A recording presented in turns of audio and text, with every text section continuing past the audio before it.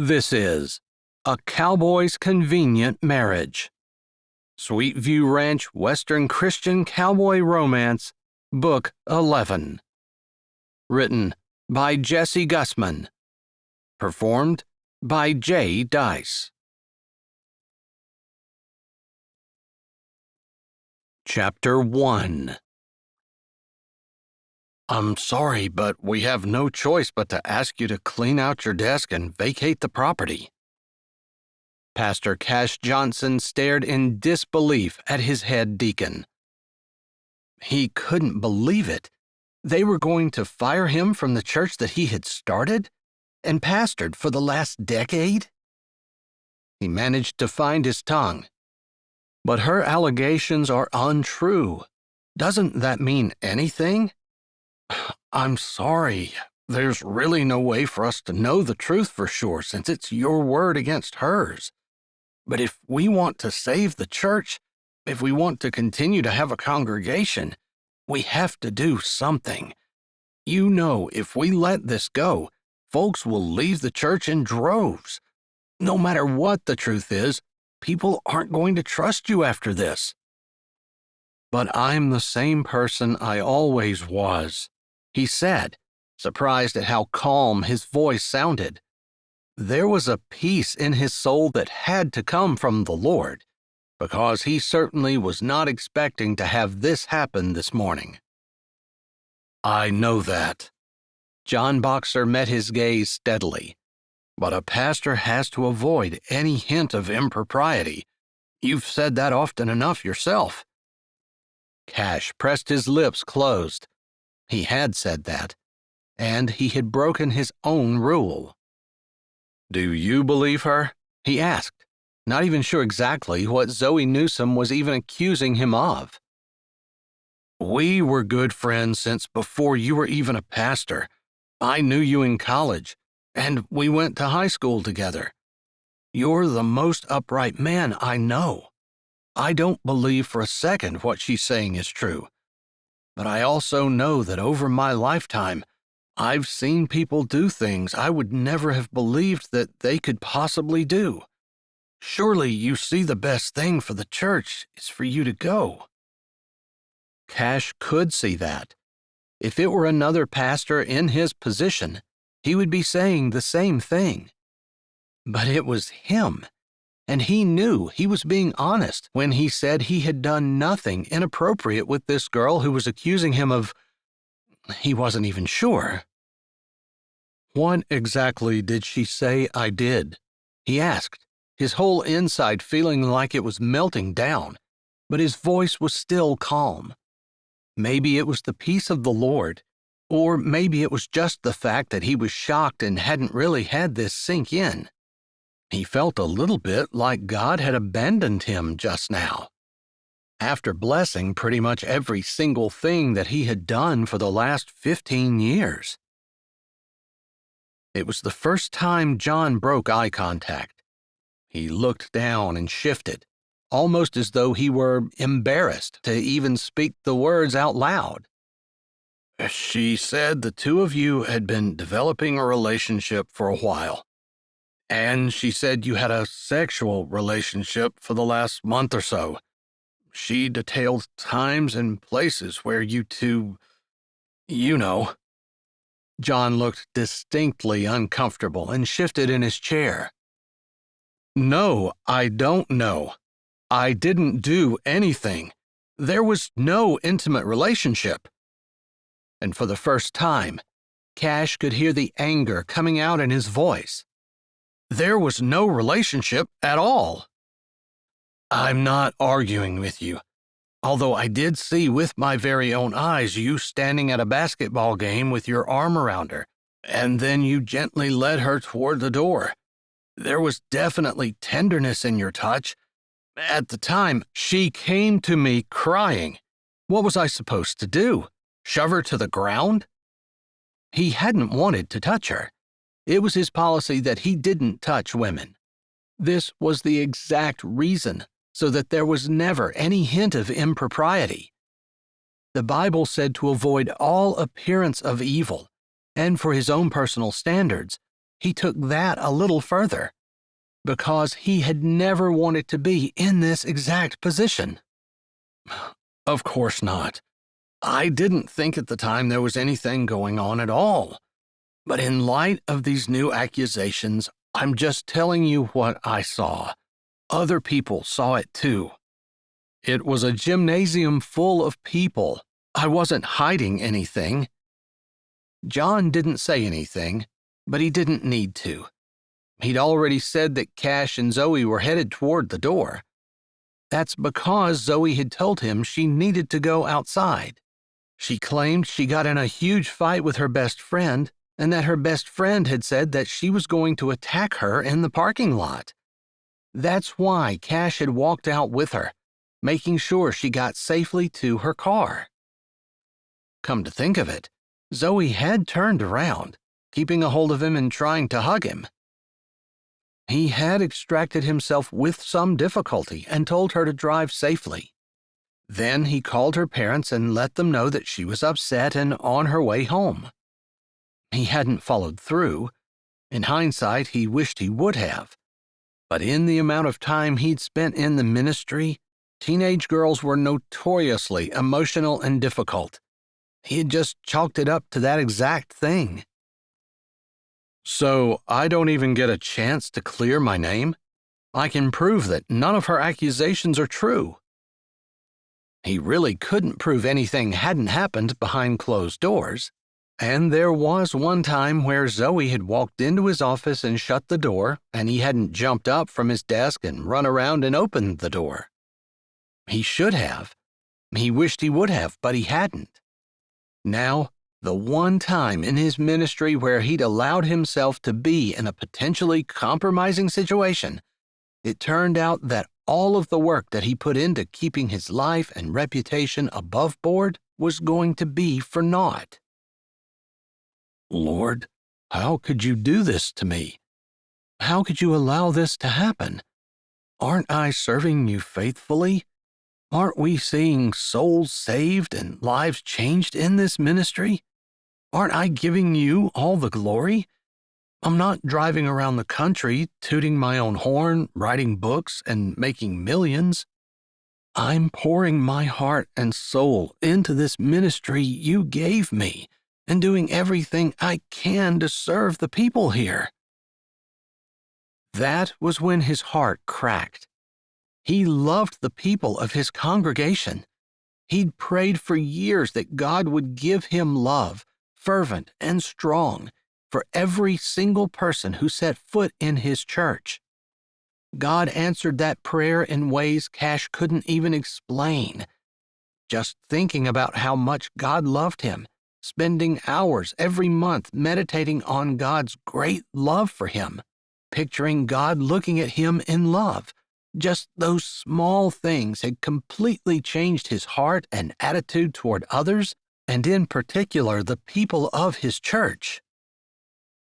The idea of leaving them made him want to double over. It hurt even worse than the accusations of wrongdoing, and the knowledge that even his head deacon and best friend, John Boxer, did not believe in his innocence enough to fight for him. I'm sorry, Cash. You can't prove what didn't happen behind closed doors, and the board must take this girl's accusations seriously.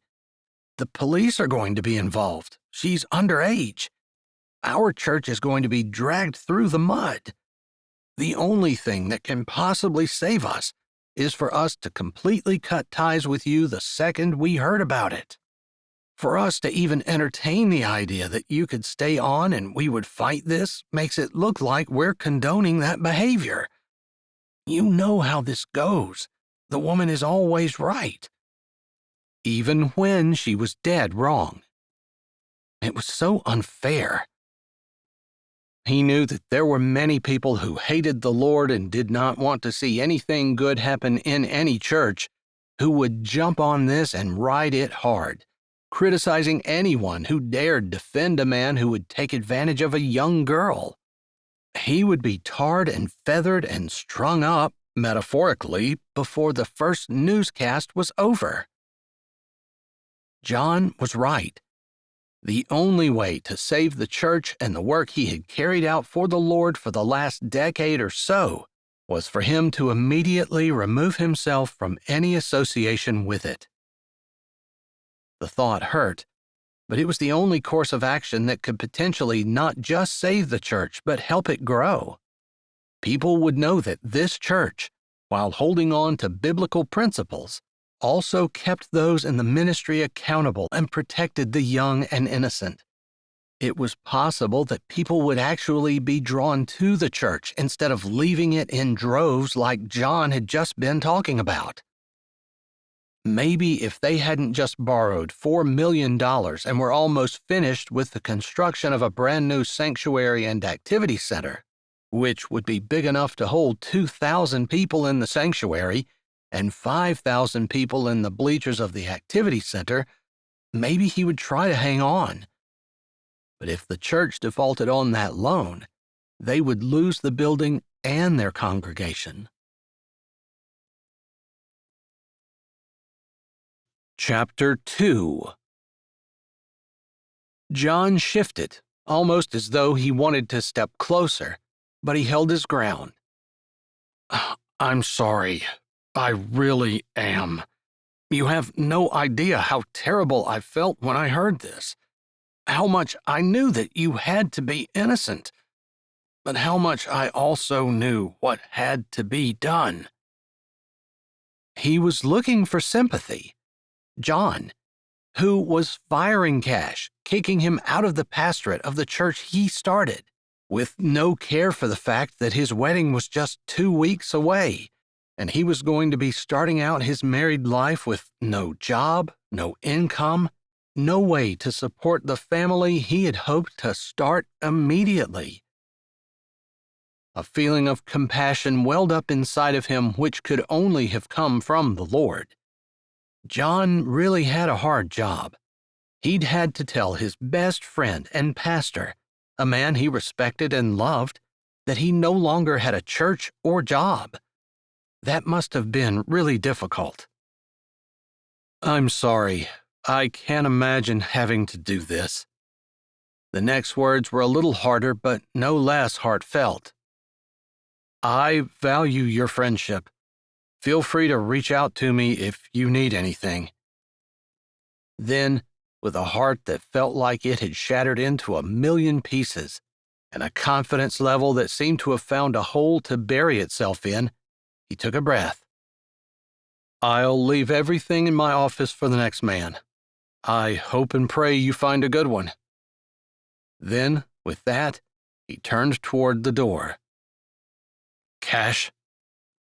He stopped but didn't turn back around.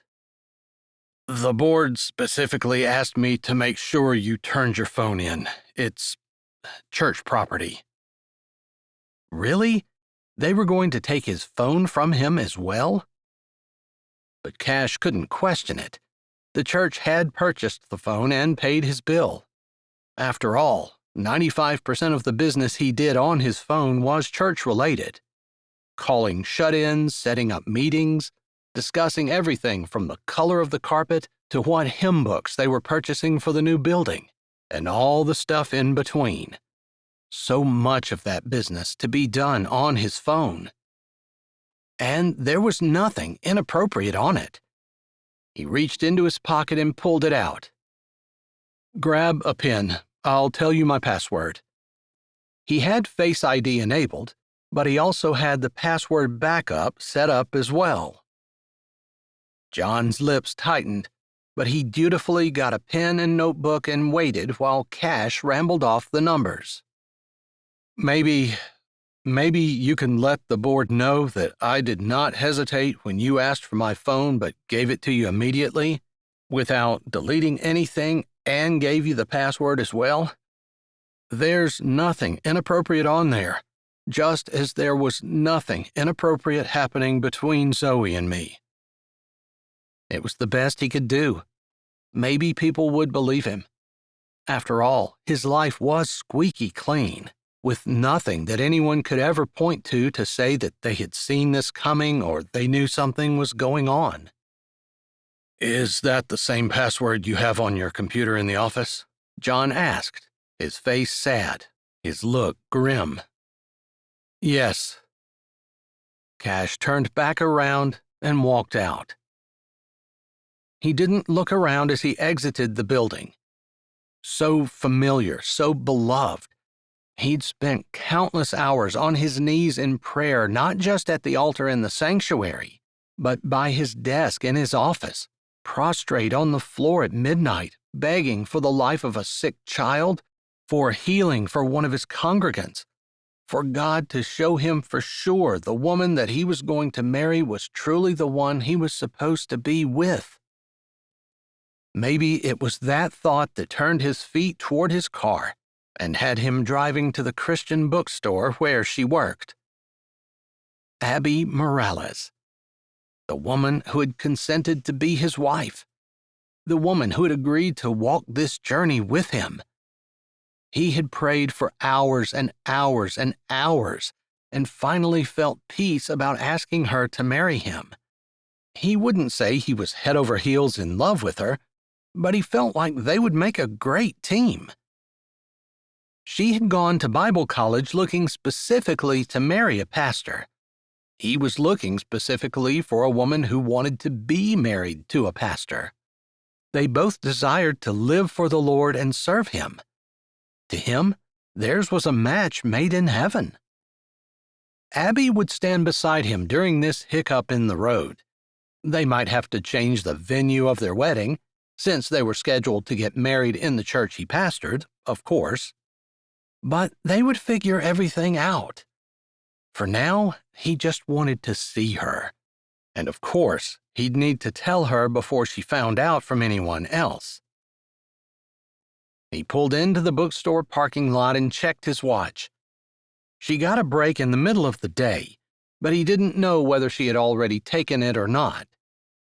Deciding that he wanted to just hear her voice and see her for a few minutes, he thought that he would send her a text asking her to meet him in the parking lot. But then he remembered he didn't have a phone anymore. Getting out of his car, he took the short walk across the parking lot, the Virginia sun beating down on the asphalt, causing the heat to rise in waves around him, which he barely noticed. Although the cool interior of the bookstore felt welcoming, if not a little cold. Christians could be so hard, so unforgiving, so willing to sacrifice one of their own when they fell. Not that he had fallen, because he hadn't done anything wrong. But there had been no mercy from John or from any of the board. John had talked like the decision had been unanimous. He needed to sink into Abby's sweet and gentle presence, to hear her voice, and to listen to her say that everything was going to be okay. They would continue to follow the Lord and work through this together. He would find a different pastorate in a different church, maybe out west somewhere. He had been meaning to visit his Aunt Karen for a while, and this would be an excellent time to do that. Perhaps they could even move there. Aunt Karen had wanted him to come out and take over the management of her used car sales business. Ever since Uncle Jake had passed away the previous year, she'd been struggling to do it on her own. Of course, he hadn't considered it, not even a little bit. He had a church pastorate and people who needed him. He wasn't going to leave everything and go running out to North Dakota, in the middle of nowhere, to sell cars. He wasn't interested in the slightest. But, all of a sudden, considering the events of the morning, it looked like something he might be interested in after all. He turned a corner on the end of the aisle with the Bibles, his favorite aisle in the entire bookstore, and saw Abby bending down, straightening Bibles on the bottom shelf. "Abby," he said, and it felt like he was grasping for a lifeline. Her head flew around toward him, and her eyes grew big, and then they narrowed. "I sent you a text," she said, her words short, her expression not welcoming as she slowly straightened, crossing her arms over her chest and looking at him in a way that he'd never seen her look before. She'd always been smiling and happy around him, the epitome of the perfect pastor's wife. "I'm sorry. I have a lot of things to tell you." "You don't need to tell me. I already heard. How you apparently were screwing around in your office with a little girl. That's disgusting, Cash." His mouth dropped open. She believed it? "Abby, you know me." "Not as well as I thought I did, apparently." "No, it's not true." He wanted to get the words out, to get his defense out in the open, but she was already turning away, shaking her head. "I meant what I said in the text." "The church took my phone. I didn't see a text." Her lips flattened. Apparently, whoever had been informing her about the situation hadn't gotten that news yet. Thanks to John. John really was a good guy and a great friend. He might not be defending him, for all the reasons that John explained, which made sense to Cash, but at least he wasn't going around spreading all the nasty information he could. "Cash, I can't have anything to do with you. I mean, if we were married, I still think I would divorce you for this. You can't just—" She waved her hand as the words failed her. "It's disgusting. The poor girl. I can't imagine what she's going through." The girl? She was more concerned about the girl who was lying, and not concerned about what her fiancé was going through right now? Somehow, Abby's lack of support hurt far worse than John's. He understood John's position, but Abby had pledged her life to him. She'd said yes to his proposal and agreed that they would be together through everything. This was a part of everything, and yet it was the first hard test of their relationship, and she was going to bail? "Is that what you really want? Is that what you believe?" he finally said. He couldn't find the words to defend himself. The idea that they had talked ad nauseum about how afraid he was this would happen, about all the parameters that he'd put into place so that it wouldn't happen, how she knew exactly where he was at all times. She knew that Zoe had to be lying about everything. All she had to do was check up on her story. There couldn't be more than that one time when they had been alone with the door closed. And that had been a mistake on his part, true, but any other times could be shown to be obvious lies. "Cash, don't make this any harder than what it already is for me. Don't you think that my heart is breaking?" She blinked, but there weren't any tears in her eyes. In fact, it was almost like she was already planning her next move. And, for the first time, he wondered if Abby had perhaps not been completely honest with him. Maybe she was angling to marry a prominent and successful pastor because of her own ambitions. He could hardly believe that. Not his sweet Abby. But as he looked at her face, the idea sat there, hard and acidic in his chest. She didn't love him. She just wanted to be a pastor's wife, which she had never denied. But why not pick the most successful pastor in the state? She would have a ready-built ministry on his arm. "So I suppose you're going to call the wedding off?" he asked, his voice devoid of emotion. "I already did it.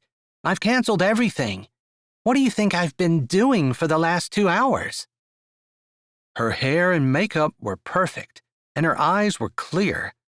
It didn't look like she'd been sitting around, broken-hearted, crying as she undid what she had hoped to be a lifetime union. "I'll let you know if any of the deposits come back, although honestly, I feel like I should keep some of that money. I've certainly earned it, considering that your reputation is in shreds, and you and I are linked irrevocably." When she talked about the deposits coming back, his eyes automatically dropped to her ring. He was still paying for it. She had seemed like the kind of girl who deserved a massive stone and an extraordinarily expensive ring. He couldn't have her wearing something tiny on her finger that would make it look like he couldn't afford to give her the very best. After all, it might reflect poorly on the church. Abby mentioned all that in passing a few weeks before he popped the question. He'd taken the small ring he'd already bought back and took out a loan for the one that was no longer on her finger. Her eyes followed his, and she said, "The engagement ring is mine to keep. You gave it to me." He didn't say anything. She wouldn't have kept it if she had said no to his proposal, right? So now that she was no longer going to marry him, shouldn't the ring go back to him? He wasn't sure what the protocol was in these situations. He hadn't expected to ever have to know. The idea that he was even thinking about this was disappointing in the very worst sense of the word. Disappointed didn't come close to describing how he felt. "I'm sorry, Abby," he finally said, although he didn't know what he was apologizing for. It was more for himself, that he was sorry he wasted time with her, not seeing who she truly was. Although that wasn't fair. She really was a true Christian and a good person. Of course she was going to break up with a fiancé who was messing around with a young teenager. The problem was the idea that she wouldn't even give him the benefit of the doubt. She wouldn't let him explain or defend himself. And she didn't come to his defense either. It made him feel like she never really knew him to begin with, and maybe that was what he was sorry for. "I'm sure you are. You should have thought of that before you closed the door and had sex with a 16-year-old. She spit the words out, and as Cash turned, he saw 3 ladies standing in the aisle behind him. No doubt they'd overheard Abby's last words. No doubt they'd seen him not defend himself. No doubt they assumed he was as guilty as his fiancée assumed he was. After all, if his fiancée didn't see anything worthwhile in him, how could he expect these ladies to? "Excuse me, ladies," he said, the words coming automatically to his lips. They backed up like he had the bubonic plague and was getting ready to breathe on them. It felt like running away, but he couldn't stay in this town. He would be shocked if anyone would even hire him, so he wouldn't be able to earn a living, let alone be a pastor like he knew he had been called to be. In fact, maybe he'd been wrong about that. Maybe God hadn't called him to be a pastor at all. Maybe he'd misunderstood. Maybe this was God's way of getting him out of the pastorate. Maybe he really was as bad as everyone assumed. He had thought he had an upright, upstanding reputation in town, but obviously, at the first hint of any impropriety, everyone, including his best friend and his fiancée, believed the absolute worst of him. So maybe his reputation and his character weren't as spotless as what he thought. He moved through the path the women had created for him, like Moses parting the Red Sea, and walked out of the store, back out into the Virginia heat. North Dakota was probably far enough. It wasn't where he wanted to be. It wouldn't be doing what he wanted to do. But God had obviously taken what he was and what he wanted and turned it inside out. There was no chance he would be pastoring anytime soon. "Lord, I don't understand why you're doing this to me. I don't know where I went wrong, what I did. But right now, it's hard to even think this way. I don't believe anything happens to me without being allowed by you." He thought of Job, of the trials that poor man had gone through, with no idea of the celestial conversation that happened about him. Maybe God had such a conversation with Satan about Cash? Had God said, "Look at my man Cash, how he follows me no matter what"? And Satan would have laughed and said, "Of course he does, because he's not had anything hard happen to him his entire life. The hardest thing he'd had to do was to be abstinent before his marriage," which held a special kind of irony, considering that he was being accused of having sex with a 16-year-old when he hadn't even been intimate with his own fiancée, or any other woman for that matter. Is this your idea of a sense of humor? He knew from experience that God really did have a sense of humor, but this seemed a little bit much. He couldn't quite laugh about it. His whole world had come crashing down, and everything that he had known and loved was going to be gone, taken from him, and all over a bunch of lies. He took a deep breath. He wanted to go home, hit something, destroy something, but he felt the best thing to do would be to think about what needed to be done and then take steps to do it. First, he was going to the cell phone store to buy his own cell phone with a data plan or whatever he needed in order to be able to use it anywhere in the U.S., and he would have to make sure that he could use it west of the Mississippi, because the idea that that was where he was heading was strong, almost unshakable. Then he would check with the realtor about putting his house up for sale. He and Abby had gone back and forth about whether they should move into his house or whether they should purchase a house for themselves. He had been all about wanting to keep the house he had. She had been more about buying a new one that she could make her own. One closer to the church, is what she said, although his house was only 5 minutes away. Regardless, he'd already been in talks with a realtor. He had been going to surprise Abby with it as a wedding gift, that they would go home shopping. He would get his realtor to put the house on the market immediately. All the things inside he would convey. He would pack his clothes, and he could be in North Dakota by next week this time. He didn't know anything about selling cars, and he couldn't think of too many things that were as different from spreading the gospel and sharing Jesus with people as being a used car salesman, but he'd always been a quick study and a good learner. And Aunt Karen would be happy to see him, unlike pretty much everyone in this town.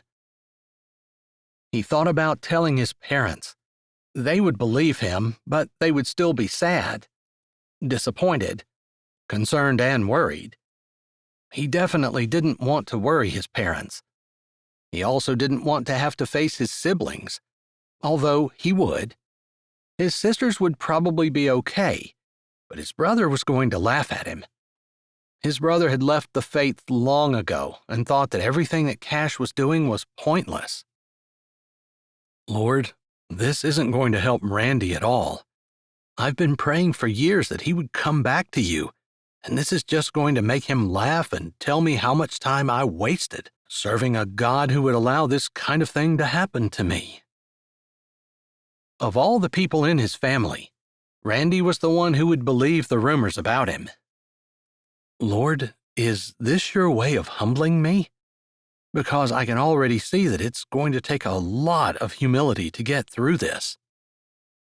Humility and silence, because there was no point in defending himself.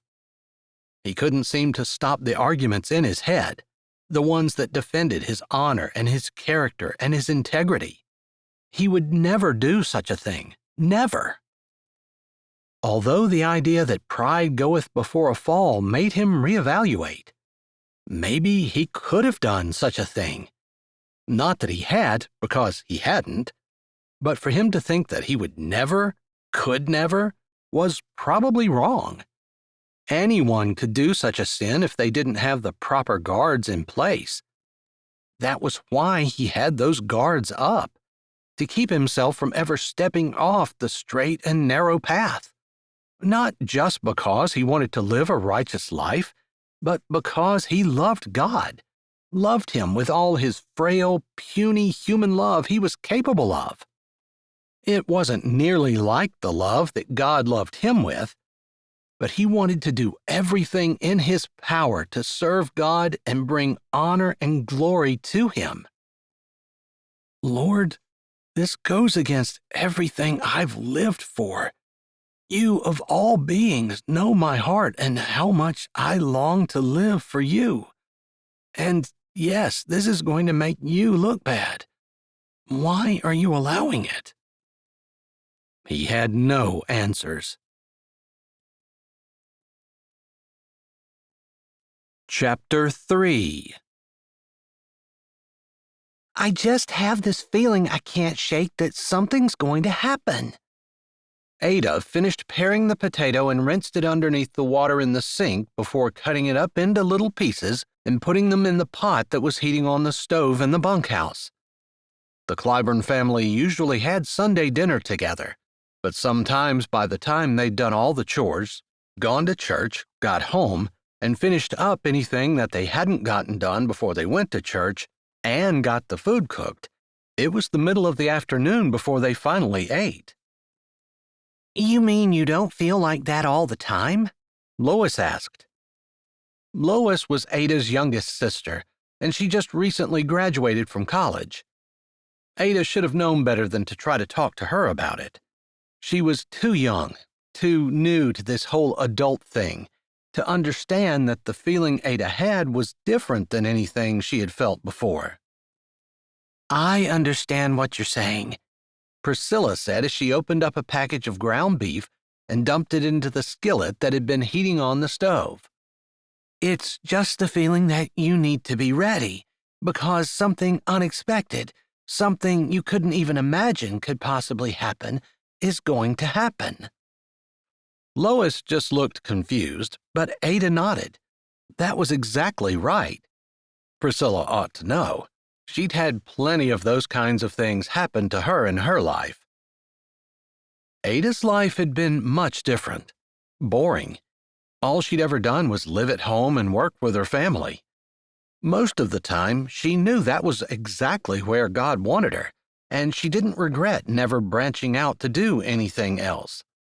She knew everyone said that she should travel while she was young before she got married, and she should have all these experiences and all that, and she just never bought into it. If God wanted her to have those experiences, she'd have them. But she wasn't going to live her young adult life for herself, because what was going to happen? All of a sudden, one day, she was going to wake up and decide that she should use the rest of her life to serve the Lord? And then, all of a sudden, she was going to be a good servant? That wasn't how that happened. It happened one day at a time as she built a life of service and love for God. She couldn't spend 10 years living for herself and then think that she was all of a sudden going to become a great Christian at some random point. Even Christians she knew had fallen into the trap of the world telling them that they needed to live for themselves and travel and experience things while they were young and put off marriage. Of course, Ada had put off marriage, but it was because she just hadn't felt like any of the guys who had been interested in her were what God wanted for her. She'd never had a sense of rightness about them, and she never had liberty when she prayed and asked the Lord if she should say yes to their proposals. There had been 3 that she had turned down. "If you're feeling that, I would say you better hold on," Priscilla said, laughing a little. She just recently got married to a country music superstar, the biggest entertainer in the world, which was hard for Ada to wrap her head around. Priscilla was so grounded, so humble, so unpretentious and wise. The idea that she was married to a man who could command tens of thousands, or even 100,000 people, by his very presence on stage was almost more than Ada could conceive of. But Cooper and Priscilla were exceedingly happy together, and Ada could see that despite the fact that it didn't seem like they were meant to be, they were definitely meant to be. "That's exactly how I feel. Like I need to hold on because life is about to change." Just stating the words out loud gave her a shiver of fear. Was that why she had turned down the other men's marriage proposals? Because she didn't want or like to change? I hate change, Claudia said as she sliced up tomatoes for the salad. I do too, Ryland said, and Ada nodded at her. Ryland was quiet. She didn't talk a lot, but she was one of the nicest people that Ada knew.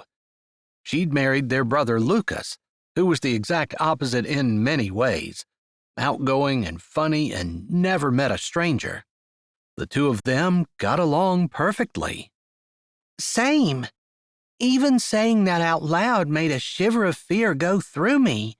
I love our life here. I love our family, and I love being able to work together. Even though we sometimes get on each other's nerves, it's the way I think family should be. She believed that with all her heart. Families weren't meant to break up and go live on different ends of the earth. Families were meant to be a support system, people who encouraged and helped each other, people who were there for each other. But the modern way of life didn't encourage that at all.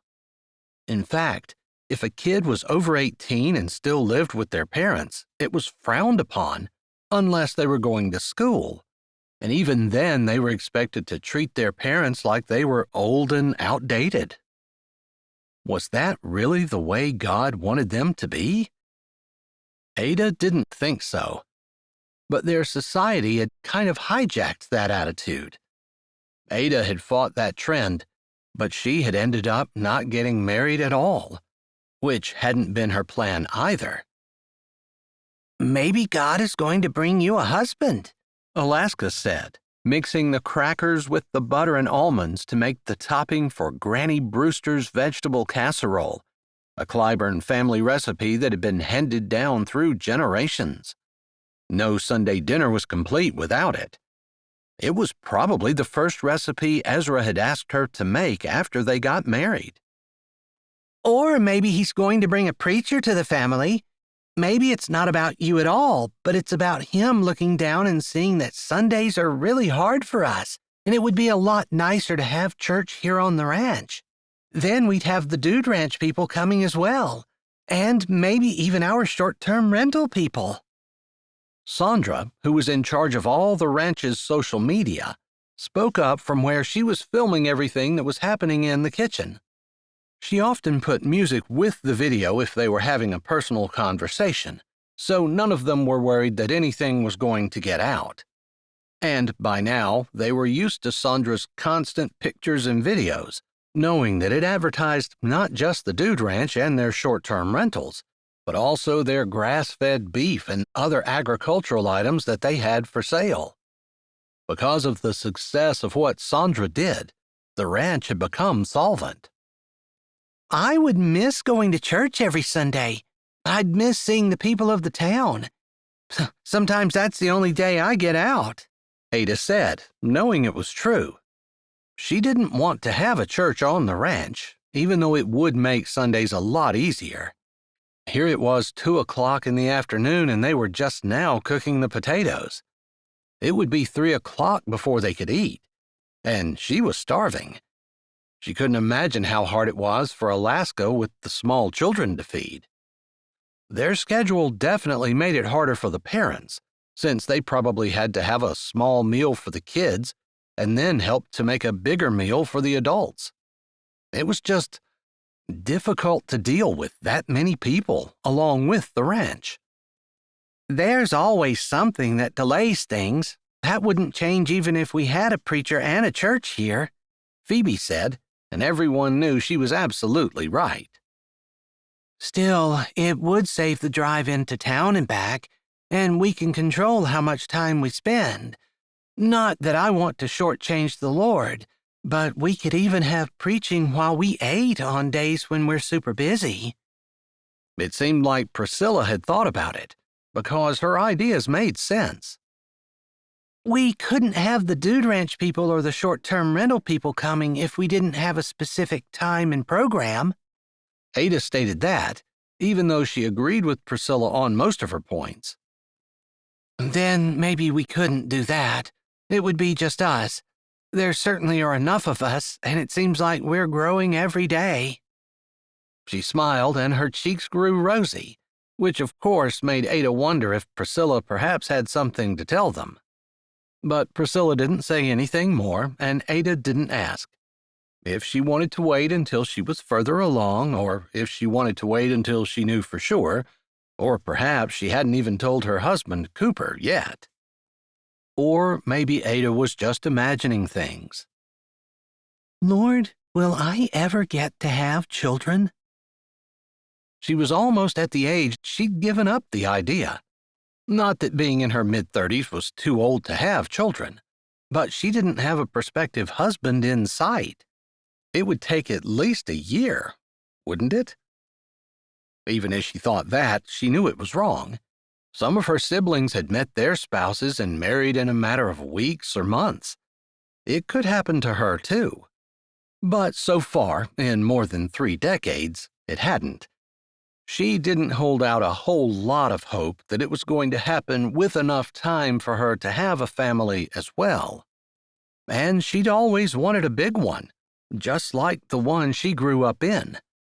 She wouldn't trade her big family and tons of siblings for anything, even though she knew it was a lot of work. That feeling, the feeling that something was going to happen, a feeling of anticipation mingled with fear, rippled through her again. Something was going to happen. She was sure of it. Chapter 4. Cash stepped through the doorway of his aunt's house. Even after 2 months, it didn't feel like coming home. It felt like a transition, which was odd because he had absolutely no intention of leaving. His parents had taken the news of his firing as he thought they would. They believed him but were upset. But what was there to do? The stance of the church made sense. They couldn't even give the appearance of accepting the idea that he might be a child molester. "Good evening, Aunt Karen," he said as he stepped into the kitchen where she stood at the stove, humming as she stirred something that smelled amazing on the burner. Aunt Karen had been ecstatic when he had come and settled down with her. She had been lonely since her husband died, and his presence had bolstered her spirits like nothing else. At least that's what she said, and he believed it. She treated him like her very own son, and he wanted for nothing. In fact, he'd gained 5 pounds in the last 2 months, and that was after he'd lost 10 from not eating from the stress of everything that had happened, and the fact that his appetite had completely disappeared. He still didn't quite have it back, but he couldn't insult his aunt by not eating the food she cooked. "Good evening. How was work today?" his aunt asked as she continued to stir, although she beamed a smile at him and nodded at the table. "I set some mail there on the corner. It looked like junk mail to me, but I didn't want to throw it away." It hadn't taken the junk mail people very long to realize that he moved and to start sending him anything from credit card offers to extended warranty plans for a car he didn't own.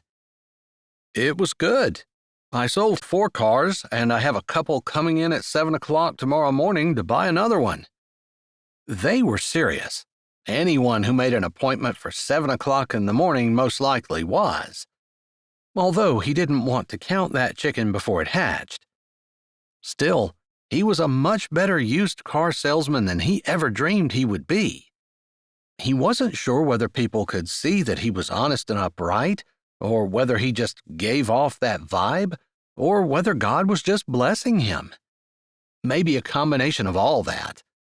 Whatever it was, he was the top salesman from the last 10 years, even outdoing his uncle's previous records. "That's amazing. I'm so happy to hear it. Jake would have been thrilled. He would have had so much to talk to you about." Cash nodded absent-mindedly as he picked up the mail on the edge of the table. Aunt Karen had gone on about how much Uncle Jake would have loved him, and he had to agree. It was too bad their families lived so far apart while he was growing up. Uncle Jake sounded like a really wonderful person, and Cash had liked him the few times he met. But distance had precluded them from having any kind of great relationship. That, and the fact that Cash, sure that he had been called to preach, was not the slightest bit interested in being a used car salesman. Things did change, though, and oddly, he had a gut feeling that he was exactly where he was supposed to be, even though he had never pictured himself doing what he was doing, and didn't particularly like it. Although there was a certain satisfaction in being proficient at something, and he definitely felt good when he matched people up with a car that was perfect for them. "I have a doctor's appointment tomorrow morning, so I won't have any lunch for you," Aunt Karen said as she turned the burner off and set the pot to the side. "That's fine. You don't need to make a hot lunch for me and bring it to the dealership every day." "I always did that for Jake, and he claimed that was part of the reason why he was so good at selling cars. No other used car salesman was ever fed as well as he was." Cash huffed out a little laugh and walked over to the stove, holding the mail in one hand while he put an arm around Aunt Karen. "I believe you. Your food is the best in 3 counties, and quite possibly in the entire West." Not that he had ever tasted anything outside of Sweetwater, North Dakota, west of the Mississippi. Still, her food rivaled anything he'd eaten back east as well. "Do go on," Aunt Karen said, giggling like she was 20 years younger than what she was and laying a hand on his shoulder. "I just appreciate you being here. You completely changed the atmosphere of my home. I'd been thinking about selling it and moving to a senior living facility. I'm so glad I didn't." She sighed. "It was hard enough to think about parting from the house, but the car dealership was Jake's legacy, and I'm so happy to see it thriving again. People need honest used car salesmen." Cash was as honest as he could be. He didn't know how to be any other way. The idea of not telling people the truth about what they were buying was something he couldn't stomach at all. There was no way he could lie to someone in order to benefit himself. He pictured his old church and the girl who was even now spreading lies about him, telling people that he'd done things with her that he most definitely had not. He didn't understand how people could live to bring someone else down, make themselves look better. He didn't know how that would make Zoe look better, but it seemed like her lie was designed just to hurt him, and that made it all that much worse. After all, he'd never done anything unkind to Zoe or to her family, or to anyone else that he could think of. So why would she be so determined to destroy him? That was one of the lingering questions he couldn't answer. He didn't know. He didn't understand the mindset, the sense of wanting to hurt another human. Still, he knew there was a part of him that still hadn't healed or recovered from the way his entire church had just dropped him like he was toxic waste. They were Christians. They were supposed to love. He knew they weren't perfect. No Christian was. Still, he expected some kind of compassion out of them. But he hadn't heard from anyone. They had all acted like they had been exceptionally relieved that he was not only leaving the church, but leaving the state. He tried not to think about it, because he could feel a root of bitterness taking hold in his heart. He knew Hebrews chapter 12 warned about that, but so far he hadn't figured out how he could kill that root. It made him angry, made him want to lash out not only at Zoe but especially at her, and lash out at the entire church, who would treat an innocent man so badly, not even giving him the benefit of the doubt. It was so wrong. "Let me set this mail in my room and I'll be back out to eat," he said as Aunt Karen nodded and he carried the pot of food to the table before continuing through the dining room to the hall and on to his bedroom. He opened the top letter as he walked down the hall. His intent had been to take off his dress shirt and put on something more comfortable, but his steps slowed as his eyes skimmed down the letter, and he stopped in the doorway of his bedroom. Could this thing be legitimate? The paper crinkled in his hands, and he realized his fingers were shaking. The idea, the implications, the benefits to himself but also his Aunt Karen were staggering if it was. His eyes skimmed down the letter again, and he said a silent prayer. Lord, could this be true? He forgot about changing his clothes and did an about-face, walking back down the hall to where his aunt was pouring tea into a glass and setting it on the table. Have you ever heard of this law firm? He asked, saying the name of the law firm. No, I can't say that I have, Aunt Karen said, straightening up and looking at him quizzically. Why? Is someone suing you? She tilted her head, like she couldn't imagine why anyone would do that. After what Cash had gone through with his church, it wouldn't shock him at all if someone were suing him. Just another nasty human doing nasty human things. There was that bitterness again. He tried to shove it aside. He needed to deal with it, but he wasn't sure how. No, they want to give me money. It looks legit, even if it sounds far out. Do you want to read it to me? He skimmed down through the letter, hitting the high points. An anonymous billionaire donor had been giving random people $1 billion to get married and to stay in North Dakota. The idea was that he loved North Dakota and wanted to see good people staying and raising families there.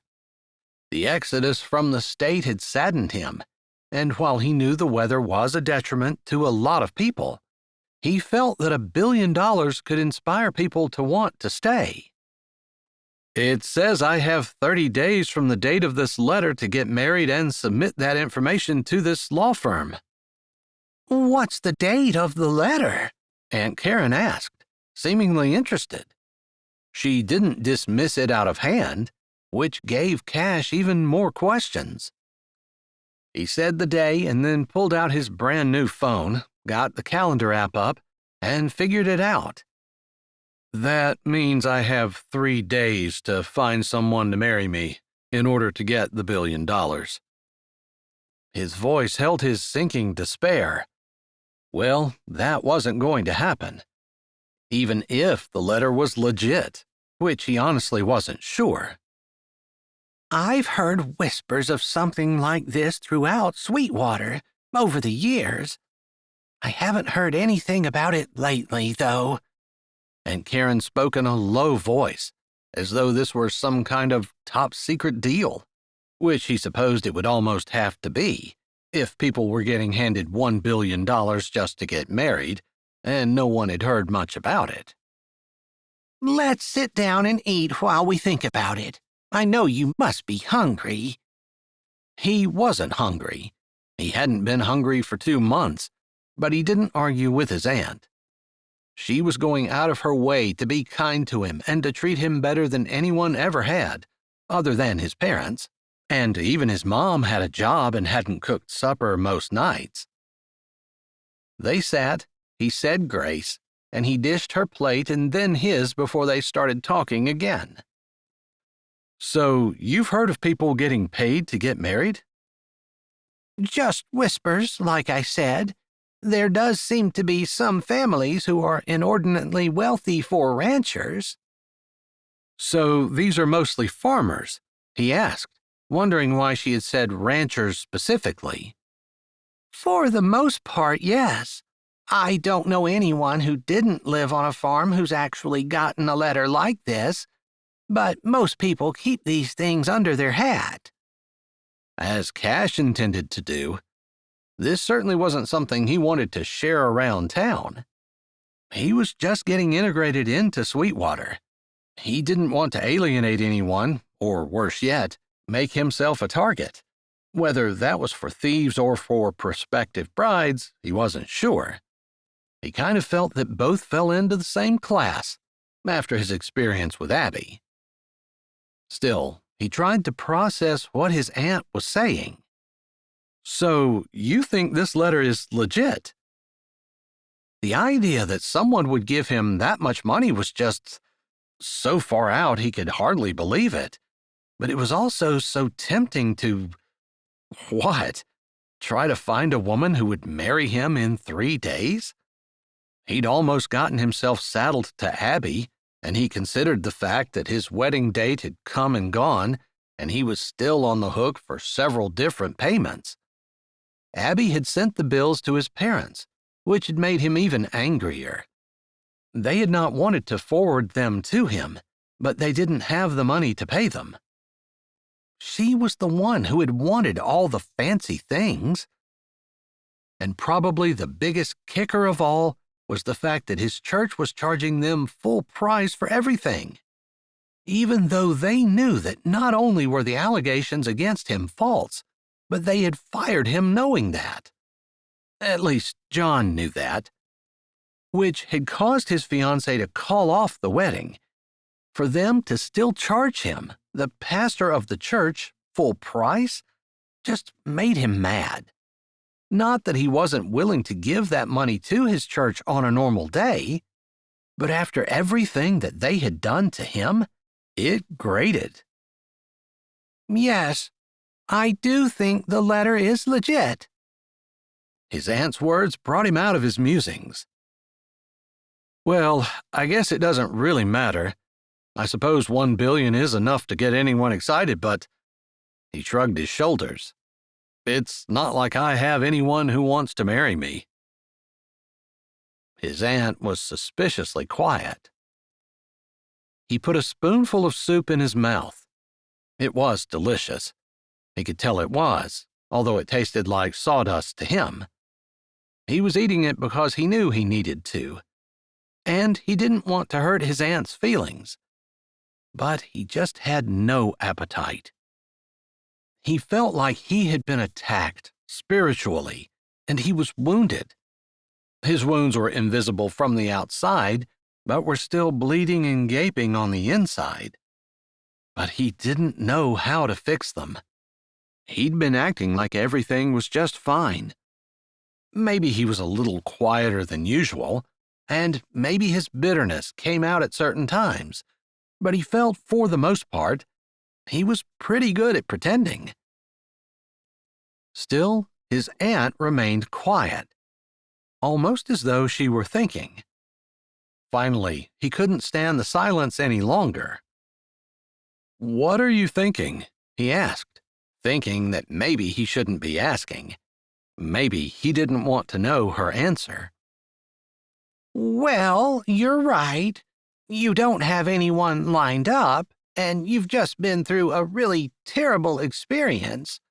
It's probably not the best time for you to be trying to find someone to spend the rest of your life with." That was the truth. He couldn't argue with it, and didn't want to. She was right. His bitterness and anger and the caustic way he felt inside wouldn't be good for anyone to be around. He needed to figure out how to fix it, but he just didn't know how. A little voice told him that he actually did know how, but he was avoiding doing the work. Maybe that voice was right. He didn't want to fix it.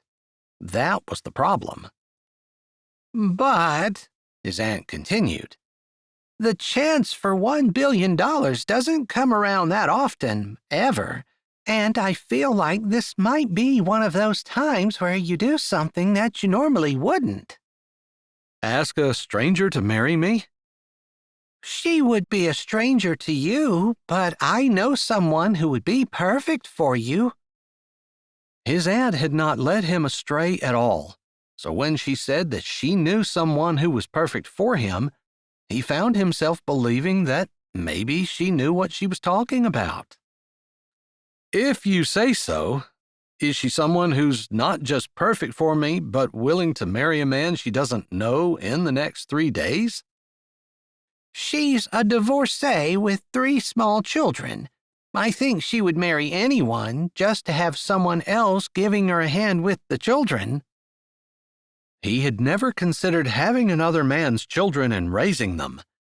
He hadn't really considered marrying someone who was divorced either. The Bible clearly said that he that marries her that is divorced commits adultery, although Jesus said that divorce was okay when it was because of fornication. He hadn't wanted to get into the nitty-gritty, sticky stuff revolving around that, especially since he was a pastor and felt that he needed to be above reproach. So, for himself personally, he never even considered someone who might have been divorced. But now that he wasn't a pastor, none of that mattered. He supposed that should feel freeing, but it didn't. It just felt empty. He had been called to be a pastor. He was sure of it. But now, he was a used car salesman, and it felt wrong. Still, he supposed anyone who had made such a drastic change in their life was bound to have a few hiccups along the road, and he certainly had. He might as well get used to his new reality. "All right, I wonder if I could go see her tonight," he said, figuring there was no time to waste. If he was going to ask someone to marry him without knowing him at all, why wait until tomorrow when he could do it today? It didn't seem like one day would make any difference. I can give you her address, and I'll call and let her know that you're coming. That's fine. I'll do it immediately after we eat, and I help you with the dishes.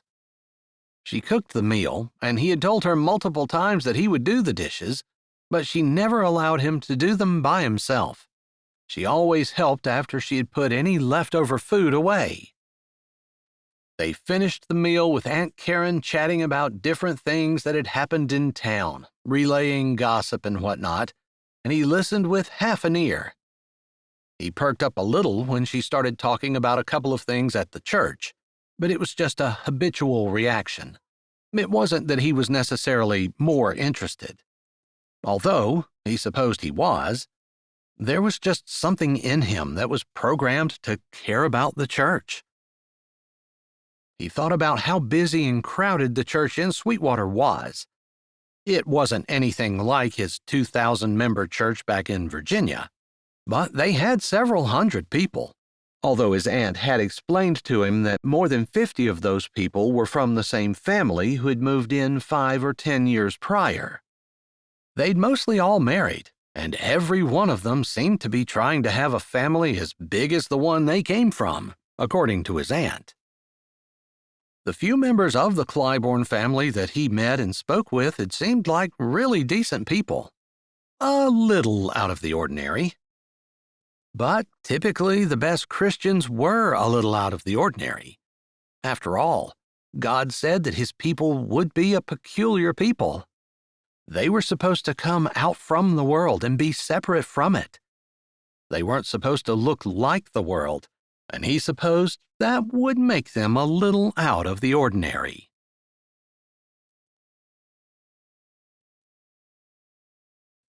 Chapter 5. Cash stood in front of Kendra Whitmore's front door, knocking with a few short raps before he shoved his hands in his pockets.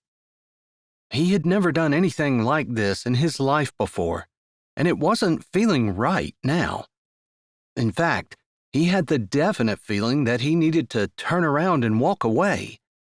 But that could be him just chickening out, and he wasn't going to allow himself to do that. $1 billion was no small thing, and if getting married was all he had to do in order to get it, he was at least going to make the effort. There was some shuffling, a little bit of yelling, and then suddenly a child started to scream. Almost as abruptly, the screaming stopped. Not long after that, a woman, her hair askew, her t-shirt stained and worn, although still skin-tight, wearing skin-tight black pants along with a pair of socks with one big toe sticking out of a hole of the one on the left, opened the door. Yes? I believe you spoke with my aunt. She called an hour ago to let you know that I was coming. Oh, of course. Cash Johnson? The woman said, as though she wasn't sure of his name. Cash nodded. You can come in. I did try to clean up a little, and I have my hired girl helping me with the children. It took us just a bit to get them out of the room. She spoke as she opened the door wider, slowly, as though she were waiting for the last of the kids to disappear. You have 3? The way she was talking made it sound like she had a whole lot more than that. That's correct. All under the age of 6.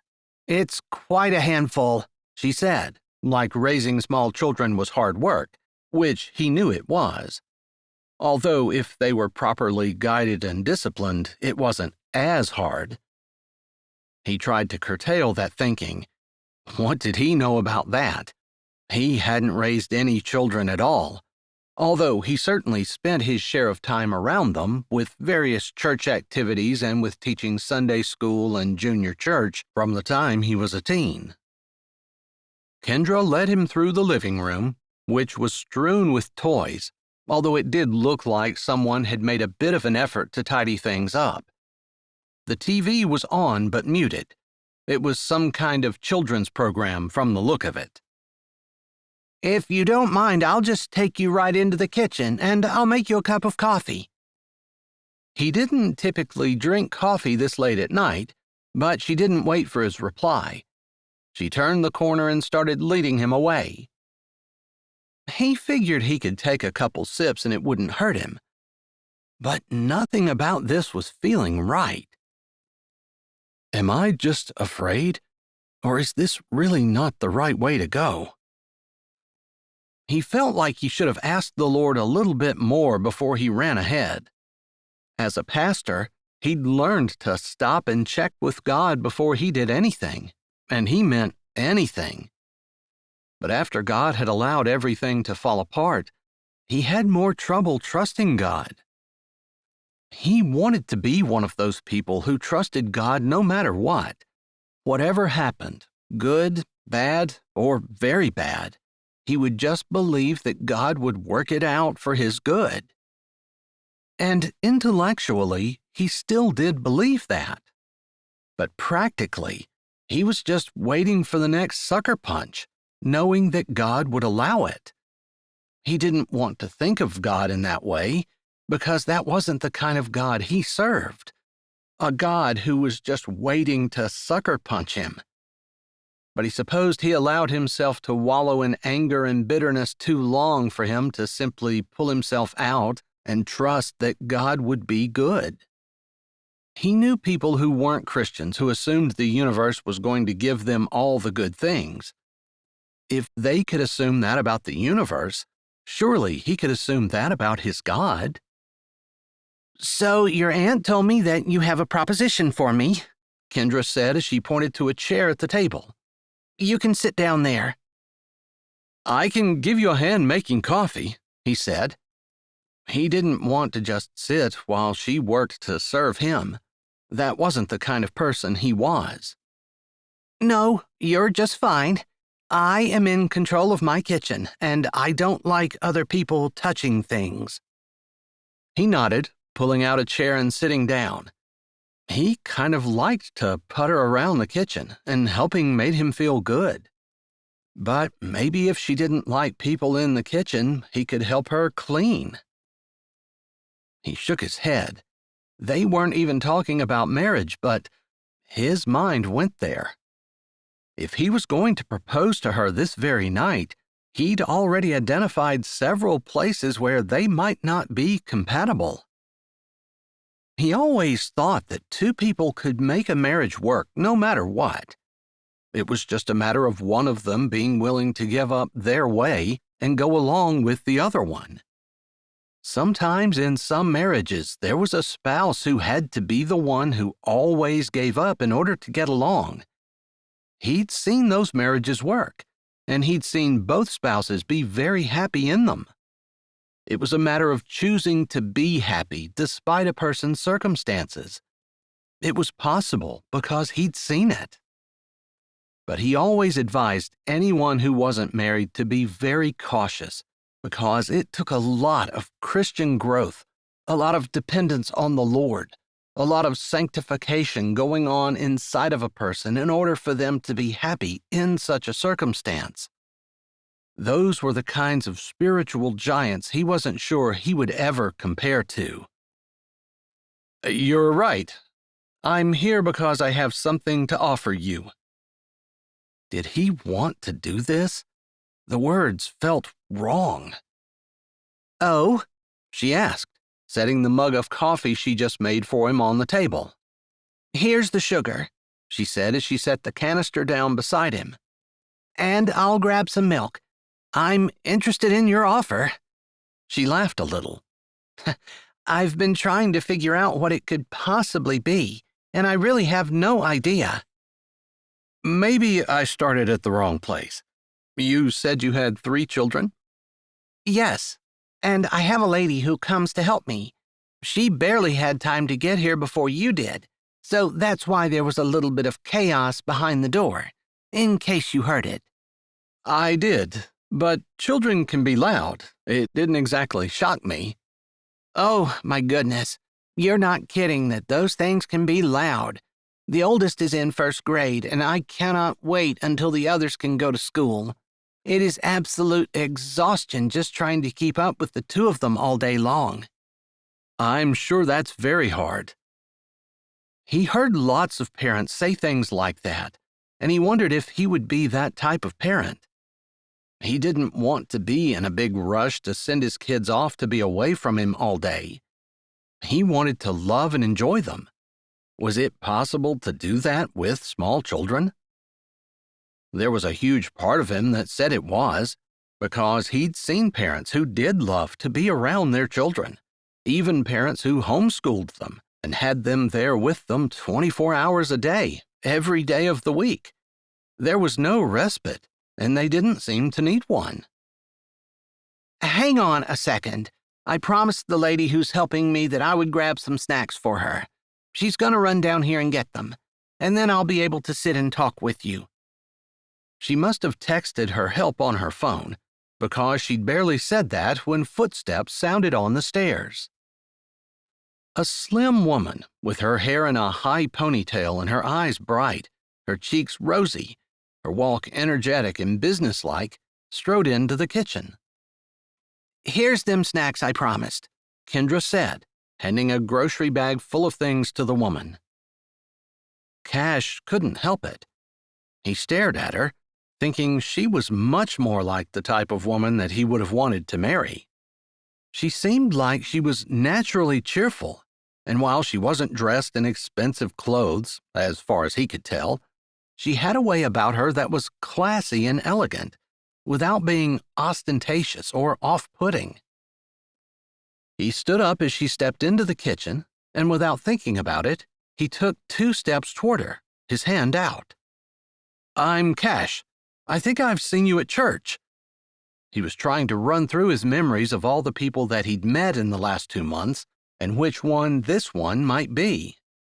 If he didn't miss his guess, she was one of the Clyborne family, the big family that went to church and filled it to overcapacity when they all showed up. "I'm Ada. It's great to meet you. You're Aunt Karen's nephew." She said Aunt Karen, like Karen was a relative of hers, when he knew for a fact she wasn't. Her hand slid into his, and he found himself shaking it and not wanting to let go, which was odd. He'd shaken thousands of hands over his career as a pastor and never had that feeling before. "Are you married?" He could have clamped his lips down around his chin and up over his forehead after those words slipped out. What was he thinking? A person didn't ask someone they just met if they were married. Ada's brows went way up and her eyes widened before she laughed. "I am not. What an odd question."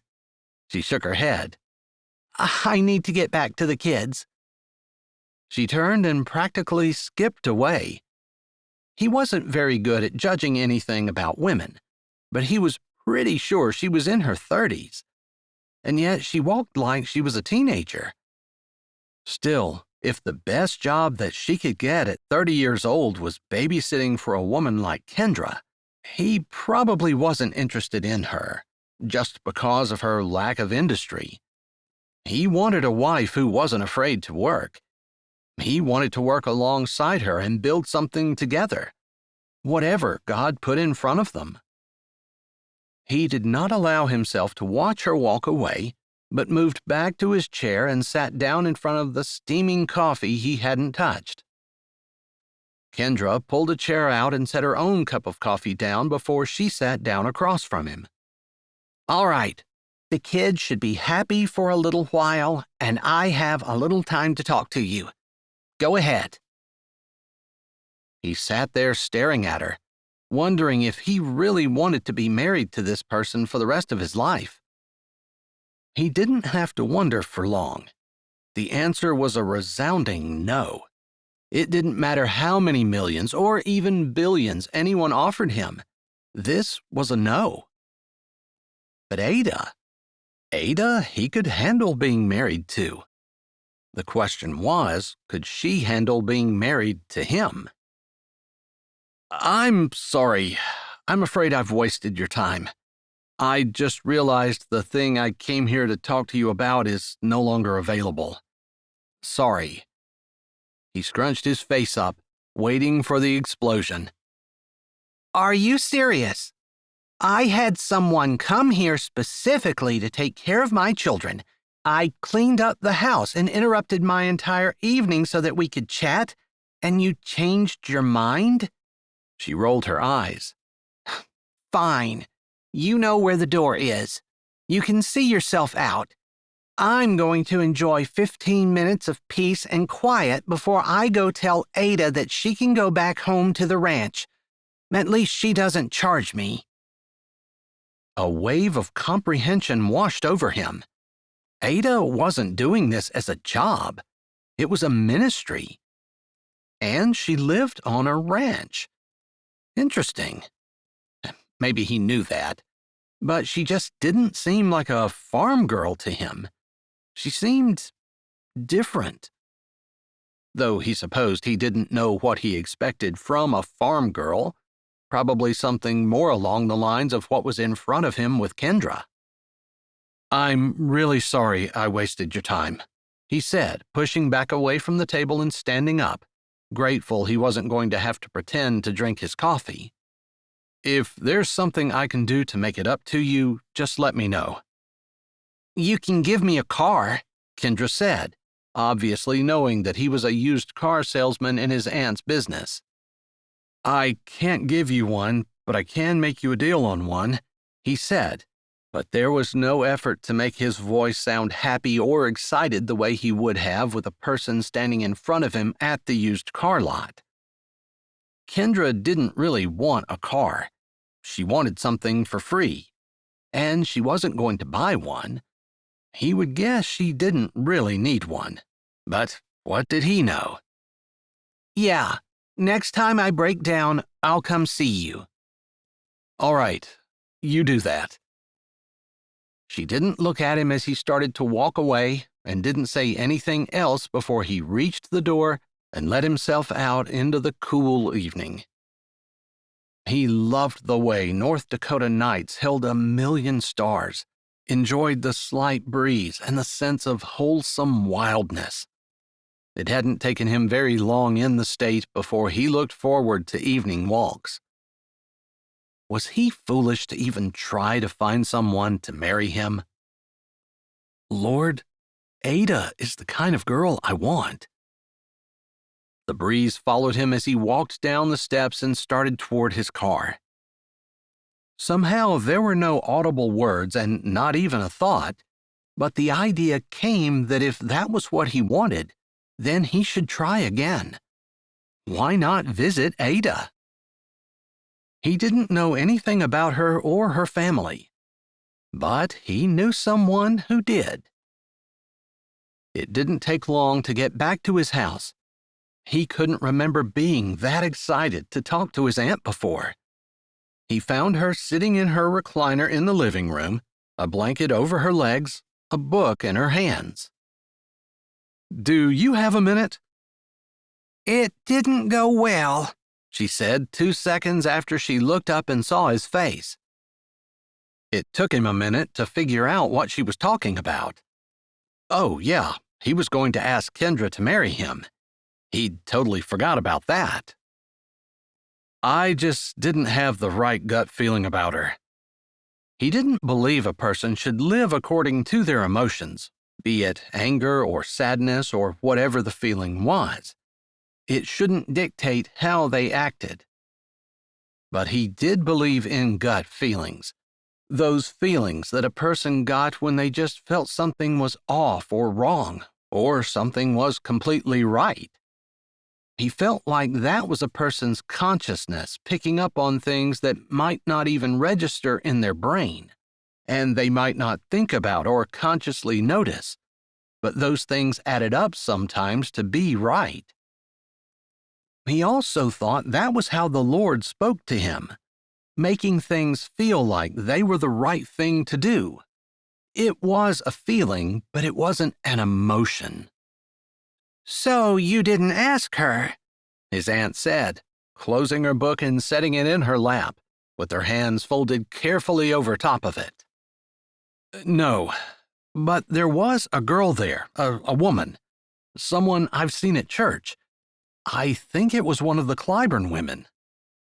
"Those are good girls, but I think almost all of them are married." "It was Ada. Is she married?"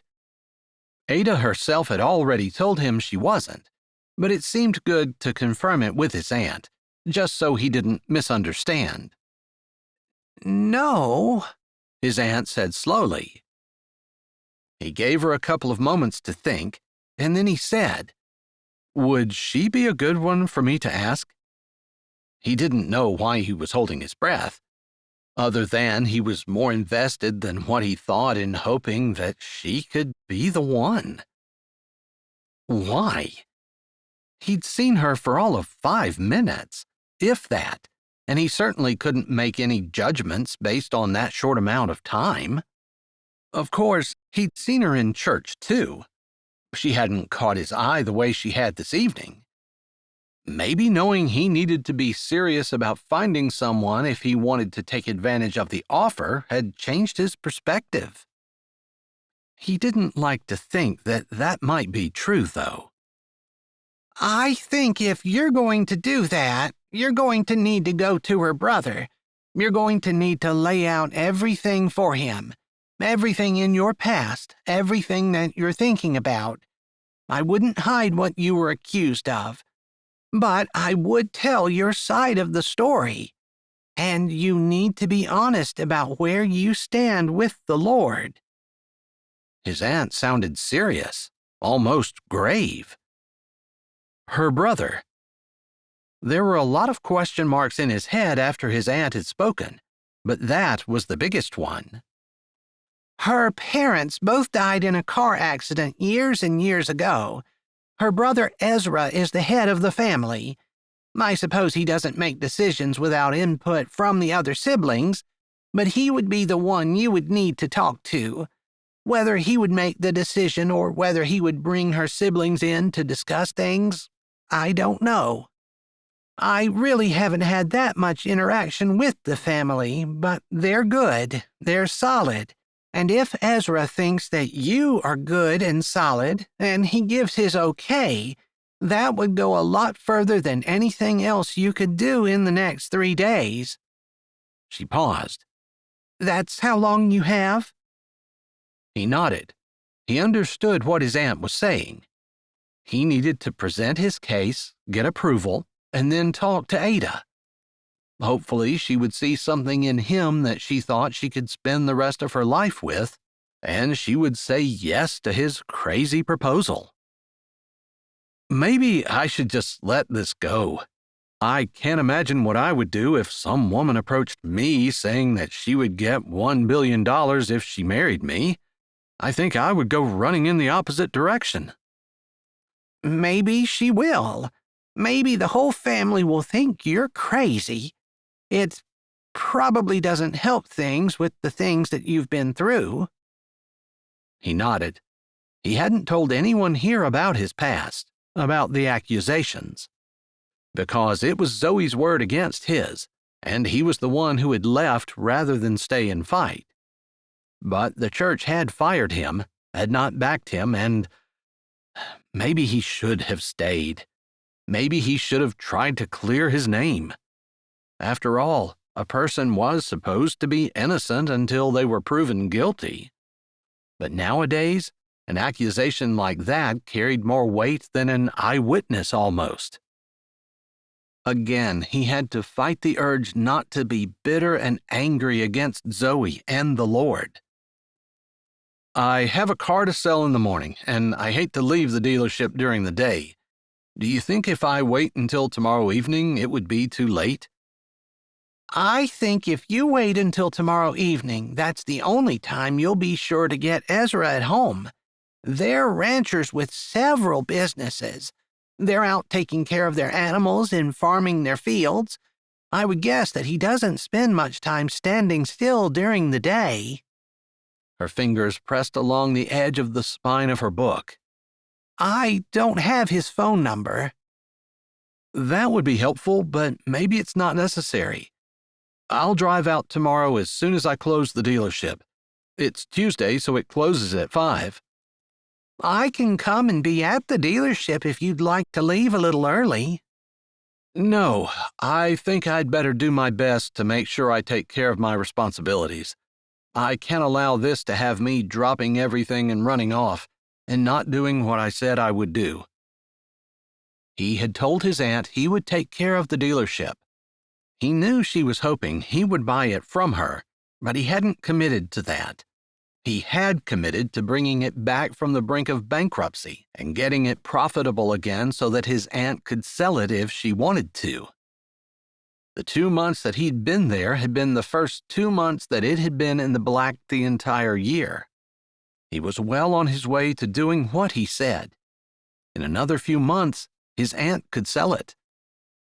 Of course, if he got married and got the $1 billion, his aunt wouldn't have to worry about money ever again. "I appreciate you sticking to your word, but sometimes we can't see the bends in the road that God would have us go down.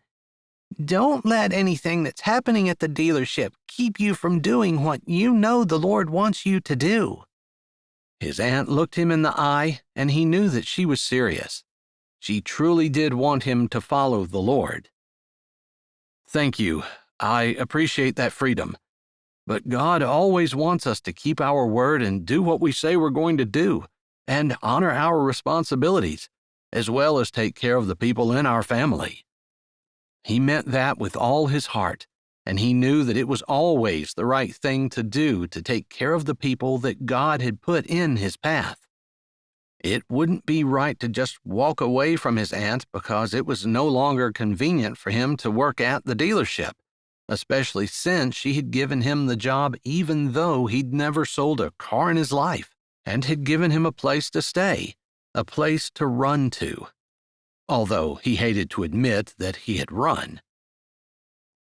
He got his own book from the coffee table and walked over to the other recliner. They had an evening ritual of reading for an hour or so before they showered and went to bed. It was later than usual, but his aunt was in her chair and he would spend some time with her. He had to admit, he was looking forward to the next day. Chapter 6. Ezra paused with a spoon in the air as a knock sounded at the door. He looked around the dinner table. His wife, their 4 children, along with his unmarried siblings, Lois, Rufus, and Ada, sat at the table. "Is anyone expecting a visitor?" he asked, assuming that they would all say no. As he figured, everyone shook their heads. "We have plenty of food.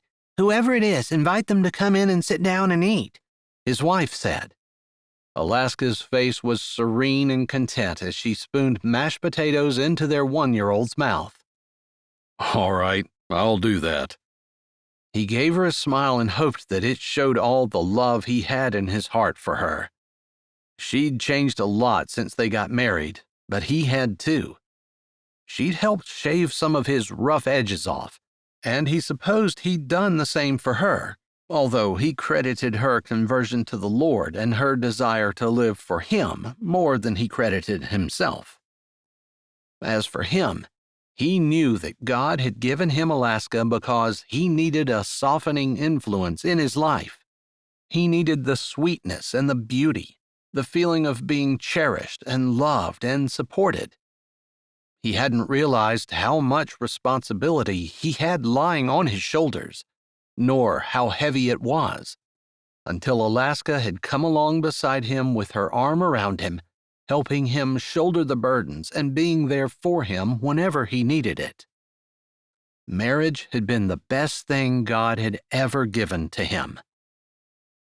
He pushed back from the table and strode toward the door, hoping that whoever it was would agree to come in and sit down and eat. He didn't like missing mealtime with his family. He opened the door to see someone who looked vaguely familiar to him and thought maybe he was newer in town. "Hi, I'm Cash Johnson. I moved in with my Aunt Karen, and I'm running the car dealership she owns." Good to meet you, Cash. I recognize you from church. Was that his imagination, or was there a little bit of relief in Cash's eyes? He gripped the hand that was held out, and they shook. "I wanted to know if I could talk to you for a while. I wanted to say a minute, but it's probably going to take longer than that if you entertain my proposal at all. It's a matter of some urgency." All right. Is it so urgent that you can't sit down and eat a bite with the family first? We're all sitting at the table. You caught us during mealtime. "I'm sorry, I didn't mean to do that. I could wait outside." No need. My wife said we had plenty, and if I know her at all, she's got a spot set at the table for you right now. "Well, that makes me feel better that I'm not going to be taking food out of your mouth." I don't know how much you know about the Clyborns, but we're a big family. We always have plenty of food, and it never goes to waste. That was true.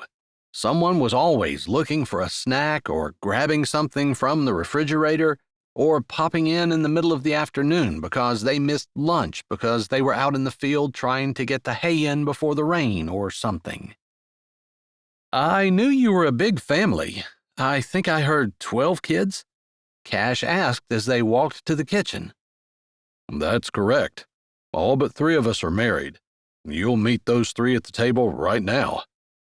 They walked into the kitchen, and Ezra introduced Alaska, his 2 sisters, and Rufus.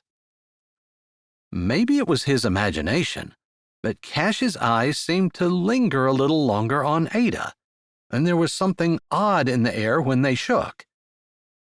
Ezra didn't know much, and he knew his wife would have plenty to say after they were alone, but he thought Ada's cheeks were a little bit more pink than they usually were. He had been correct about there being a seat set for the visitor, and they sat down, passing food and talking about the weather and different events in town, the rodeo, the sale barn, the price of cows, the price of cars, which was a new one for Ezra, and the state of the economy, which seemed to be looking up.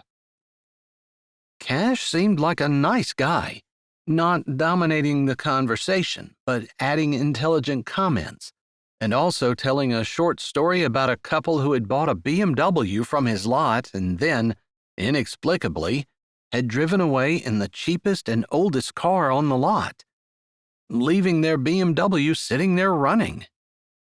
They didn't even realize it. I figured things out and called them the next day, and they had no idea that the car they'd driven home wasn't the BMW they bought. It was a story for the adults, although the children seemed to enjoy listening to him as well.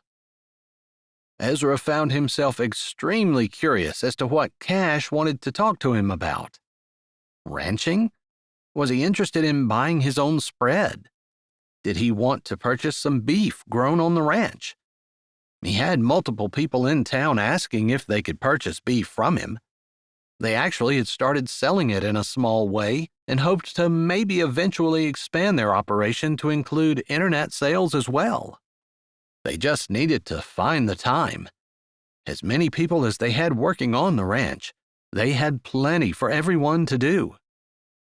Finally, they were done eating, and Cash gathered up his plate and silverware as he stood. Ezra figured Cash had no idea how impressed he was over that. A lot of men expected to be waited on hand and foot, and didn't think about the mess that they were making until someone pointed it out to them. Regardless, they helped the ladies clear up the table before his wife shooed him and their visitor away. "I have a little study off the living room. We can go there." Cash nodded and followed him out of the kitchen. Ezra tried to make sure that outwardly he was calm as they walked casually to the room, although inwardly he wanted to rush ahead. What in the world could this man want? "Come on in and have a seat," he said, waving his arm at the two chairs that sat in front of his desk. He turned on the lights, shut the door, which was a sign to all of his children and siblings that he was not to be disturbed, and walked around, sitting down on the other side of his desk. Sometimes he left his desk a mess when he got interrupted in the middle of something and had to jump up and go assist with a berth or fix a piece of farm equipment, but his wife always tried to make sure that she kept things tidy. And he appreciated that, especially now as he sat down, noting the neat desk and the comfortable-looking space, with bookshelves full of farming and ranching books, a few little knickknacks that his wife had set around, as well as a plant in the corner that he assumed didn't take much care, since he never gave it any. Again, his wife took care of that.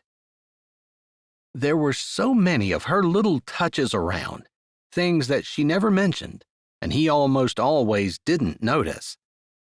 Did he take her for granted? If he asked her, he knew she would answer him honestly. He made a mental note to be sure to check in with her. He didn't want her to feel like he didn't appreciate her. "Thank you for the food and the hospitality. It was unexpected but very much appreciated." Cash started their conversation. A man who wasn't afraid to step out, take the bull by the horns, so to speak, and lead. Ezra liked that. He nodded. "Be sure to pass your appreciation on to my wife again." He added the again because Cash had already thanked her. "Now, what can I do for you?" "I have something that is perhaps a little unbelievable, but I thought that I should bring it to you so you could see exactly where I'm coming from."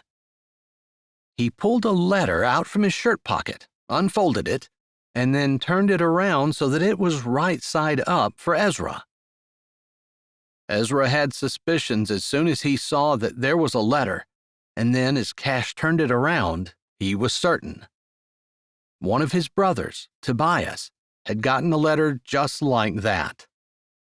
"Now, I don't know for sure whether it's legit or not." "I can tell you it is," Ezra said immediately, without waiting for Cash to finish. Cash straightened, leaning back with his eyes flying to Ezra's. "You know?" Ezra nodded. "One of my brothers got this exact same letter. None of us were sure it was legit, but everything that it said was absolutely true." His eyes skimmed down the letter.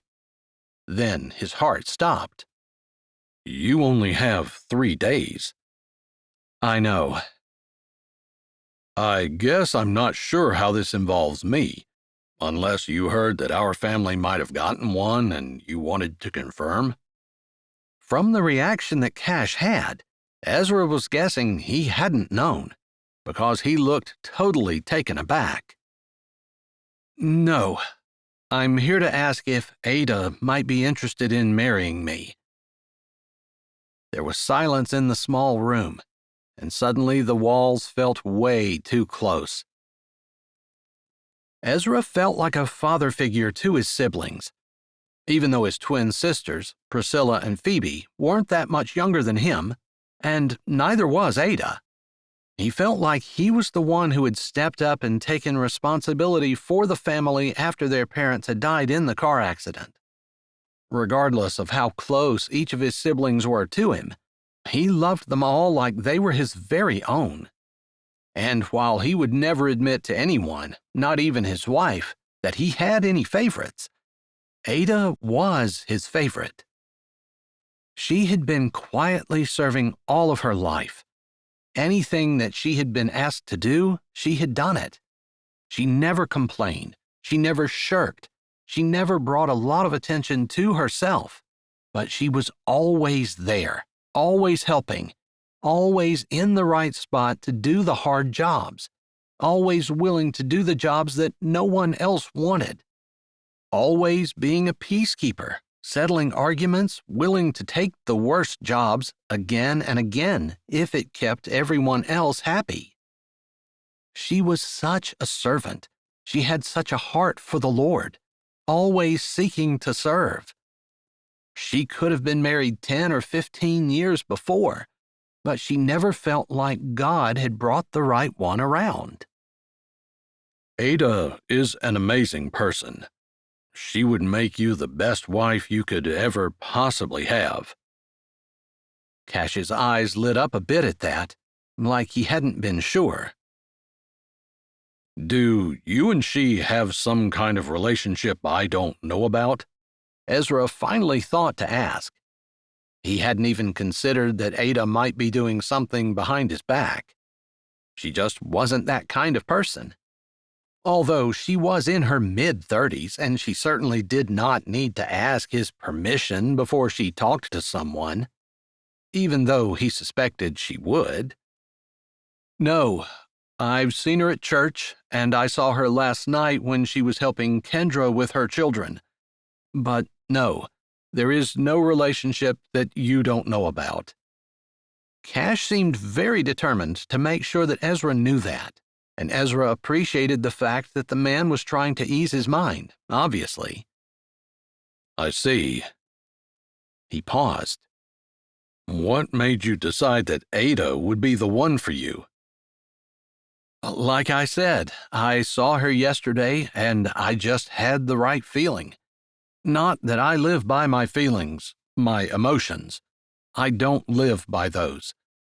But sometimes God gives me a gut feeling where I just have that soul-deep thought that things are going right.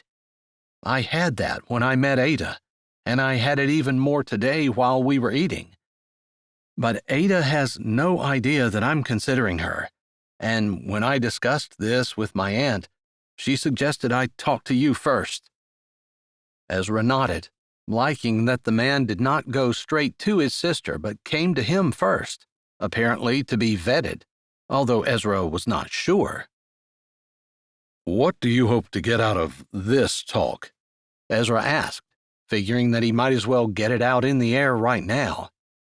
Maybe Cash was just informing him of his intentions and had no intention of allowing Ezra to check into his life. My aunt said you probably wanted to vet me, to check out my past. I'm here to make sure you know it's an open book. And I'm here to get your permission. I assume that it would mean a lot to Ada to have you say, yes, this man is acceptable, especially considering we have 3 days to make a decision. If I had an infinite amount of time in which to court her, it would be completely different. Although I would still have come to ask permission. Ezra nodded, trying to keep his face impassive, although Cash's words had greatly impressed him. Is there anything you want to tell me about yourself? Is there anything I'll find when I start to check? He made sure to say when, not if. He was going to check this man out. He certainly was not going to give his permission for his sister to be married in 3 days without doing due diligence. I think you probably know my current situation. I'm living with my aunt, and I'm working at her used car dealership. I think she would like for me to buy it from her eventually, but all I promised her was that I would do my best to try to get it turned around. It's been in the black the last 2 months since I started." "I wouldn't have guessed this," he said with a slight smile on his face, "but I'm pretty good at selling cars." "That's handy when you're helping with a used car dealership," Ezra commented. "Exactly. I guess it's really not me. God has blessed my life beyond measure. Except for one thing that turned into a really, really big thing that affected every area of my life, I felt like I was living under a golden cloud. God just blessed me so abundantly that I kind of thought that was the way my life was always going to be." "So, when you got hit by this one thing that was really terrible, it sent you for a loop?" "Yes," Cash said, without elaborating any more. Ezra kind of understood what he meant. Up until Ezra's parents had died, Ezra had felt the same way. His life had been magical. His childhood was amazing. His parents were the best.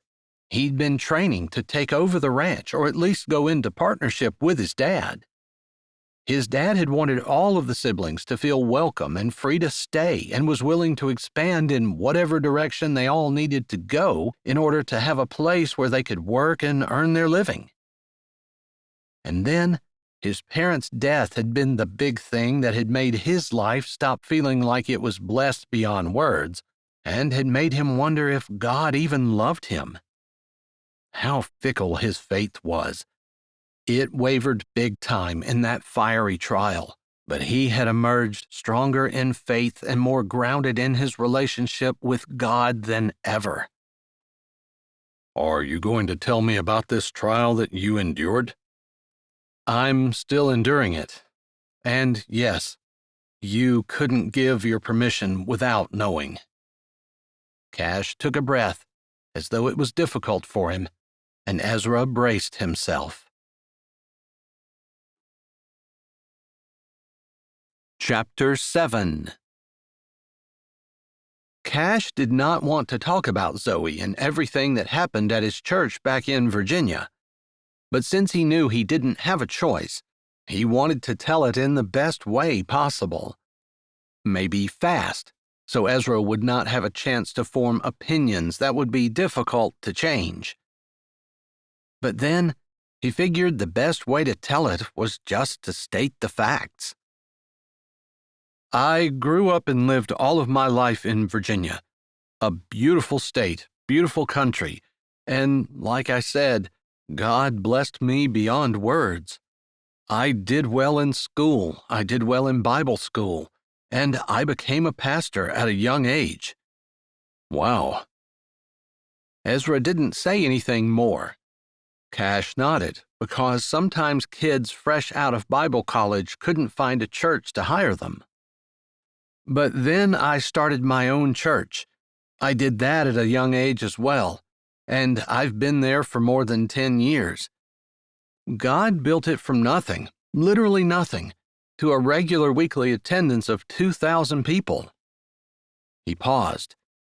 "I'd like to take credit for it, but it was all God."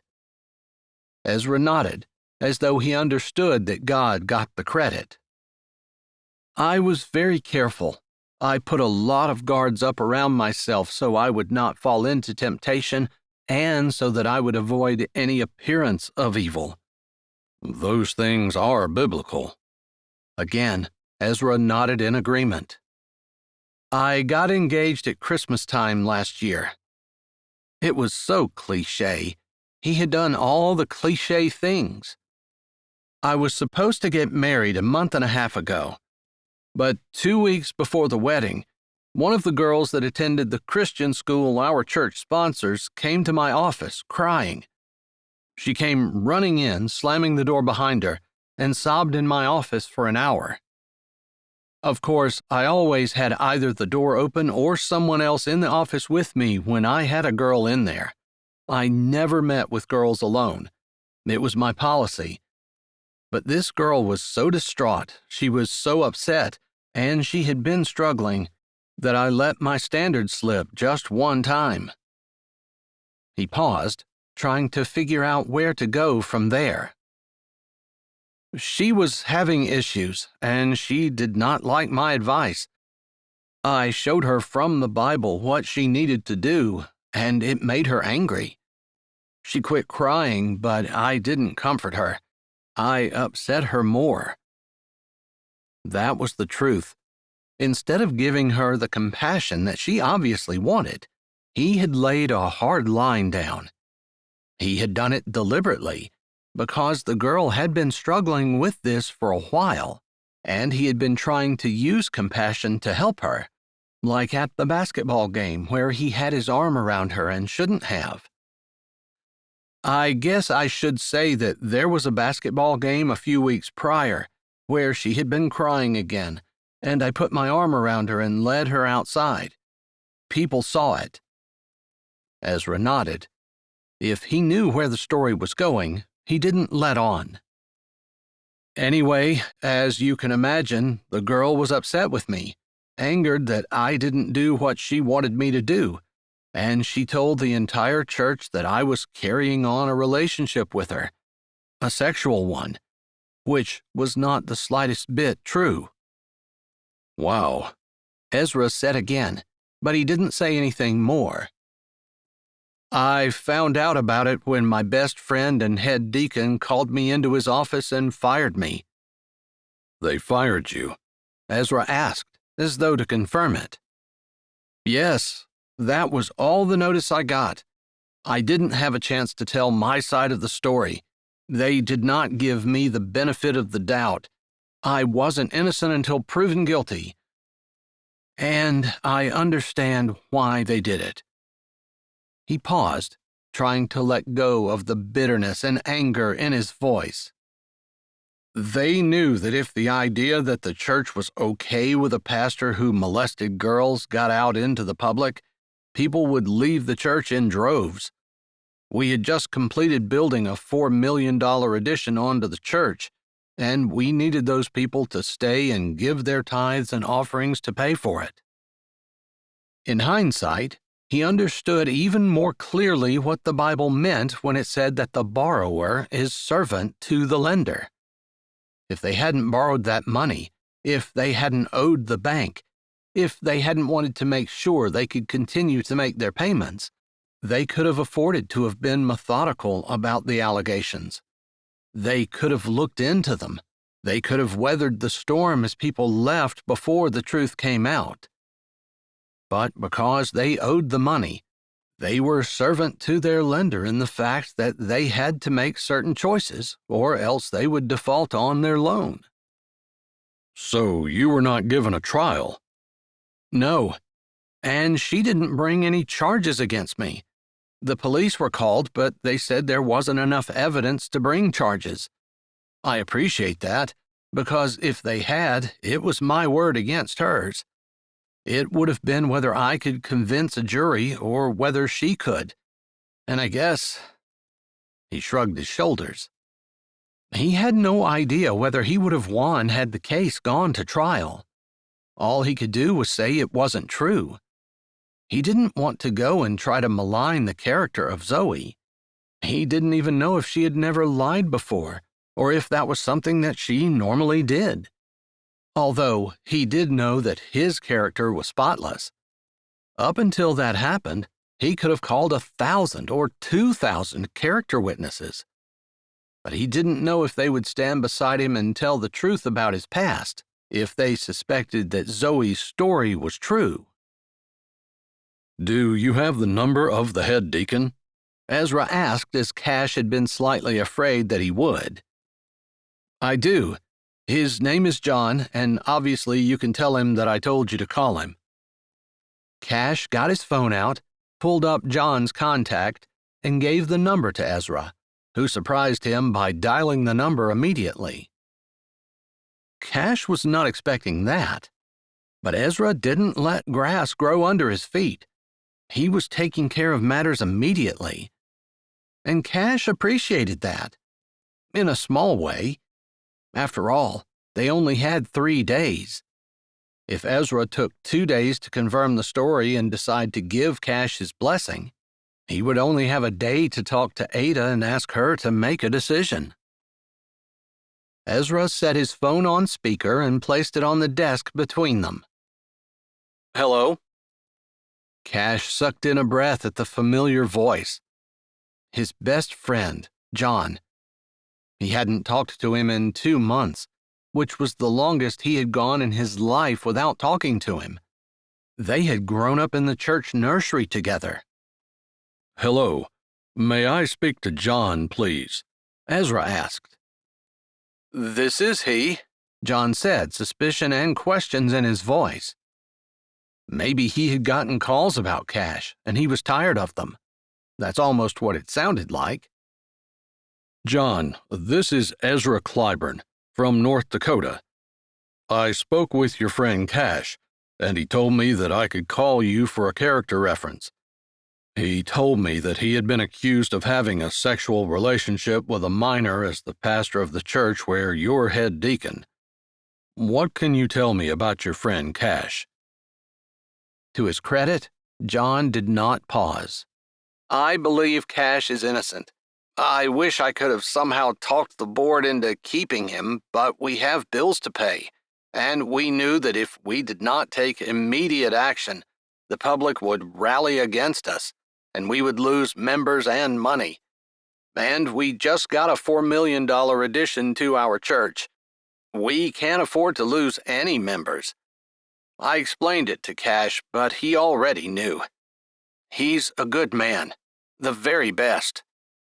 Do you think he did what the girl's accusing him of? No way. No way in hell. Cash is the most upright man I know. I've missed him over the last 2 months, his steady influence, his godly counsel, his wise leadership. This church will never be the same. There's no way he did what she said he did. Thank you. Ezra paused, and Cash held his breath. Do you have time for me to ask you a couple more questions? Sure, ask away, John said, and Cash appreciated his friend's generosity and his honesty. If you had a sister or a daughter, would you think it was a good idea for them to marry Cash? Absolutely. I would have no qualms about it at all. In fact, I would feel like they were getting one of the best men in the world. What would you say his worst flaws are? John was silent for a moment before he said, I think everything has always come easily for him. I don't know if he has the ability to dig in and stand his ground, to fight for what is right. He left really easily. No one believed what Zoe said was true, but we had to let things play out. There was another pause. I don't know for sure that he's not bitter or angry about it, too. I know I would be. But that's not really a flaw that I know of. It's just something I know could be a potential issue. Is there anything else you think I should know about Cash's character if I'm going to be around him a lot, or have my children and my wife around him? Cash appreciated the fact that Ezra wasn't saying exactly what was going on. If Ada decided not to marry him, he would prefer not to have the entire world know that she turned him down. He'd already been through enough. He didn't need that additional issue. Nope. I meant it when I said he is one of the best men I know. He was a great pastor, but more than that, he was a great friend. I hated to see what happened to him. But that type of thing could happen to anyone if it could happen to Cash. Because Cash was one of the most careful people I know. He knew what God wanted from him, and he kept guardrails up around his life to keep him from straying off the path, and to keep others from being able to corner him the way that girl did. And he didn't do it because of legalism or trying to make himself look good. He did it because he loves the Lord. His love for God is one of the most genuine things I've ever seen.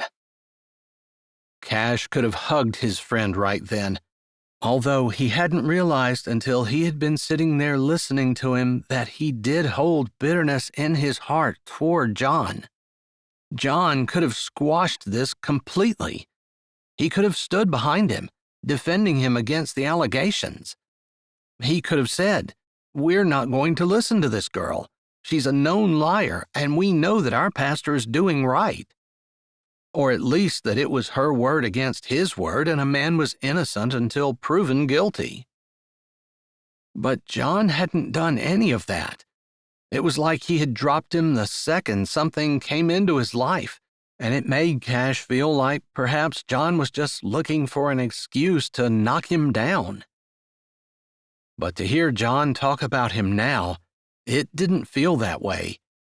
But he could still feel bitterness and anger in his heart because his friend had not supported him from the beginning.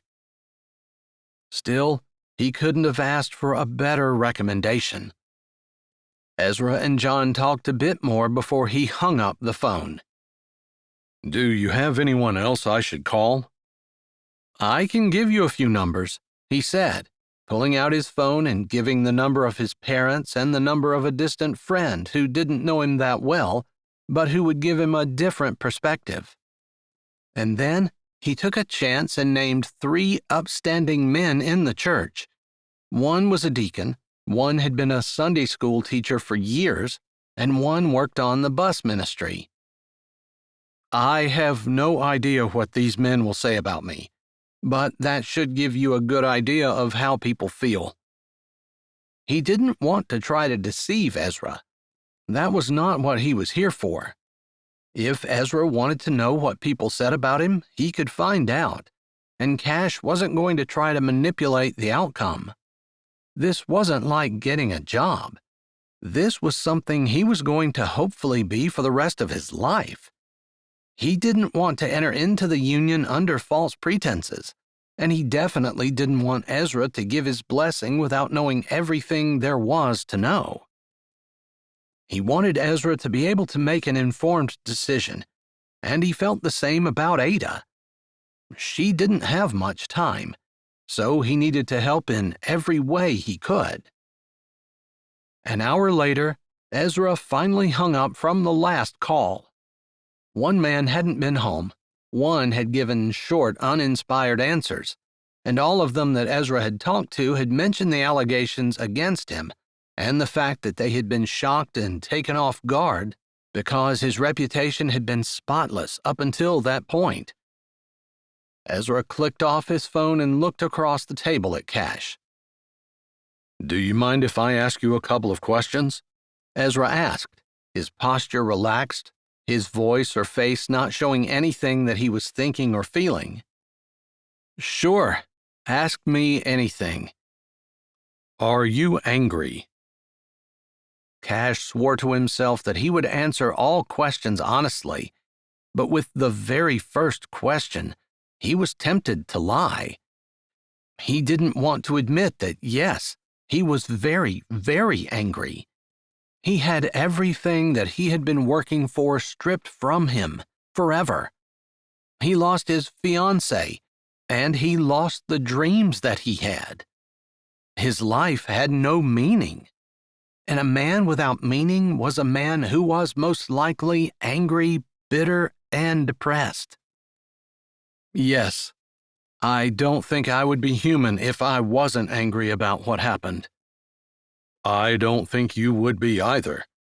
If you would have said no, I would have thought you were a liar." He felt like he'd answered the question correctly, even though it wasn't the answer he wished to give. "Do you think you're going to be able to forgive those people?" He didn't get specific about the people who needed to be forgiven, and that was probably on purpose. Cash knew that there were a lot of people he would need to forgive.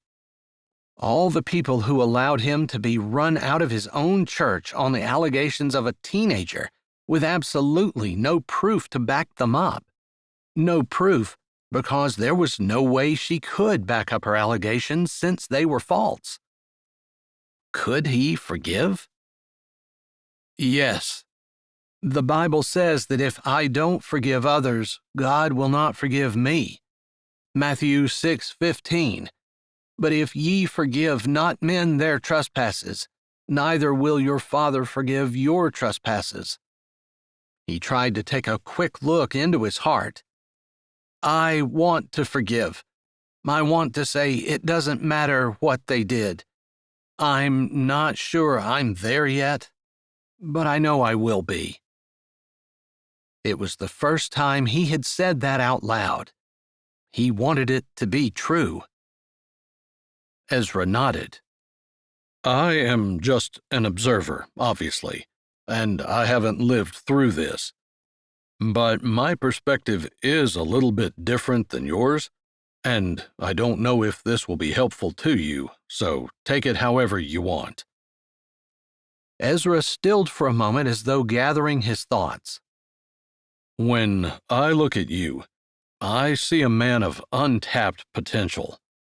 Perhaps a man that God wanted to move, so he allowed the things that happened back in Virginia to move you here.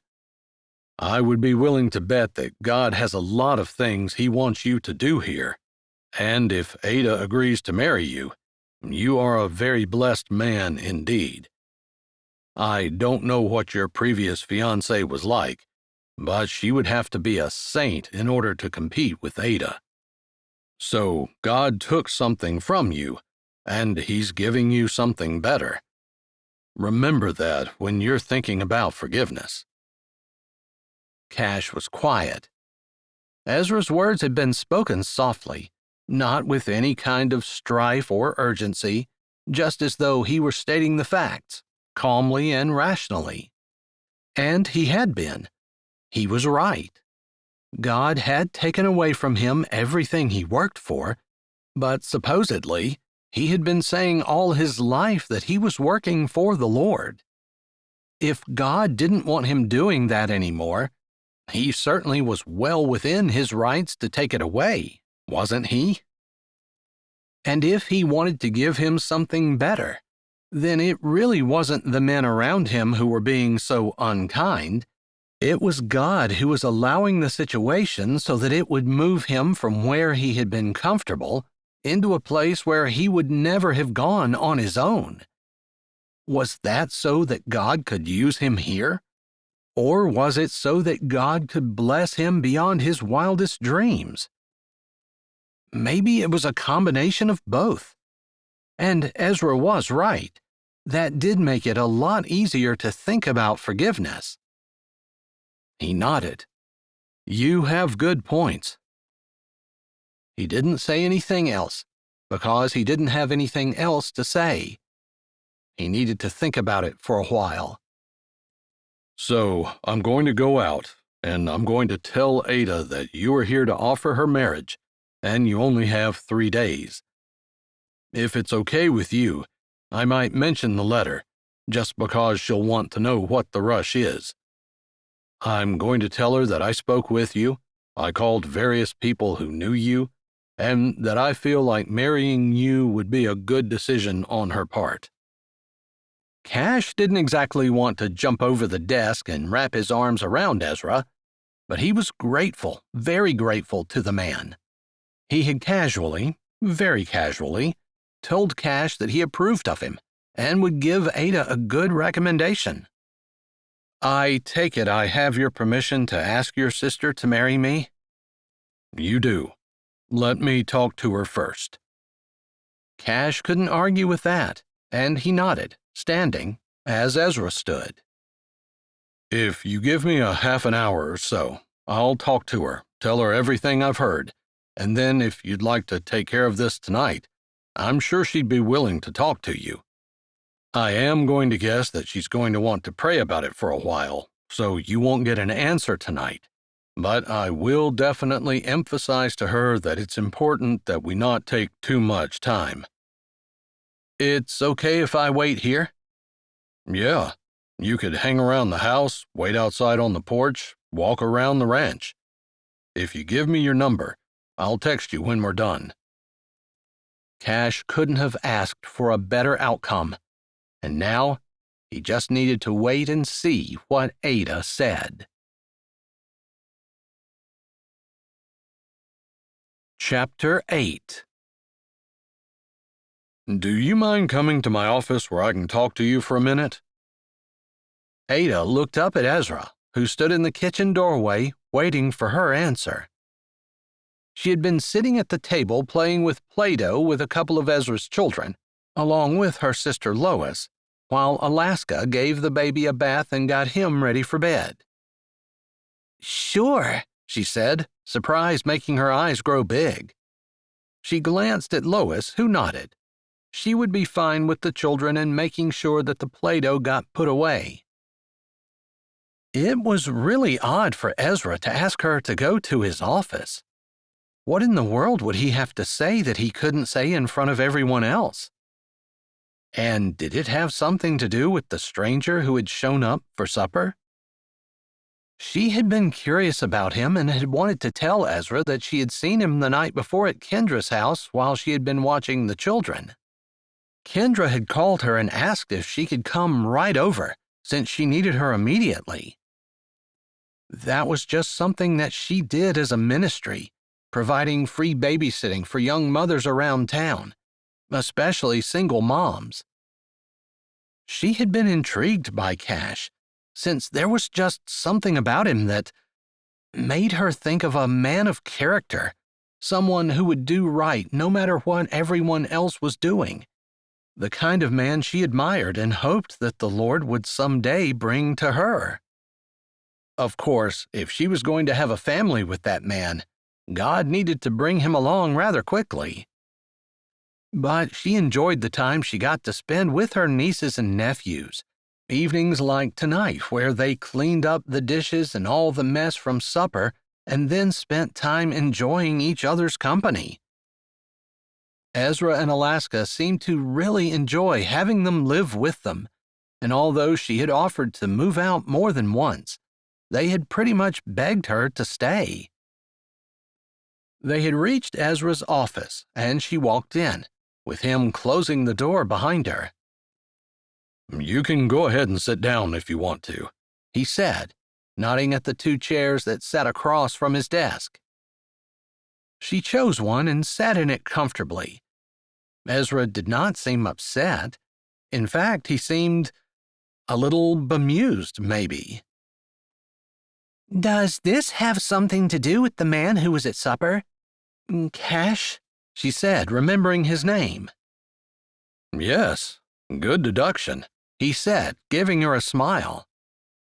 His smile didn't contain any angst or anxiety, but Ezra was also a very cool, level-headed man.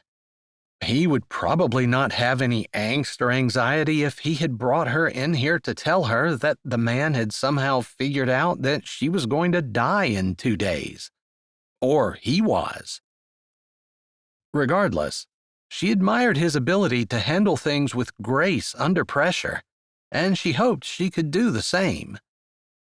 With that thought in mind, she took a deep breath and blew it out slowly, thinking that she would keep her eyes on Jesus and not allow whatever happened around her to upset her, which was much easier said than done.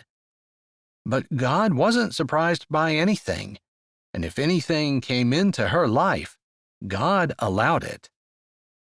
"All right, this is going to surprise you, so don't freak out, okay?"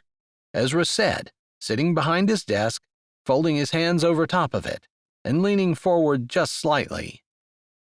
"All right, I won't freak out, if that's what you're saying," she said, making her brother smile.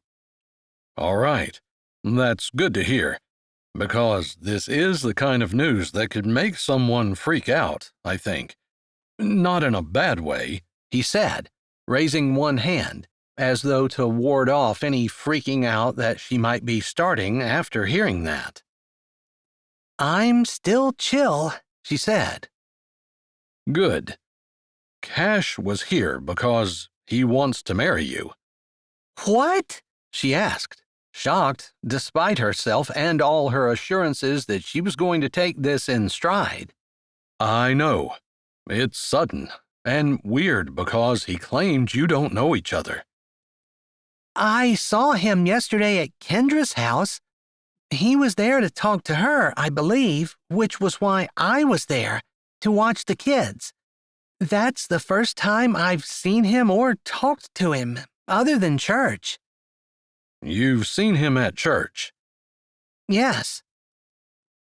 Ezra didn't say anything for a bit, and Ada tried not to fidget in her seat. Finally, she said, I've watched him at church, and he seems like a really nice guy. He's been there every Sunday since he first started coming.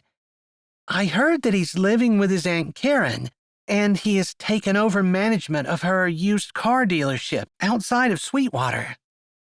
Yes, that's what happened.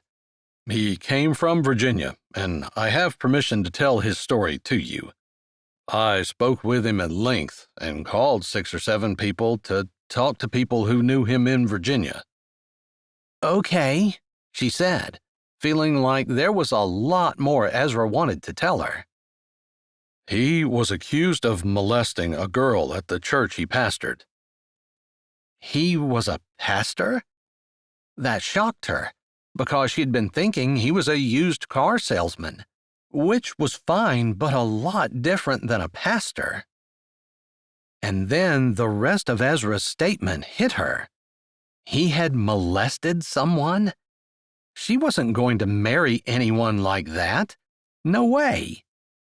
It was one of those he said, she said kind of things.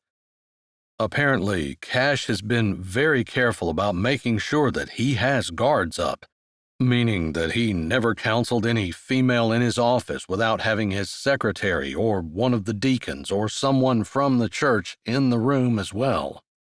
He just was never alone behind closed doors with anyone, because he didn't want something like this to happen. Ezra stapled his fingers and leaned back. His church was about 2,000 regular attendees, so it's large. And he had spent his life building it. It was one he started. He dealt with a lot of people a lot of the time. And as was almost inevitable, a girl ran into his office, slamming the door behind her and crying, and he comforted her instead of opening the door. He said they spent about an hour in the office, and the girl didn't like his advice. He had been telling her that the boy she was seeing was not someone that she should be with, that her best friend was not a good friend for cheating with the boy behind her back, and that maybe the boy breaking up with her was for the best. Anyway, the girl got mad and knew what she could do in order to ruin his career, so she did it. That is Cash's story. I don't expect you to believe it, so I called the head deacon of the church, who also happens to be Cash's best friend. But he's also the man who fired Cash the next day. He was fired? She gasped. Ezra nodded. They said that they didn't want the community to think that their church accepted or defended people who molested girls. They felt like they had no choice. It came down to money, too, because they would have lost members and they had big bills to pay, since they just put an addition on. I see, she said, and she really did. A lot of things came down to money, which was probably why the Bible said the love of money was the root of all evil. People would rather have money than honesty or integrity or character or family or relationships. It seemed to trump pretty much everything.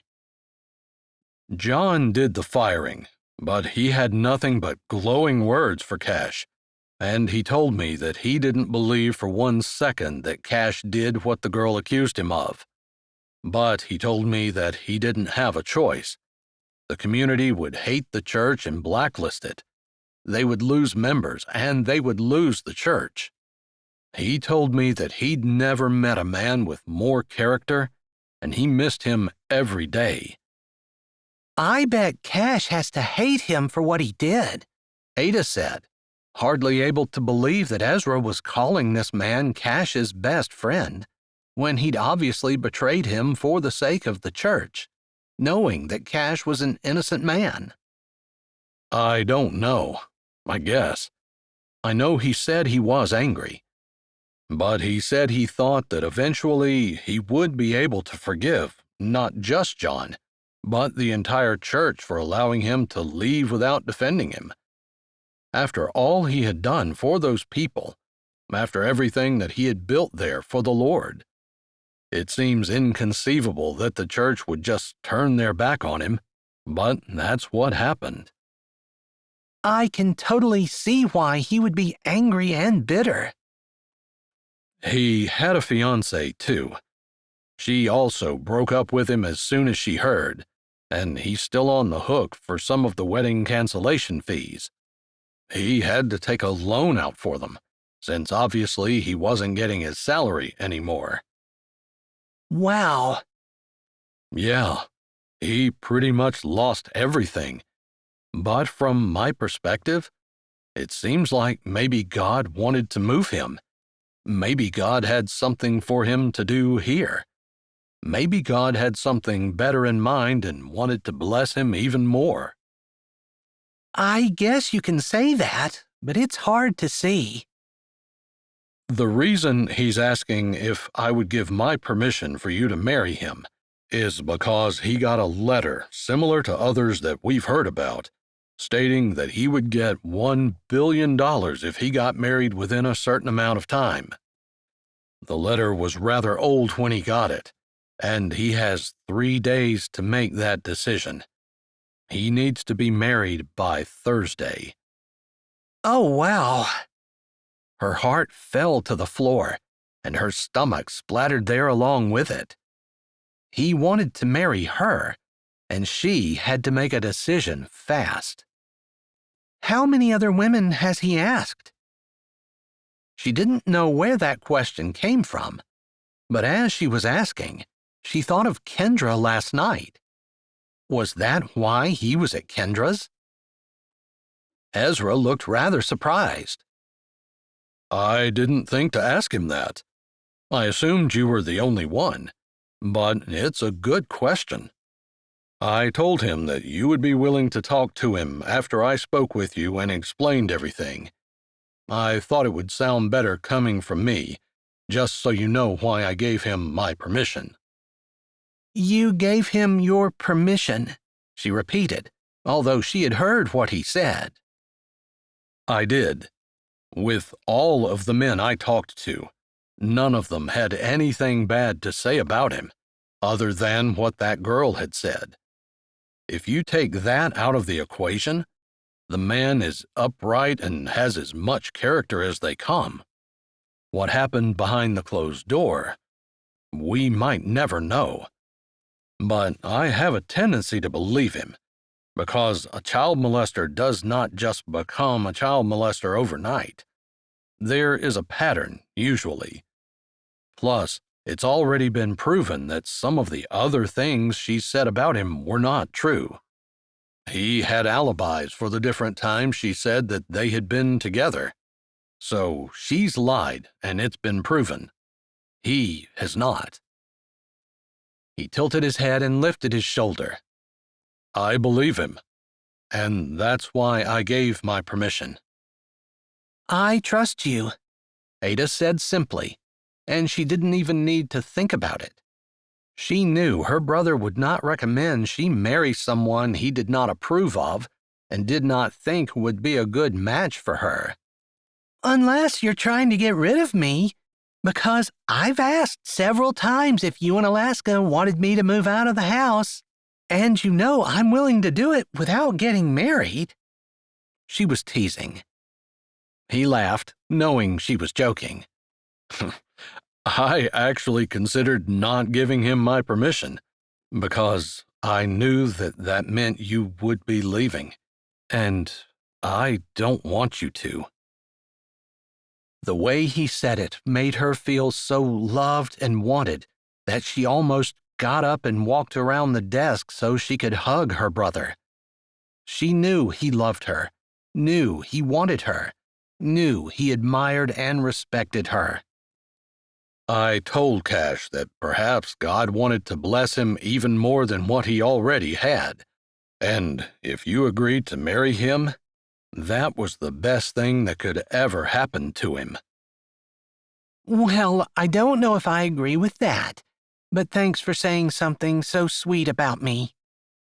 Sweet, maybe, but true. That's the important thing. Ezra paused. Do you have any questions for me? She shifted in her chair and tried to think. So, he gets $1 billion if we get married by Thursday. And you think he's an upright man, one who loves God, and would be a good man for me to marry, and who would be a good father to any children we might have? As she said, any children we might have, she realized how serious this was. She wasn't just agreeing to go live with someone. She was agreeing to be his wife, with all that entailed. Did she really want to do that with a total stranger? That's right. All right. I'll talk to him. But I'm probably going to tell him that I'm going to need to pray about it. I don't think this is a decision that I should make hastily, although the situation kind of requires it. I agree, and I don't think he expects that of you. She nodded, and they stood, and somehow her heart hammered in her chest as her stomach flipped and flopped. Was she crazy for even considering this? Chapter 9. No, ma'am. It's my first time in North Dakota, Cash said to Alaska, Ezra's wife, who sat across the table from him. He probably should have gone outside, but at heart, he was a people person. He wanted to get to know these folks, especially if Ada was going to consider his proposal. They would be his family. Before Alaska could say anything else, or before one of the children could interject, the study door opened. He had chosen his seat at the kitchen table strategically so he could look through the living room and see the door. He wiped his hands on his jeans, more to get the sweat off than the Play-Doh. He tried to keep his heart from hammering in his chest as he watched as Ezra walked to the kitchen doorway, Ada following behind. She's willing to talk to you. It might be better, more private, for you to go outside. Cash couldn't believe the relief that seemed to make his chest want to float up in the air like a hot air balloon. But this was just the first hurdle. Now, I said she's just willing to talk. She hasn't agreed to anything, but she does know about your proposal, letter, and the timeline. Cash nodded. He was expecting Ezra to talk about some of that, as well as explain some of his background, so it was nice to know that he had. He stood up, and the protests of the children registered, but he didn't acknowledge them as he walked around the table and put his hand out. Hi, Ada. I'm Cash. It's nice to meet you. He felt like he ought to give some kind of nod to their unusual circumstances, and typically he didn't get too tongue-tied, but he couldn't think of anything to say. It's nice to meet you, Cash, Ada said, and she sounded self-assured and confident, and not awkward or weird, like he might have thought an unmarried woman in her mid-30s might. Was there a reason she wasn't married? Was there something he had been missing? Her brother had given her an excellent recommendation, but his opinion was most certainly biased. Is it okay if we walk outside for a bit? He asked, his voice gentling without his conscious desire. She brought out the best in him without him even thinking about it. He always recommended to his congregation that when they were looking for their lifetime partner, they should look for someone who made them better. The idea flitted through his head as he thought about how, without even trying, Ada had gentled his voice and made him consider it. Yes, it's a nice evening out. I don't think we even need a jacket. He nodded, smiling a bit, and then looked over at Ezra, nodding his head in thanks. Ezra's face was serious, giving away nothing of his thoughts as he nodded back. The children continued to talk as they walked out. "I know this is kind of crazy," he said as they stepped out on the porch together.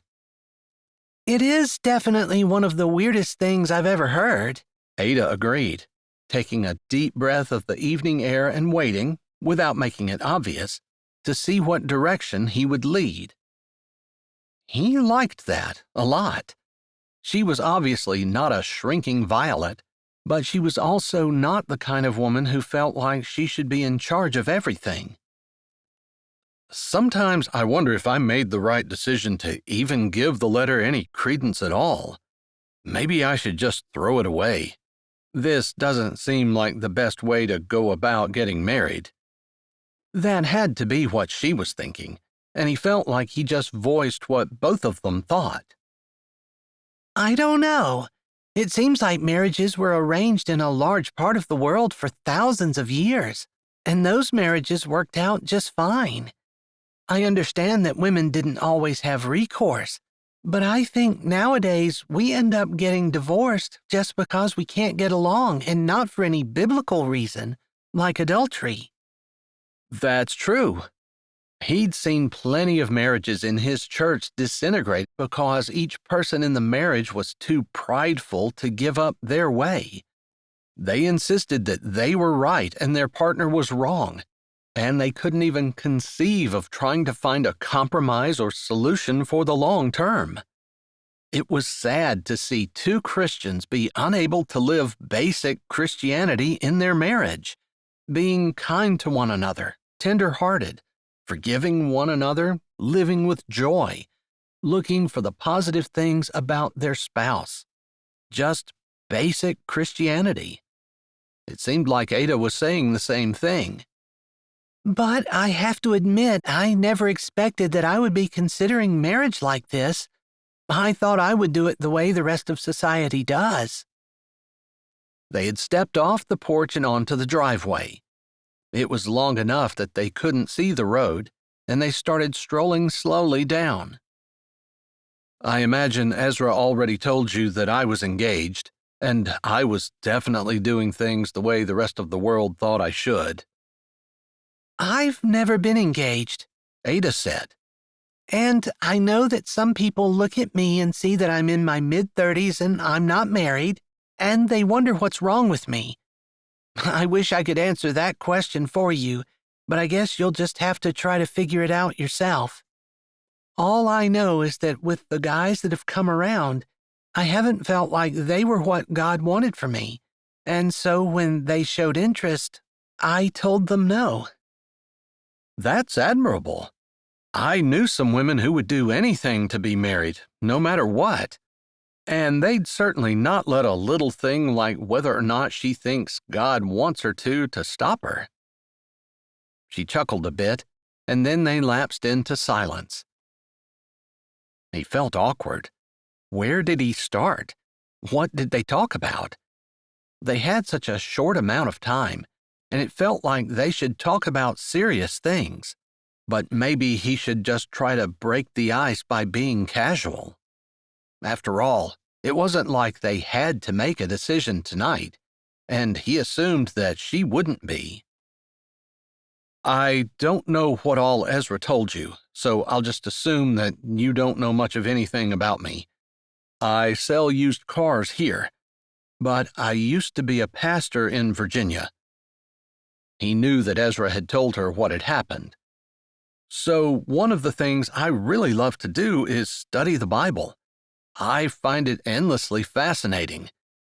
He let out a breath. "I've been told I'm exceptionally boring because of that." Normal people don't answer the question, "What are your hobbies?" by saying that one of the things they love to do is to unearth new and precious information from God's Word.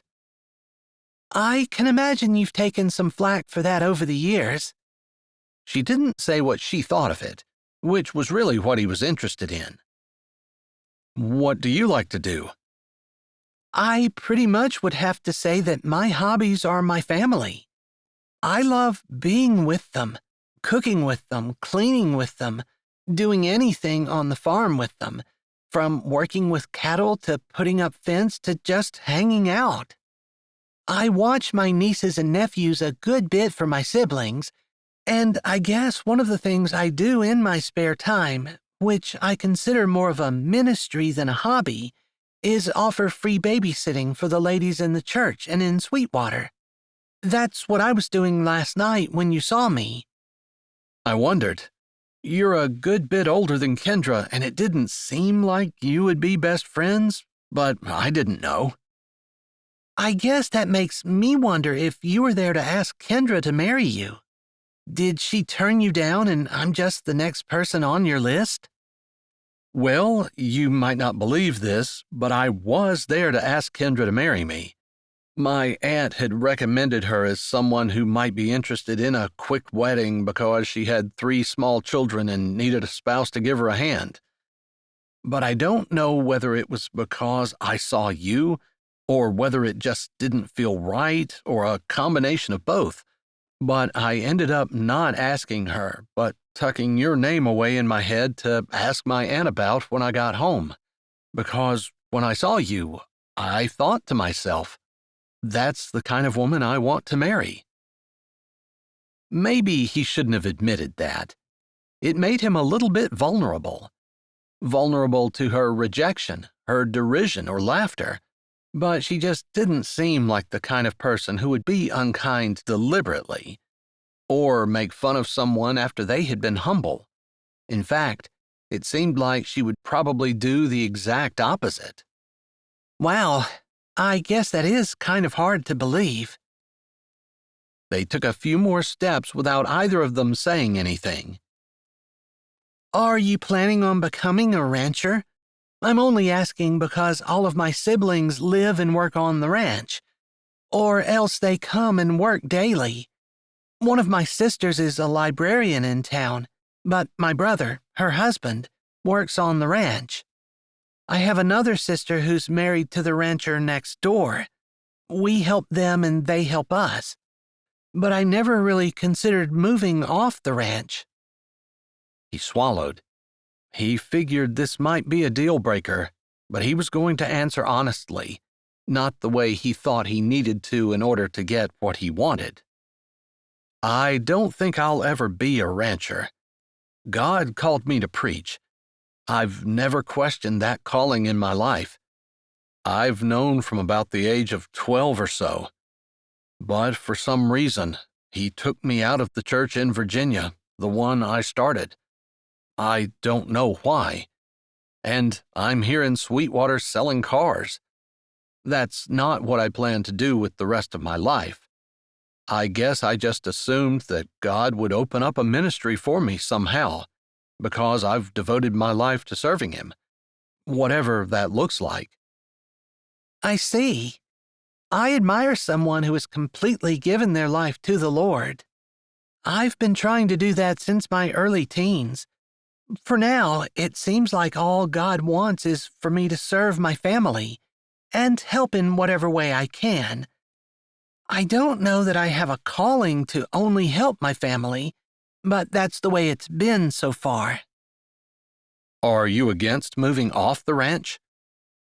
Is that what we would do if we got married?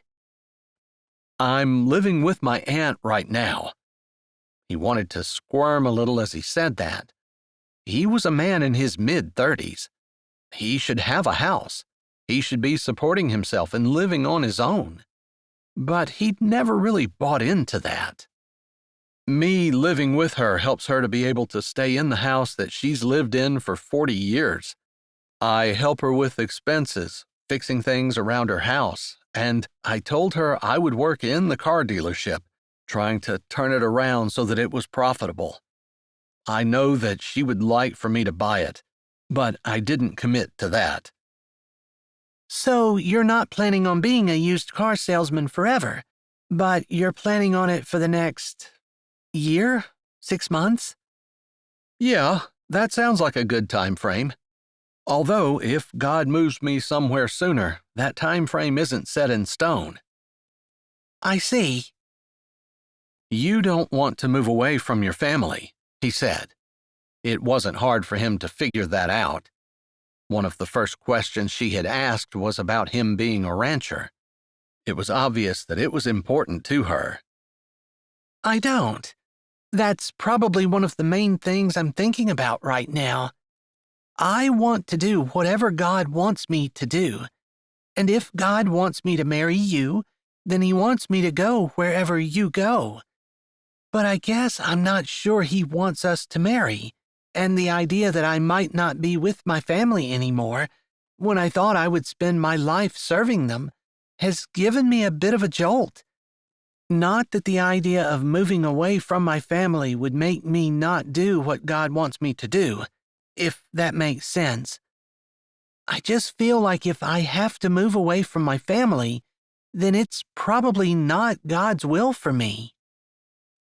I understand. I wish I could promise that you would stay here in Sweetwater forever, that I'll never leave, that this is where we'll be, and I'll become a rancher, and we'll find a place to live that's close to your family.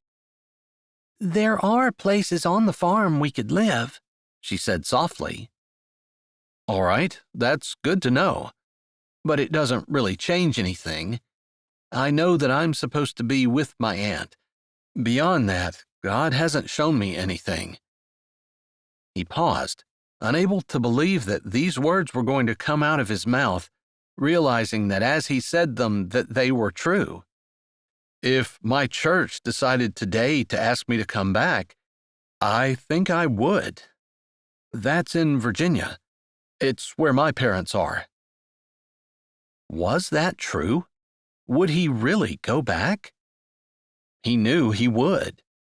But the idea that came into his head as he thought that was that what he wanted was to show everyone that he was right, that they had been wrong to let him go, that they couldn't live without him.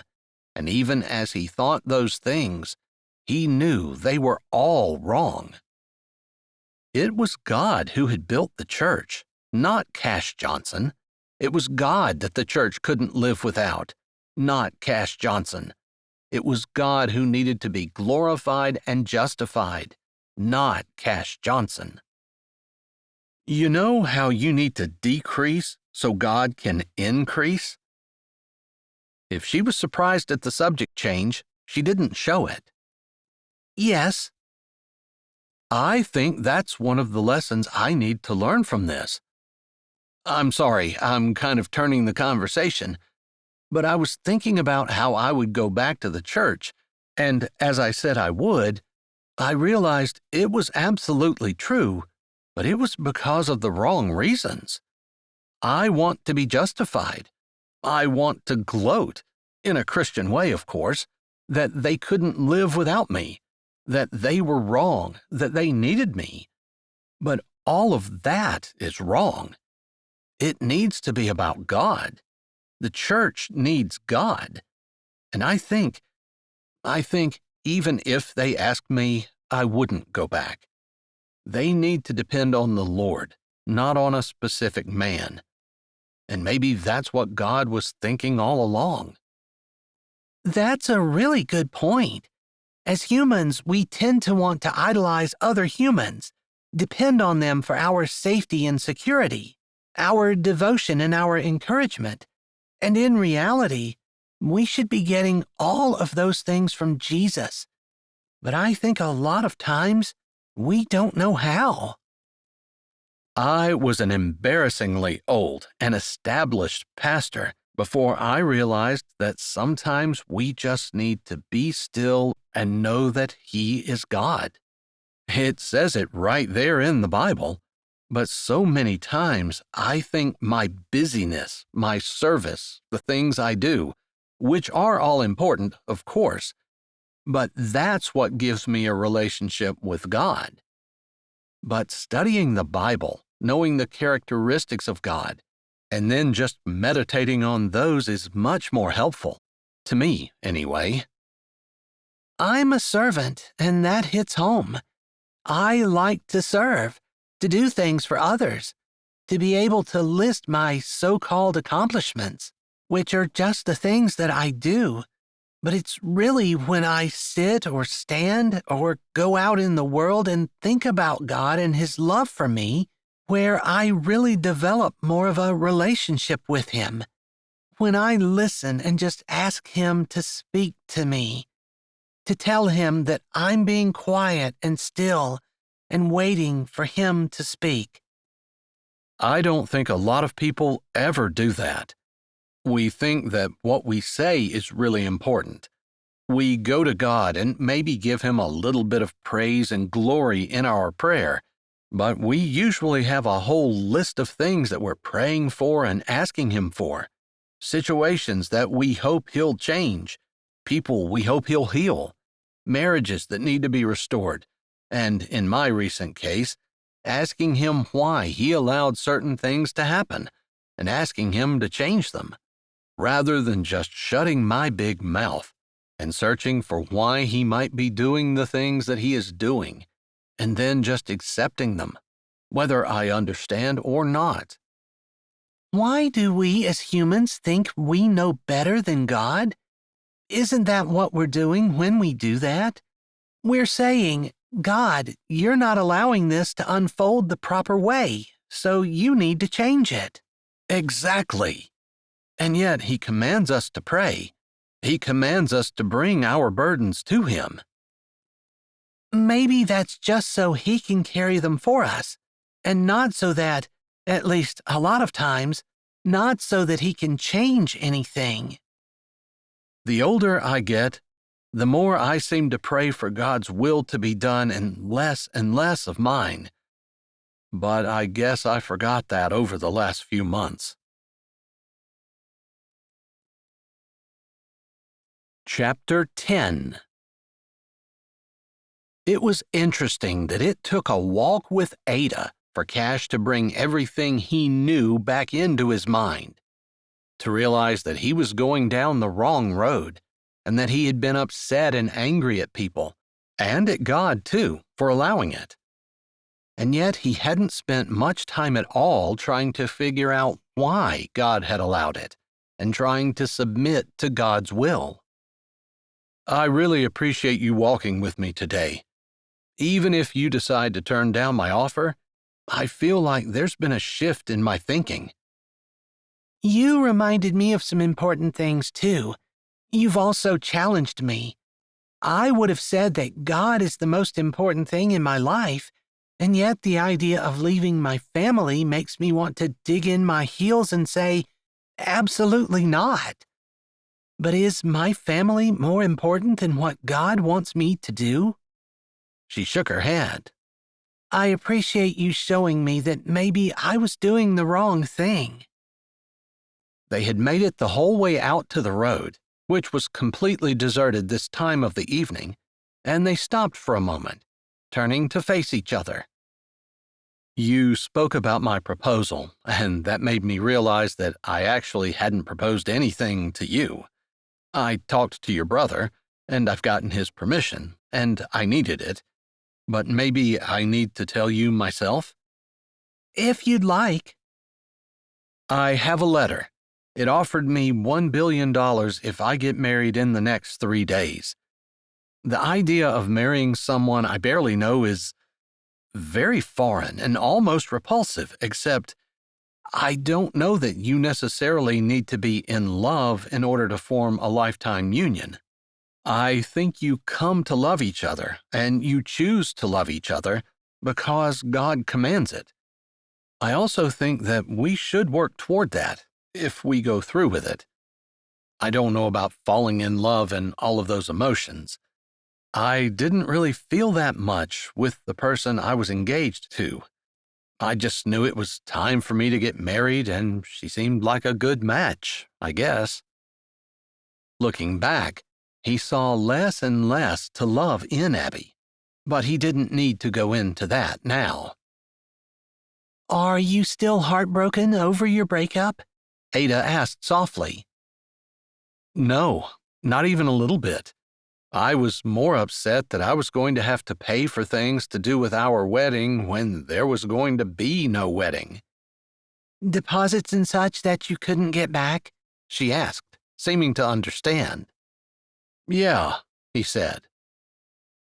They stood at the end of the driveway, still looking at each other. Enough light from the moon and stars for him to see her face and features and see that she looked perfectly calm. Not like she was contemplating a major life decision that could upend everything that she had ever known. He found himself drawn to her, and he wondered if it was because he was hoping that she would say yes to his proposal, or was it because he really was naturally drawn to her? I guess I just wanted you to know that everything is in your hands now. I could have done what I did with Kendra, which was come in, not feel right, and not say what I had come to say. I felt like you were the absolute right person, and while I'm not entirely sure that it's exactly what God wants for me, it's definitely an open door that I would not have had if everything hadn't happened in Virginia, and I hadn't moved to North Dakota and moved in with my aunt and taken over managing her used car business. It just seems like all signs are pointing to this, and my gut feels right about it. You're telling me that if I say yes, it's a yes. Right. And if you say no, obviously it's a no. I am content about this path, that it's the correct one for me, and the next move is yours. All right. I can guarantee you that I'll be praying about it. I want to do what God wants me to do, even if that means stepping out of my comfort zone, which is another way of saying leaving my family. I wouldn't want to do that. I told you I can't promise that God will never call me away from North Dakota or Sweetwater or anything like that. But as long as I have the choice, and as long as I can, I'm going to stay here. That's fair enough.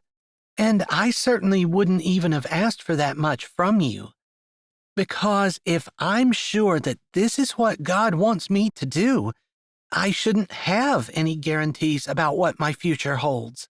Not with where we live, or how healthy we're going to be, or what kind of job you're going to have, or our financial security, or anything. There are no guarantees. The only guarantee is that God will take care of this, and that He'll go before us, guiding us, as long as we're willing to listen to Him and follow Him, and surrender to His will and way. My head says I'm willing, but obviously I just found a few areas of my life where I resist. She smiled gently, as though the idea were foreign to her, and she was a little bit amused at herself. A small breeze drifted across the flat landscape and ruffled her hair. She raised graceful fingers to push it back. The idea that in a matter of days this woman could decide that she would be willing to marry him and spend the rest of her life with him hit him hard in that moment. He was asking her to do something that was unheard of and crazy. Was he being unfair? Do you think we're putting too much emphasis on the money? He asked, truly wanting her opinion. She obviously seemed like a person who tried to follow the Lord. I wonder that too. That's honestly one of the questions in my mind. Is money more important to me than family? Am I doing this because of the money? When I'm trying to tell myself that I'm doing it because that's what God wants me to do? It just seems crazy to give up the opportunity for that kind of money. But maybe it's crazy to consider getting married to someone you've only known for 3 days at the most. Maybe none of it is crazy. Maybe God has a plan all along, and we're just so steeped in our culture and the things that our culture expects from us that we can't get ourselves detached enough from that to actually look around and see that this is exactly what God wants.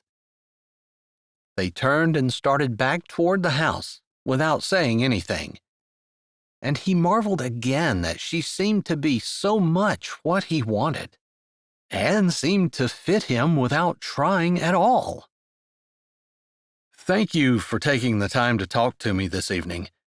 Thank you for not dismissing this whole crazy thing out of hand. He paused. I don't want to try to talk you into anything, but even if you say no to the 3 days and the $1 billion, I was wondering if I might be able to continue to see you. He tried not to hold his breath. He hadn't come here tonight to do any kind of long-term arrangement outside of the $1 billion in marriage.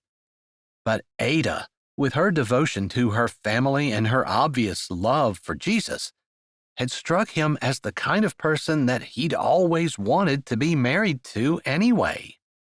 Why not admit that and admit that he wanted to have a relationship with her regardless? So, I have to say that there's something about you that is different. Different than the other guys I've been around. Different than the vibes I get anywhere else from anyone else. It's not a crazy falling head over heels in love with anyone feeling, but it's a realization that there's character and integrity and a seriousness about living life on purpose for God that draws me to you. She swallowed and lifted her head to the breeze, as though soaking it in and loving the atmosphere and the wildness of the land around them. I love living here. I love being with my family, but this feels right to me. That's not an answer. I still need to pray about it and really seek God about it. But yes, I definitely would be interested in spending more time with you, even if we decide that a marriage in 3 days is too crazy even for us to do. Although, nothing should be too crazy for us if we know it's God's will, right? That's the kind of woman he needed. Someone who wasn't afraid to allow him to go after God with all his heart, no matter how askance the rest of the world was looking at him. Yes, he said, firmly and with conviction. They talked some more about the weather and about his business, and he talked a little about his parents and life in Virginia, and she spoke about life on the ranch. The time passed quickly, and he was surprised when they made it back to the porch. He found himself not wanting to leave her. I imagine you work tomorrow? She asked as they stood at the foot of the steps to the porch. I do. I can't really get out of it. I did promise my aunt that I would do my best to turn things around at the dealership, and for the last 2 months it's been in the black, but I can't let up. It needs to be better. All right. I was hoping maybe you could come and I could show you around the ranch some. She paused, a little smile pulling up the corners of her mouth. Not that I'm trying to talk you into anything or to make you fall in love with it. I just want to share it with you. He loved that she truly did seem to be interested in him beyond the $1 billion and the marriage. And she wanted to share something she loved with him. It doesn't open until 10 tomorrow. I could come out in the morning. That's fine. I usually help make a big dinner, but maybe I can talk Alaska into doing a crock pot meal, where the prep would all be done well before you get here. If you have me working in the kitchen, that's fine. He could cook well enough that he wouldn't starve, but not with any depth of skill. Still, he had a feeling that cooking in the kitchen with Ada would be more fun than doing anything amazing with someone else. I'll try not to do that, she said with a soft smile, one that he was coming to recognize and love. It was calming and sweet, almost serene.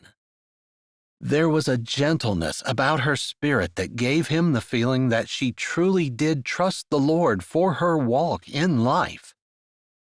All right then. Thank you for meeting with me this evening.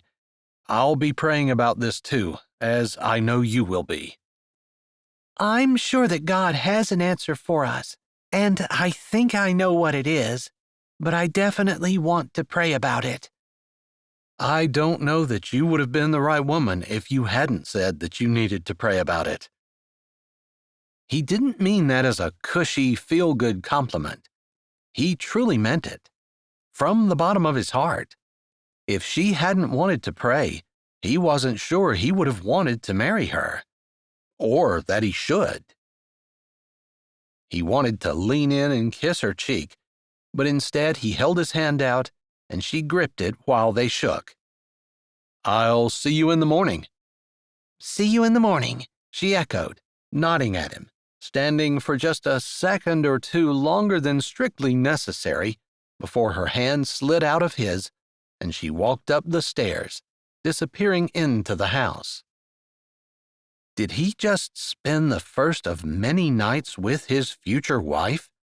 Or was he falling for someone who wasn't called to go with him, but was rather called to stay with her family? He supposed time would tell. Lord, did you show me Ada so that I would know what I couldn't have? Chapter 11. Knock, knock, Alaska said, tapping gently on Ada's door. Come on in, She said, pulling her knees up to her chest as she leaned against the headboard of her bed. She had her jammies on but hadn't gotten under the covers.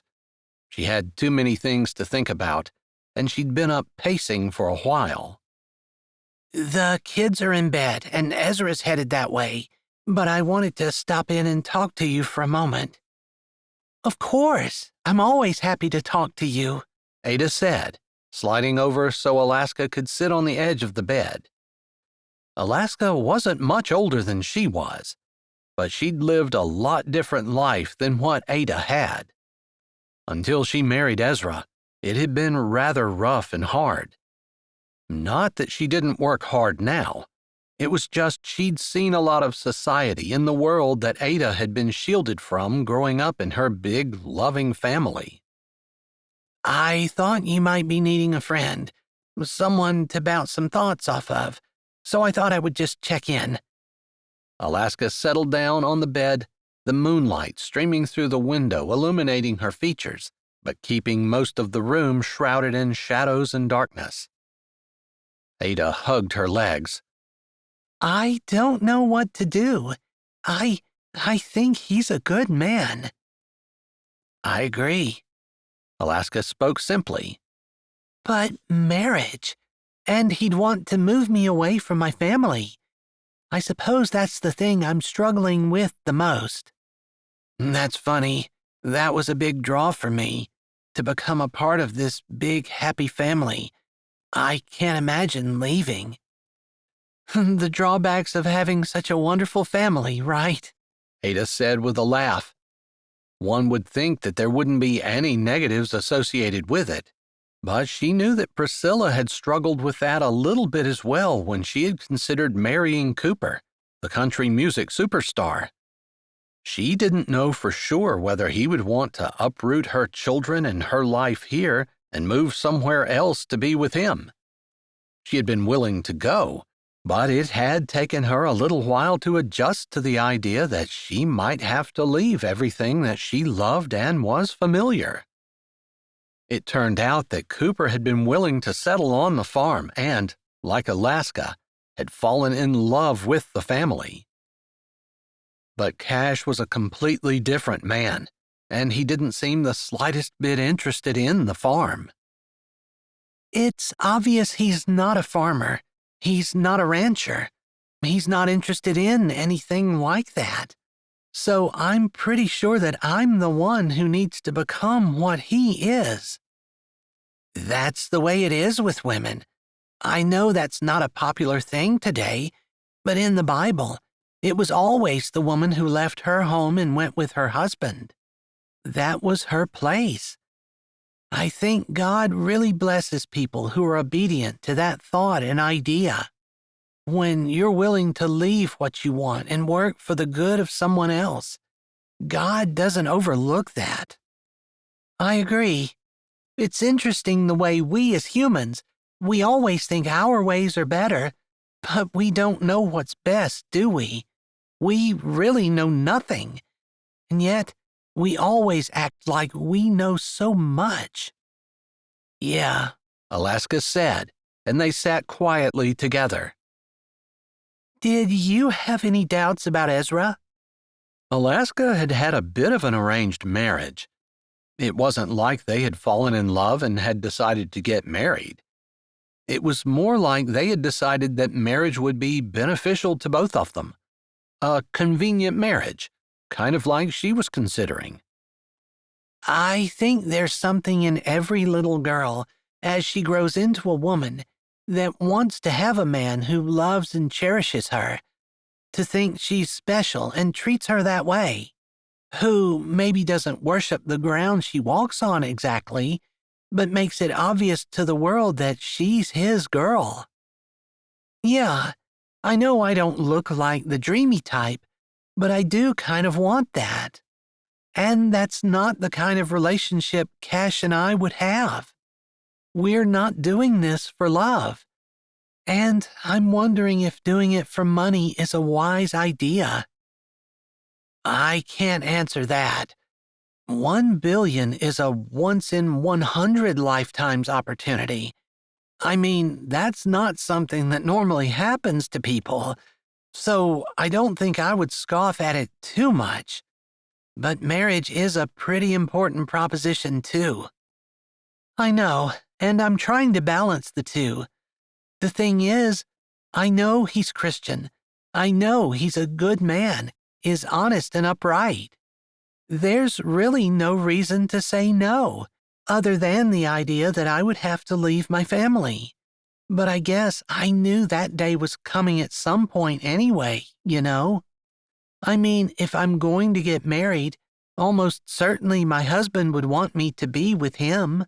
I couldn't put conditions on it like I'm not going to get married unless my husband's willing to be a farmer. That wouldn't really be showing faith that God's bringing me the right guy, that he has to be what I want, you know? And that's what it's all about, faith. Giving up our way and being willing to do whatever God wants, even when it feels hard and goes against everything society says. In fact, I think that's a true test of faith, when we don't need to have it be our way. When we say, "Okay, God, I'll do whatever you want, no matter what." That's a scary thing to say, Ada said, thinking about how hard it would be for her to say that. She didn't want to say something that she couldn't follow through with, and she had no idea whether she would actually be able to do whatever God wanted. In fact, if she knew herself as well as she thought she did, she probably wouldn't be able to do what God wanted. She would be afraid. She would pull back. She would settle back down into her comfortable, familiar, beloved lifestyle, surrounded by family and happiness and laughter and joy and hard work, sure, but all the things that made her feel happy and comfortable. I know. I was scared to death when I decided that I really was supposed to marry Ezra. I know that's a crazy thing to say, because Ezra is such a good man, and I'm head over heels in love with him now. But I don't know if I was at the time. I was scared. You did it anyway. Yes, because I knew it was what God wanted me to do. And I hadn't done very many things that God wanted me to do in my life.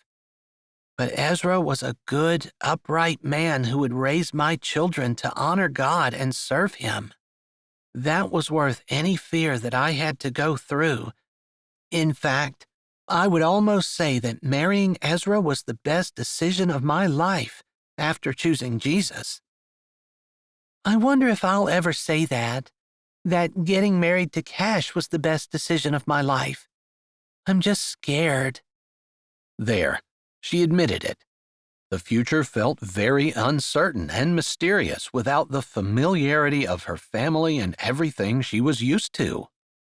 Going off somewhere else, perhaps moving to a completely different state, being without them when she had never been without them before. It's funny the things that we're afraid of. Why aren't we afraid that we might do something that God doesn't want us to do, or not do things that He wants us to do? Shouldn't that be where our real fear is? But human that we are, we're afraid of the unknown, afraid of doing what God wants us to because it takes us out of our comfort zone. Do you think God wants me to marry Cash? Ada asked softly, her words barely a whisper. She almost didn't want to hear the answer. I think you're the only one that can say that for sure. But if you're even questioning, there's probably a pretty good chance that He does. And if you are afraid, there's an even better chance. Yeah, if I don't want to, I can almost be certain. But I feel like I shouldn't and I'm afraid. That's pretty much the hint that it's God's will. She laughed, and Alaska joined in with her. It wasn't that God was always asking her to do things that she didn't want to.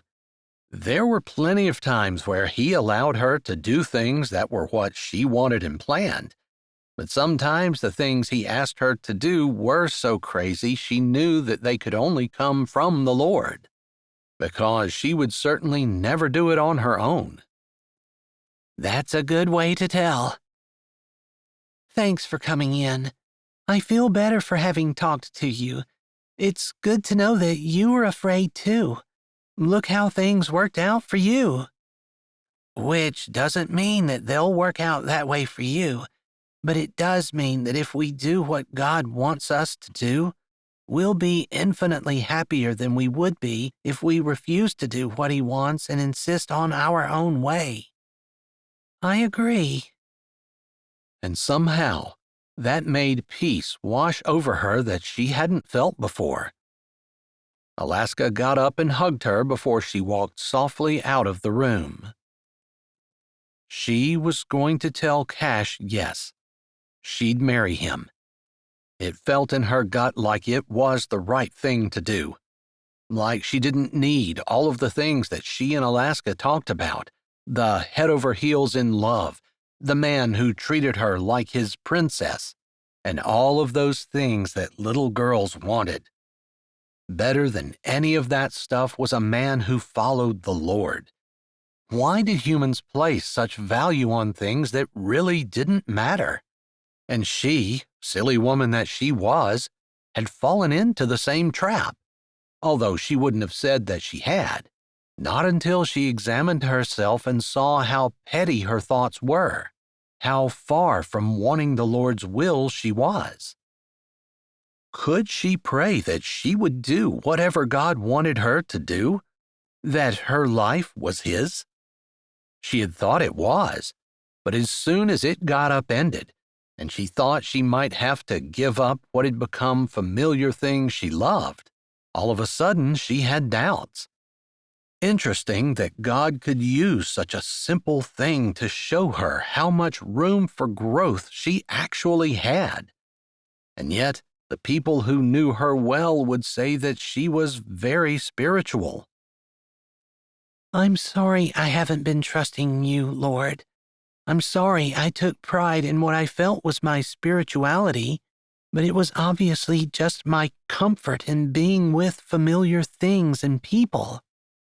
I'm sorry that I don't rush forward with both hands wide open, wanting you to use me however you can. That's what I want. Help me to be more like you and like Jesus, who said, "Not my will, but thine," even as He was going to the cross. Maybe this new chapter in her life was just a test to see whether she was willing to give everything to God and live her life for Him, like she always said. The idea that God was leading her comforted her and set her fears to rest. She pulled the covers down and slid her feet under them, lying down and laying her head on her pillow.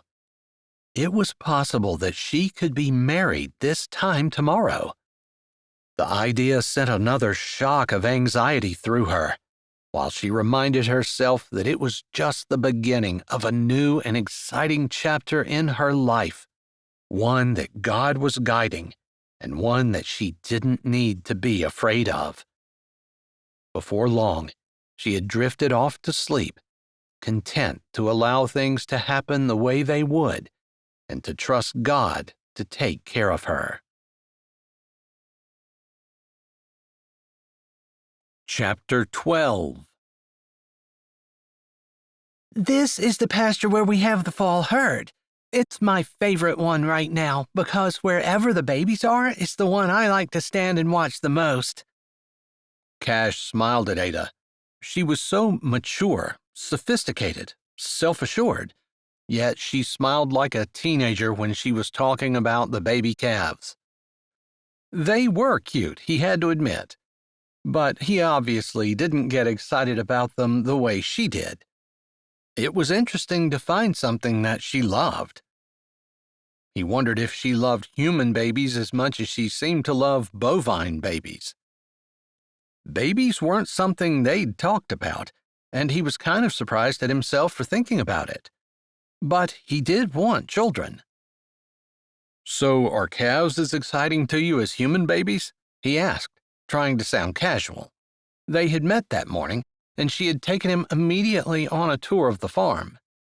She hadn't mentioned what she had decided, or even if she had made a decision. He still had 2 days, so she had time. He had spoken with the pastor in town, and Ezra had as well, apparently, because the pastor agreed to marry them, even though he said he usually liked to do marriage counseling before he agreed. But he'd said that Ezra had said there were extenuating circumstances, and that he thought that Ada and Cash would be willing to go for marriage counseling after the wedding. I love babies of any stripe, Ada said, her eyes glowing, her cheeks pink. She looked like she belonged in the outdoors, on the farm, or maybe that's just the way she looked wherever she went. She just had a peaceful, happy glow about her. The kind of glow Christians who were totally content in the Lord often had. He wondered if he had that glow, if people could look at him and tell that he loved Jesus. He wasn't sure he wanted to know the answer to that question. He wasn't sure the answer was yes. "Oh, that doesn't look good," she said, looking off in the distance where he saw a cow lying down on its side. He wasn't sure what was different about that cow than about any of the other ones that seemed to be enjoying the sunshine, but he could take her word for it. "If you don't mind, we better go check on it." She turned to him, her brows raised. He nodded, not sure what that entailed. "He's not that far from the fence, so I think I'll just climb over and hurry out. You don't have to come if you don't want to. His mom might not like us getting too close to her baby, and I might end up making a run for the fence." "Sounds like I better come then," he said, although he didn't know what he was going to do to protect her from the baby's mom. She gave him a grateful smile, and he thought that maybe he ought to remind her that he didn't know anything about cows. Maybe it was just the idea of having someone beside her.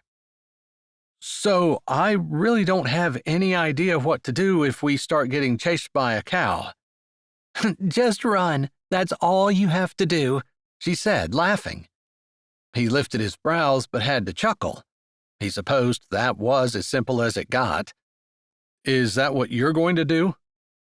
"I'll probably make sure that you're running, and if you're not far enough ahead of her, I might make myself bait, but usually a cow doesn't chase you too far away from her baby." You're not going to make yourself bait for me." Then just run, she said. They'd almost reached the calf, and he kind of understood what the problem was. It didn't raise its head when they got close. "Yeah, this little fella definitely isn't feeling very good." She reached out and touched his ears, and then ran a hand on his nose. "What are you doing?" "This is kind of the equivalent of your mom putting her hand on your forehead when you were sick when you were younger," she said. "If he has cold ears and a hot, dry nose, it almost certainly means he has a temperature. I am not sure what the problem is. These calves are too young to be vaccinated, but we'll probably give him a shot of some antibiotics and maybe a bee shot to kind of give him a little jolt of energy so he'll get up and eat." "Is that the mom?" he said, seeing a shadow moving quickly out of the corner of his eye. Ada looked up, and her eyes got big. "Yeah, let's get back," she said, her words clipped, short, quick. He wasn't going to run away from her, no matter what she said, although it did sound like she would be safer if he was safe, so he made sure he stuck beside her. They moved back, and just like Ada said, the mama cow did not follow them very far away from the baby. "I'm texting Tobias. He's usually in charge of the calves, and I'm letting him know that we're going to get this little guy a couple of shots." "We're coming back?" he said, his heart beating hard from the little bit of excitement with the cow coming toward them. He couldn't imagine how bad it would be if they actually had to touch the calf while its mom didn't want them to. "I'll get someone to help me. You'll be fine." "I can help you, if you tell me what to do, but I don't want you to get hurt." As the man, part of his job was protecting his wife. Of course, Ada hadn't said whether she was going to marry him or not, but a man took care of the women in his sphere. She smiled, as though she appreciated his concern and protection. "Thanks, but honestly, I've been doing this since I was little. I'll be fine. I'll just grab someone around the shed when I grab the shots and have them come and give me a hand." He didn't like the idea that she didn't need him. He wanted to be needed. Maybe she understood that, because they took 2 more steps toward the fence before she said, "Unless you really want to help. In that case, there's 2 jobs. One is to keep the mama cow away from the person who's giving the shots, and the other job is to give the shots." Neither one of them sounded like jobs he could do. They certainly weren't jobs that he'd ever done before. But he wasn't the kind of person who didn't do something just because it sounded hard. "Which job is more dangerous?" he asked, figuring that should be his job. "Well, it depends on how good the person who's keeping the cow away is. That would probably be the more dangerous job, unless the person isn't very good at it. And then the person giving the shot is in a bad predicament.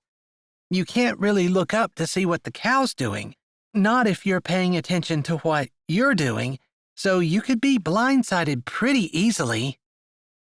"All right. It sounds like I'll keep the cow away, and I'll yell at you if I'm not able to." "All right. It shouldn't take long to give 2 shots, so I'm just going to need you to keep her out of the way for about 5 seconds, and then we can run for the fence." Running for the fence didn't exactly sound like a safe activity either. But again, Ada had been right when she said that the cow wouldn't chase them very far. "So you've done this a good bit," he said as they climbed the fence and dropped down on the other side. "I sure have. Over the last 10 years, I've probably spent more time in the house than I have outside with the animals. But as a teenager growing up, I loved working outside. I still do." He could tell. She just seemed to glow.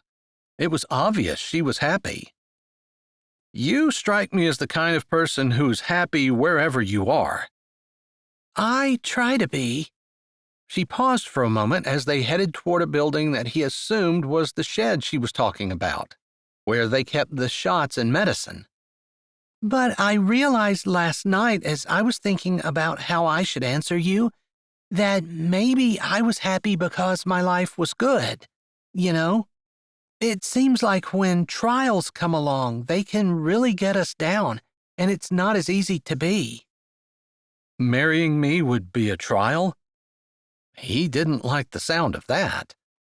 As much as he was hoping that she would say yes, and they would get the $1 billion, and as much as he was hoping that she would start to like him as much as he was starting to like her, he didn't like the idea that she considered him a trial.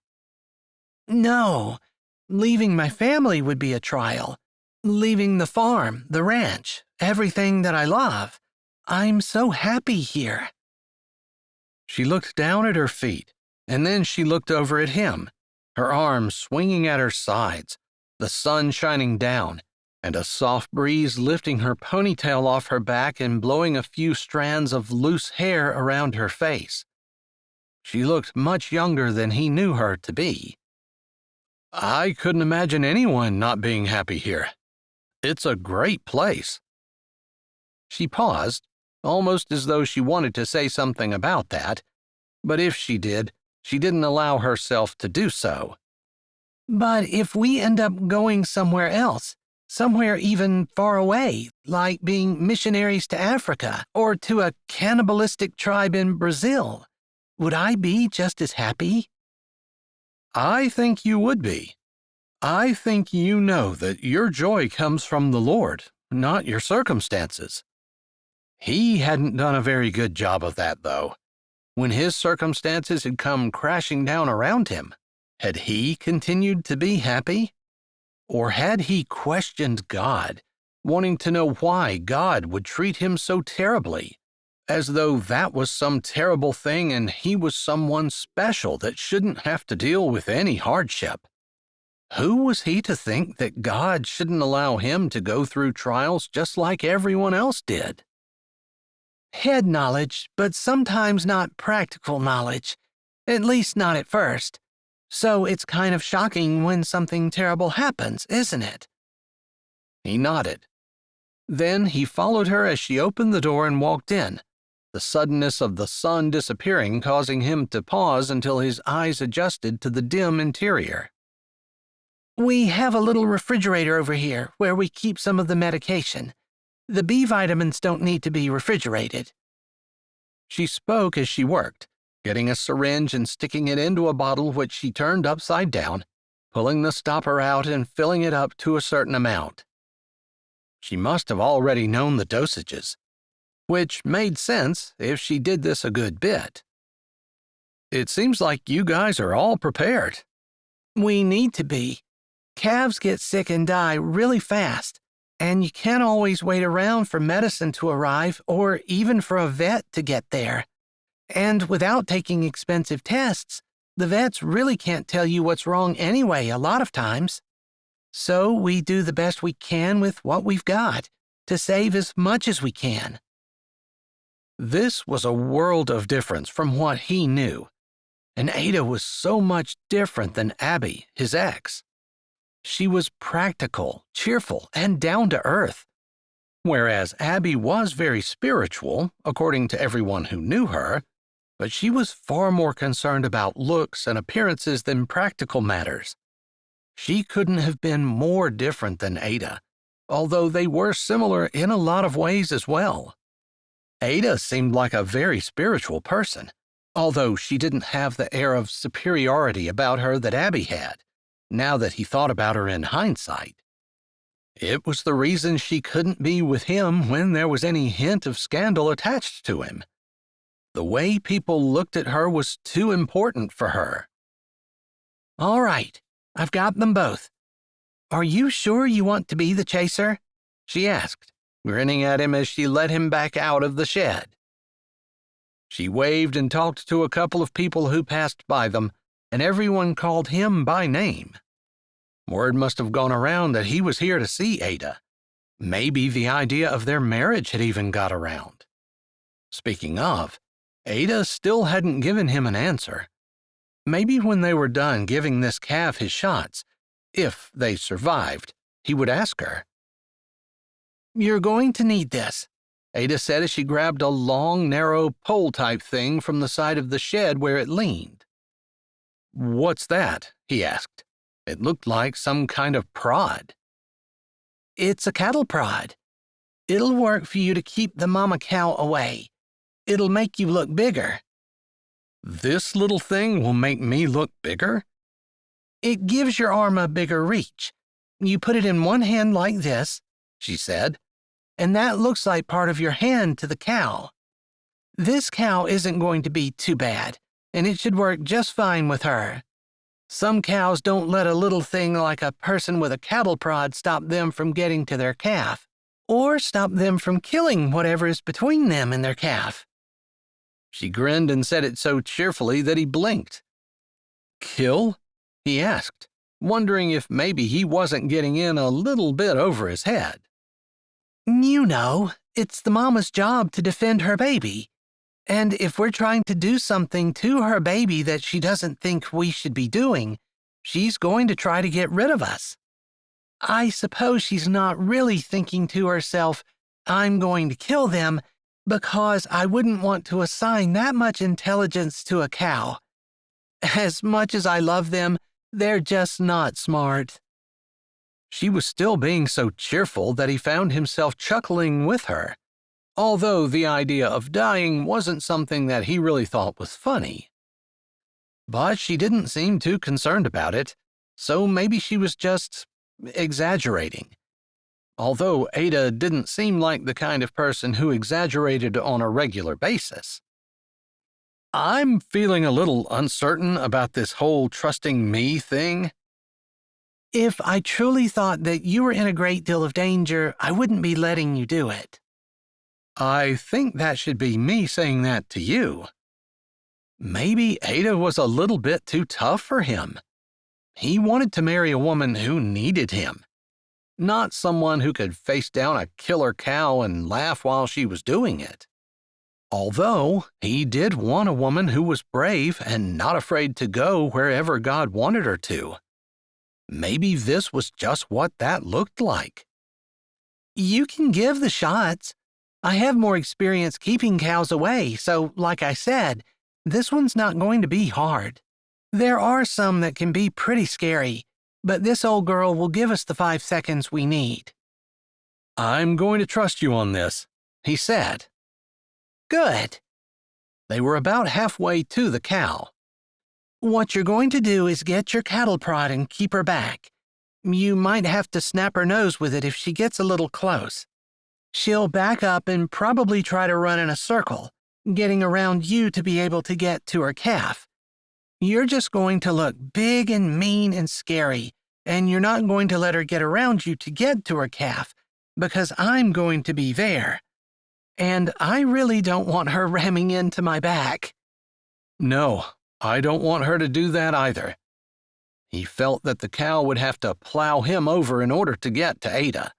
He could do at least that much. "All right. It's always a little easier if you get to the calf before the mama does, but she's still standing right there beside him. But since this one's down, we won't have to worry about catching him or him running away." He couldn't even imagine running after the calf as the mama cow was running after them, trying to catch it. It seemed like it would be the kind of video that got posted to social media and made everyone involved look silly. Not that he would mind looking silly for Ada, if it meant she didn't get killed by a cow. "All right, I've never done anything like this before. I've never actually been in a pasture with a cow before today." "Wow, I really did throw you in the deep end, didn't I?" Ada said, like it was her decision to have him out there, instead of him insisting that he could do it. What was he thinking? He felt his feet dragging as they got closer and closer to the cow, but Ada didn't slow down. She seemed to speed up, waving her hands over her head and yelling at the cow. It took 2 steps back, although it obviously did not want to leave its calf. "You think you can do that?" she asked as she glanced at him. "The other thing is, I wouldn't turn your back on her." A lot of times, a cow will run from a face but will go right past your back. But when she's a protective mom, she will charge your back. Good to know, he said, hoping he didn't sound as sarcastic as he felt. She had uncapped both syringes and had them in her hand. All right, it's all yours. I'll give this fella his shots as soon as you get between her and me. He supposed that was his cue. So he said a short prayer, telling Jesus that perhaps they would be meeting soon and asking him to help him at least be brave and protect Ada if nothing else. And then, with a shout, he took 2 lunging steps forward and raised the cattle prod, waving it around. He figured that he probably ought to at least pretend to be confident and know what he was doing, even if it wasn't the slightest bit true. To his surprise, the cow stepped back and stood staring at him, her head lowered, her nostrils flaring as she breathed out. There could have been flames coming out of her nostrils or smoke or something. Then Ada said, I'm done. Step backward until you're beyond the calf. Then you can turn around. He listened to her, almost tripping over the calf. Ada put a hand on his arm to help him, and he appreciated the gesture. His heart was racing 1,000,000 miles an hour, and he was breathing like he had just run a marathon. His legs felt weak, and he wasn't sure he could walk the entire way to the fence. You did great. I think you're a natural, Ada said, like she had no idea he was so flustered and scared. I wasn't entirely sure I wasn't going to pee my pants, he said, and he wished he'd kept his mouth shut. That wasn't exactly a manly thing to say. But it made Ada laugh. I felt the exact same way. Not just now, but at different times. That's a really good way to put it. He wasn't sure he realized that she would understand so completely, but they shared laughter, and it felt good. Chapter 13. Cash couldn't believe how tight his stomach felt. Tight and squirmy, like there was a can of worms open and crawling around in it. For some reason, he really enjoyed his time with Ada. He truly cared about what she said. It wasn't about the money. Although he would be lying if he didn't admit that there were parts of him that would be absolutely devastated to have a chance of getting $1 billion and to lose that chance. Still, Ada was one of those girls that were once in a lifetime. She was sweet and intelligent and loved the Lord, which was the most important thing, but she also had a sense of humor and she wasn't afraid to work. Not in the house, not on the farm. Whatever needed done, she did it. She loved her family, and it was obvious that they loved and adored her. If there was such a thing as a perfect person, he figured Ada was it. He tried to think about her flaws. Maybe she was a little bit of a homebody.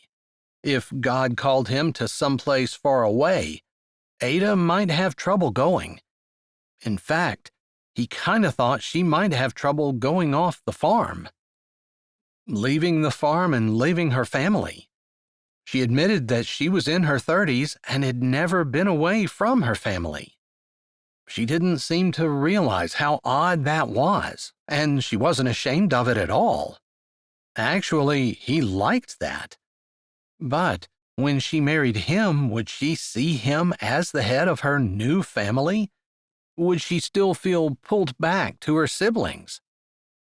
If he was moving to Virginia, he wouldn't think twice, because it would be far enough away from her family that he wouldn't be afraid that he'd wake up every morning to her running to them for some reason or another.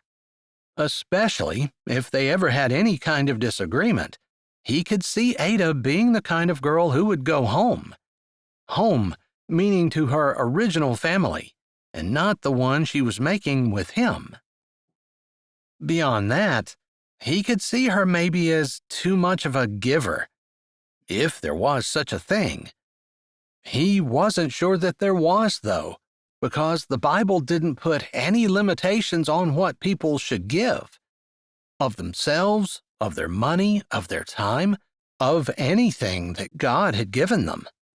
It seemed like the more a person gave away, the more God gave them. It was a principle that he talked about in his word, and it wasn't limited to just money and things.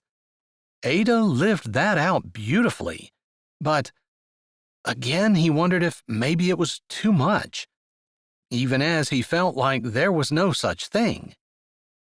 It was an odd feeling, but he'd never seen anyone who seemed to be as selfless as what Ada was. Otherwise, he couldn't think of any flaws. Sometimes flaws came out as you got to know a person. Phrases they repeated, or jokes they told constantly that were funny at first but became irritating after the 20 millionth time. Only time would tell about that. But those weren't major flaws. Those were just little things that he could absolutely live with. Anyone could, if they were serious about loving their spouse through good times and bad. Lord, help me to accept whatever it is that you work out. It's out of my hands now and into yours. Place on Ada's heart whatever it is that you want, and help her to have the answer that is best. He pulled into the yard, and to his surprise, Ada was sitting on the porch swing, seemingly waiting for him, because when she pulled in, she closed something. As he looked closer, he realized it was a Bible. She set it on the railing and then walked down the porch steps. She was in her bare feet. Immediately thought of Abby, his ex-fiancée. She would never go anywhere in her bare feet, and especially not walking around outside. But he was in a different place here. Abby would have been a perfect wife for his big megachurch in Virginia, but Ada was a perfect country church wife. She wouldn't be happy in the more populous area in Virginia, and she might look a little out of place anyway. The thought bothered him on some level, but he didn't examine it too closely. Because it didn't matter. He had left Virginia, and he wasn't going back. Ada met him as he got out of the car. He opened his mouth to say something, but she said, "If your offer is still open, I say yes." He leaned his head back and laughed. I was so nervous coming here. I was praying, and even if you hadn't said yes, I wanted to ask if it would be okay if I could court you. Really? She asked, sounding very surprised. Yeah. After spending the day with you yesterday, I am having trouble finding any faults, other than perhaps you're attached to your family more than is comfortable. Maybe he shouldn't have told her what he thought her faults were. That's funny, because I couldn't think of any faults about you.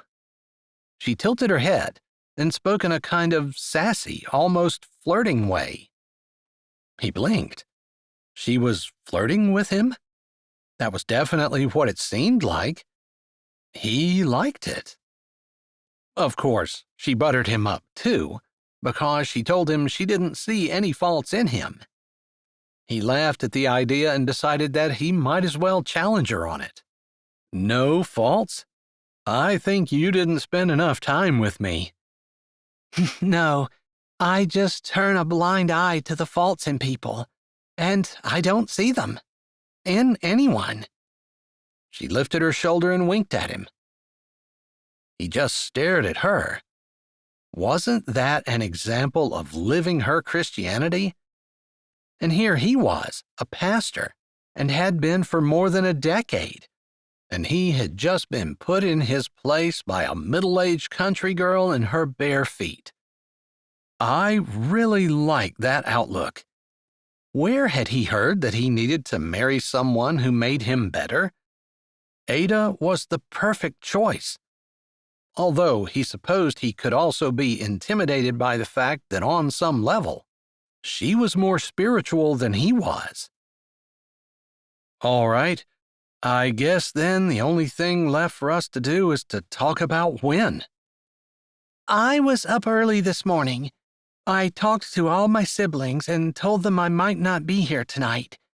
I guess I figured if we were going to get married, and we already know that we're going to have a time constraint, we might as well do it today. But if you have a reason why we should wait, I'm not pushing you. I'm just saying I'm ready. Wow. When she committed, she totally committed. You're sure this is what God wants for you? Yep. I was up a little bit last night praying about it, and then I thought about how God opens doors in our lives, and sometimes we just need the faith to walk through, even though it looks scary and unknown on the other side. I guess the money isn't really a consideration for me. I'm happy and content here, and I don't need money. But I want to do what God wants me to do. And I thought about how often in the Bible, God just made a way and people followed. So when I thought about it that way, and I thought about saying yes, I just felt a peace descend over me. Something I can't explain. And to confirm it, after I talked to all my siblings this morning, I sat down and opened my Bible, and there was the story of Abraham, with God telling him to go. So Abraham packs up and leaves, and Sarah goes with him. And they have no idea where they're going. They're just going. She lifted her shoulder and looked so happy and at peace, Cash could not doubt her in any way. In some ways, he was a little jealous of the peace he saw on her face. She looked so happy and so content and so sure of what God wanted her to do that it almost made him doubt himself. All right then, let's plan on getting married today. Do you need to pack? She laughed, and he found himself smiling along. I actually did that this morning before I came downstairs. I really don't have much. Some clothes, 2 suitcases full. I suppose I bought pots and pans and a few other things for the house over the years, but if it's okay with you, I'm not going to take them. I wouldn't be able to tell what was mine and what was someone else's anyway. That's fine with me. I'm living with Aunt Karen right now, and she's got all the pots and pans and things she needs. If God moves us somewhere else, we'll worry about that when the time comes.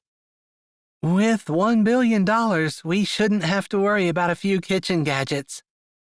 All right, then. I guess I'll go in and carry your stuff out. All right. I told Alaska goodbye, but I wouldn't mind giving her one last hug. She's in the kitchen working on lunch. All right. My suitcases are by the door. I do have a few coats and winter things that I can come back and get at some point, but they were in the attic and I didn't bother to run up and grab them. That's fine. We don't need them for a little while anyway. All right. She walked up the steps with him, and he opened the door for her. Sure enough, there were 2 non-matching suitcases sitting right by the door. It looked like she truly was ready and willing to do whatever she needed to do.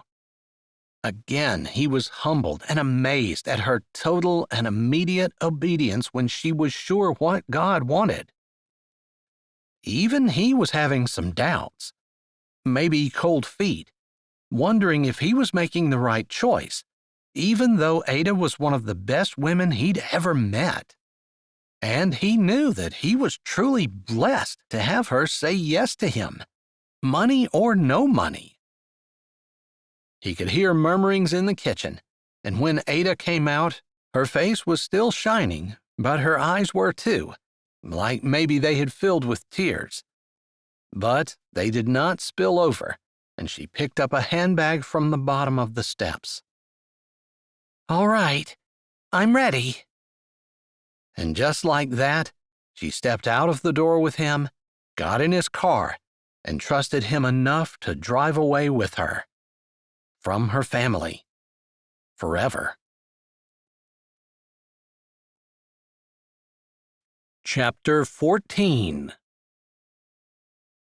Ada held her hands loosely in her lap as Cash drove down the driveway and hit the main road. Should we go to the courthouse, get our license, and get married right away? "I'm game if you are." Sounds good to me. Let me call Pastor and see what's going on. She sat and listened while Cash made the phone call. It sounded like Pastor was in Rockerton, and he would be willing to do the ceremony at the courthouse with the clerk as a witness. That was nice, and when Cash got off the phone, Ada didn't have to think about it. She nodded when he asked if that was fine. She'd always dreamed of getting married in the church, but it wasn't like a dream that she was desperate to live out. That's just how she pictured it when she pictured her marriage. But she was old enough to know that life often did not go the way that one pictured it. In fact, very seldom did life go the way one pictured it. Most of the time, it was very much different from anything a person pictured. Ada had learned to be content with that. Maybe it was more accurate to say she had chosen to become content with that, because it was God, and whatever He ordered in her life was right. After Cash got off the phone, he confirmed what she already had suspected by the way the conversation had gone on his end, that they would get married at the courthouse with the pastor, as soon as they got their license. He was meeting them there in 45 minutes, which should give them plenty of time to get there on time. They chatted about the weather and about some inconsequential things, and then Cash turned the conversation to a few things that she had wondered about last night, but had decided she wouldn't worry about. Whatever worked out, and she just wasn't going to think about it. "Are you okay living with my Aunt Karen and me?" "Yes, that's what I thought we were going to do." "I told you I promised her that I would stay there until I turned the car dealership around. If we get the $1 billion, I'll see what she says, but I don't know if that's where God really wants me to stay." "You need to do what God wants you to do," Ada said, meaning that. She was a little bit scared as she said it, because she didn't want to leave Sweetwater. She didn't want to leave her family. And if she allowed herself to think about it too much, she would get sad and depressed. But as she kept her eyes on Jesus and just remembered that He wouldn't lead her anywhere He wouldn't hold her hand and stay with her, then everything would be okay. I think Aunt Karen had talked some about doing some spring cleaning. She was going to hire someone to do it, but I didn't know if you could help her or not. "I will. I told my family that I most likely wouldn't be around to help them anymore. I wanted to talk to you about it and see what you said, because if it's okay with you, I'll continue. But I don't want to keep going there if that's not where you want me." "I don't care if you do it some, but I do think that it might be best for you to see what you can do with Aunt Karen." It sounded like he wanted her to stay at home and be with him, and to not be with her family. "If you don't want me to be with my family at all, can you say so?" she said, cautiously, because she didn't want to jump to the wrong conclusion. "I don't want to be the bad guy, but at the same time, I feel like when we get married, we leave our family and we cleave to our spouse. Does that make sense?" "Absolutely," she said. She deliberately hadn't asked about this, because this might have changed her mind. she wouldn't have been quite so willing to follow and do whatever God wanted her to do if she knew that her husband was going to want her to live in Sweetwater and not see her family every day. It was going to be a big change for her, but that's what marriage was. It's not too late to change your mind. She shut that thought aside. She didn't want to change her mind. She knew what God wanted her to do, and she wanted to do it, no matter how hard it was. And the idea of not seeing her family every day was really, really hard. They got to Rockerton, and the conversation was not strained, but she knew she wasn't quite as chipper as she had been. She just needed to work through it and realized that life was going to be changing for her in a big way, but in an exciting way too, and she had to be okay with that. She wanted to look forward to it and welcome the new challenges. "All right, let's do this," Cash said, glancing across the seat at her and giving her a smile. He looked just as nervous as she felt, but she felt a smile come easily to her lips. There was no question in her mind this was the right thing, even if part of her heart was breaking at the idea of not being with her family. It would be fine. God was in control. It was easy to get the license and didn't take very long at all. The pastor was waiting for them, and their marriage ceremony was quick and painless. Cash kissed her on the cheek when the pastor said that he could kiss his bride, and Ada was slightly disappointed. She had thought about her wedding kiss for years, had thought there would be something a little bit more passionate. But she supposed she really hadn't thought it through. It made sense that their wedding kiss would not be turning into a make-out session. Cash gave the pastor some greenbacks, and Ada was pretty sure that he had been very generous with his payment. After all, he was a pastor himself. "So, wife," Cash said as they walked out of the big, ornate courtroom doors, "would you like to sit down at a restaurant and eat some lunch?" "I seem to have worked up an appetite, husband." She liked being called wife. "I think getting married must make me hungry." She smiled into his eyes, and he smiled back as he took her hand and held it out. "Is this okay?" "Of course," she said, actually very happy about it. She had always wanted to hold someone's hand and have him be all hers. And now she had her very own husband. Cash was definitely all hers. They were walking down the street to the restaurant that was just a block away from the courthouse when Cash's phone rang. He pulled it out of his pocket and glanced at it. He made as though he was going to put it back in his pocket. "Who is it?" she asked, curious as to whose phone call he would ignore. "I think it's someone from Virginia, but I got a new phone and I don't have whoever it is in my contacts." "Answer it. It might be your parents or siblings or something." He looked as though he were thinking about it for a moment, and then he nodded. "I can't even remember what their numbers are." He let go of her hand and swiped his phone to answer, putting it on speaker and smiling at her and winking. The sidewalk was deserted, and it really didn't matter how loud his phone was, as they moved to the side, with him holding it up between them. "Cash Johnson." "Cash, so formal. Surely you recognize my number. It hasn't been that long." It was a woman's voice, and she sounded kind of flirty. "Abby," Cash said. He glanced at her and then turned a little away from her, as though he didn't want her to hear. His phone was still on speaker. Abby? Who was Abby? He had mentioned a fiancé that he had broken up with, but could this be her? Ada tried not to bite her lip or be worried. Whatever it was would work itself out. I had to get a new phone, remember? I don't have your name in my contacts. Did you need something?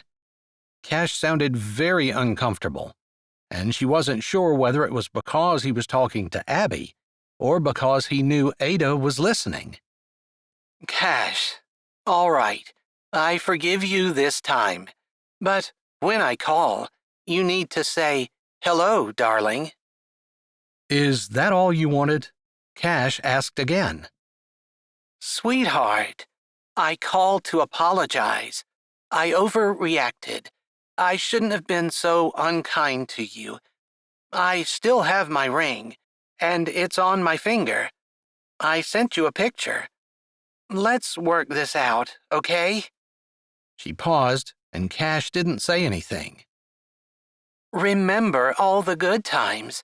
After all, there were a lot of those. And I miss you. I miss your kiss. Ada about swallowed her tongue. She hadn't even kissed her husband, and yet this woman had. Well, unless she counted the peck on the cheek he gave her in the courthouse, but she wasn't counting that. Abby, I got married today. Please don't call me again. Cash? Abby sounded panicked. You're kidding. You have to be kidding. Cash, darling, you couldn't have gotten married so fast. It's only been a few months. And I know you moved deliberately. After all, I have experience with that. Why in the world would you lie to me and tell me that you were married? You silly boy. She sounded condescending. Ada almost wanted to say something to her. Then she remembered what she had said to Cash about how she didn't notice people's faults. Maybe that wasn't true whenever it was a woman who was flirting with her husband. No, I'm dead serious. I just got married. My wife is standing beside me. Unless you need something else, I really don't think that we should be talking anymore. At least Cash was handling it well. He wasn't trying to put her off for some other time. He wasn't flirting back, and he wasn't pulling any punches about the fact that he was married. She couldn't fault anything he was doing. But she also couldn't keep the uneasiness from sliding down her spine and making her want to curl into herself. And she couldn't explain why. Up until that point, she had been confident that she and Cash could develop a good relationship. But if this was the kind of woman he had been engaged to before, she wasn't sure what he was doing with Ada. She wasn't anything like her. In fact, if she had to find her opposite, it really sounded like that woman would have been it. Cash hung up, but there was an awkward silence between them. He lifted a hand. I'm sorry about that. It was weird. She broke up with me before I left. She told me she was keeping the ring, but I didn't think it was because she wanted to wear it again. At the time, our wedding was supposed to be in 2 weeks, and I actually still owe some money on the venue and a few other things. You can't cancel a wedding 2 weeks out and get all of your money back. He ended lamely, as though he didn't know what else to say. You don't have to explain it to me. At least now you know whose phone number that is, she said. Yeah, I probably ought to block it. Remind me to do that when we sit down. She lifted her shoulder. You can if you want to, but you don't need to do it for me. You were firm in your rebuttal, and I think she understands that you're married. If she was a Christian woman, that would be all he needed to say. And Ada was sure that Abby was a Christian, or Cash wouldn't have considered marrying her. All right, I guess I need to shake that off. It threw me for a loop. I wasn't expecting it. He seemed like he was thinking about it as he walked to the door and opened it for her. She thanked him and walked in ahead. They waited until the host could seat them and then sat across from each other, looking at the menus. Chapter 15. Abby's phone call seemed to have stilted their conversation. Ada had to admit that she was struggling to continue to be confident that Cash wanted to be with her.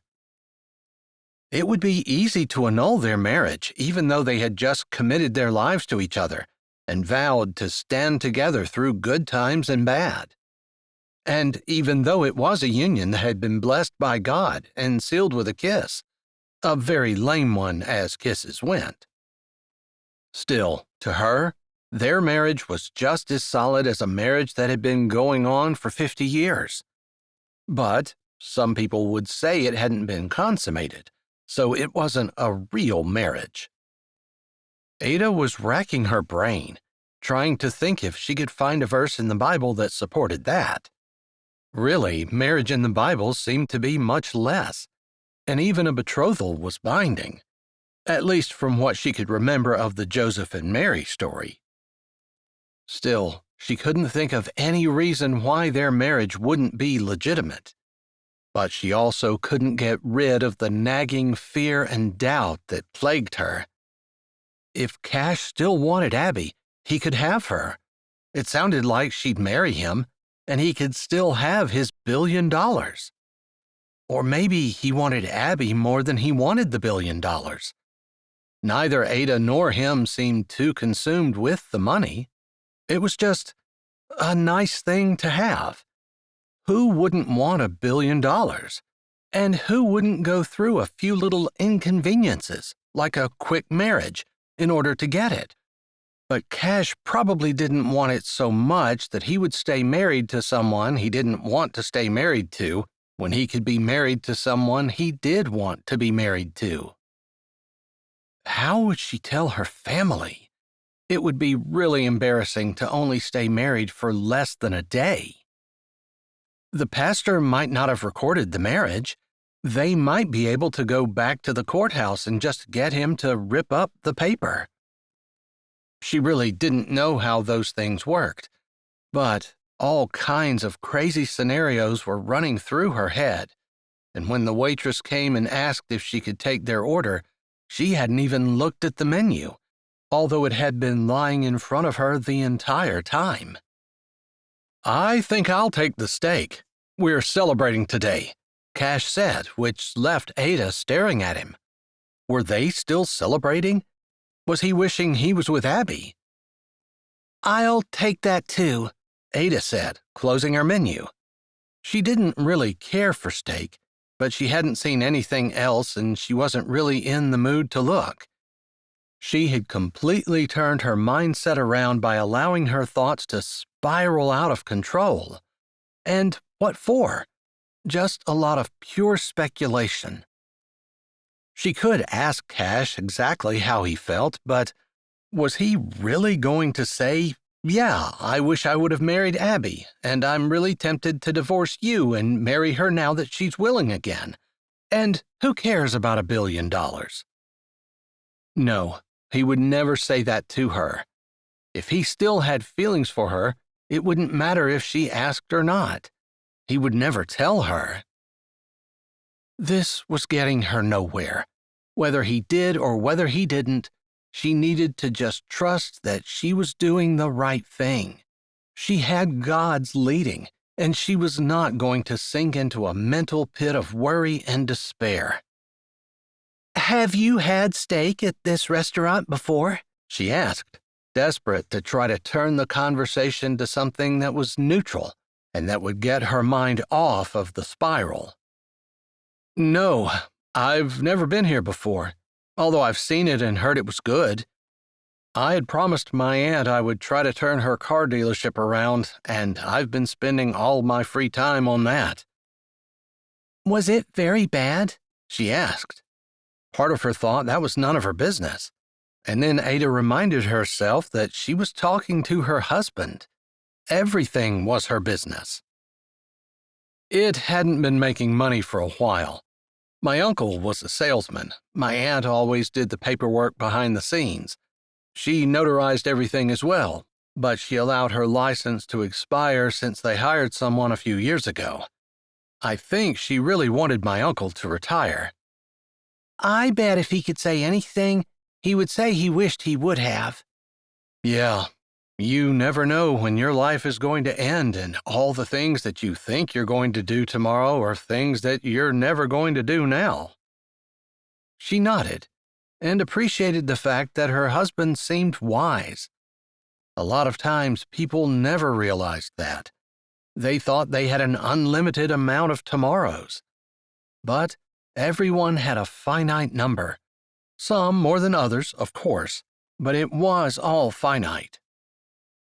They settled into a pleasant conversation as the waitress brought their steaks out and told them to enjoy the meal. It was very good, and Ada had to say that if she was going to have a wedding meal, this was a good choice. "I suppose you have steak all the time," Cash said, smiling at her as they finished up their meals. I have to admit, I've never ordered steak at a restaurant, but this was very good. "You live on a farm, so you have your own steak?" You'd think so, right? But I think we're kind of like anyone else. A cleaner cleans all day, and when they get home, they have zero interest in cleaning their own house. They're tired of it. "So you're not interested in steak?" She realized she hadn't done a very good job explaining. All right, so maybe it's a little bit different. Steak is our product, and if you eat your own product, you don't make money on it. Now, of course, if you grow your own, then you don't have to buy it at the store, which is even more expensive. But a lot of times the meat we get in our freezer is just ground beef, because it's an old cow that was going to die. We just took her to the butcher shop or something like that. We very seldom have really nice restaurant-worthy steaks at home. She smiled.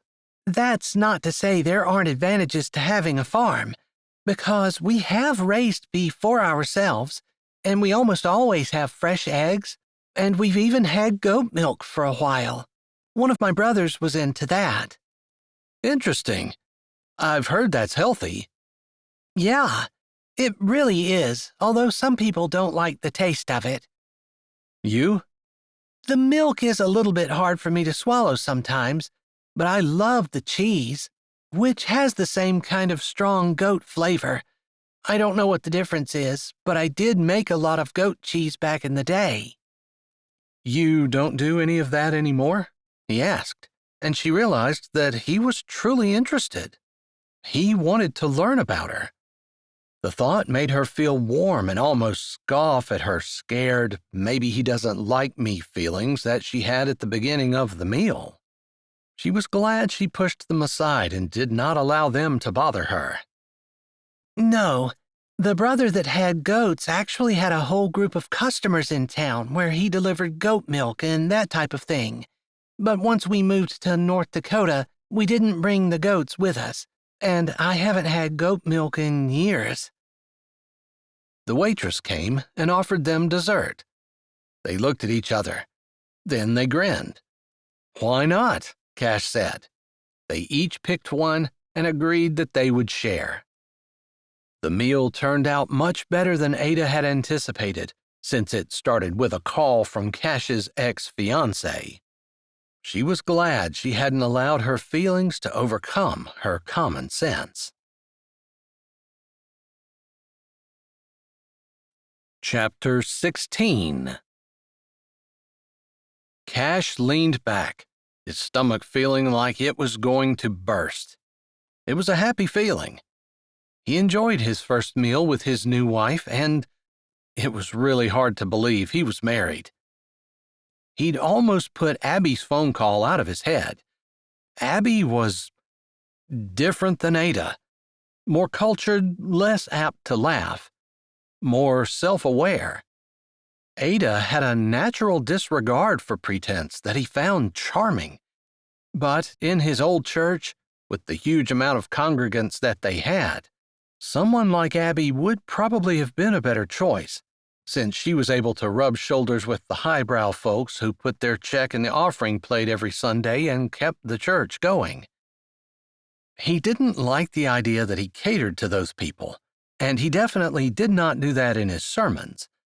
But the fact of the matter was, in order for the church to continue its ministry, it needed people to donate to fund the cause. He wondered sometimes if maybe he had gotten too deep in debt. The Bible warned about that, and he had never liked borrowing money, but they had been growing so fast they needed a place for everyone to meet. He felt like he didn't have a choice, and the board had agreed. But maybe they should have tried to think of other options.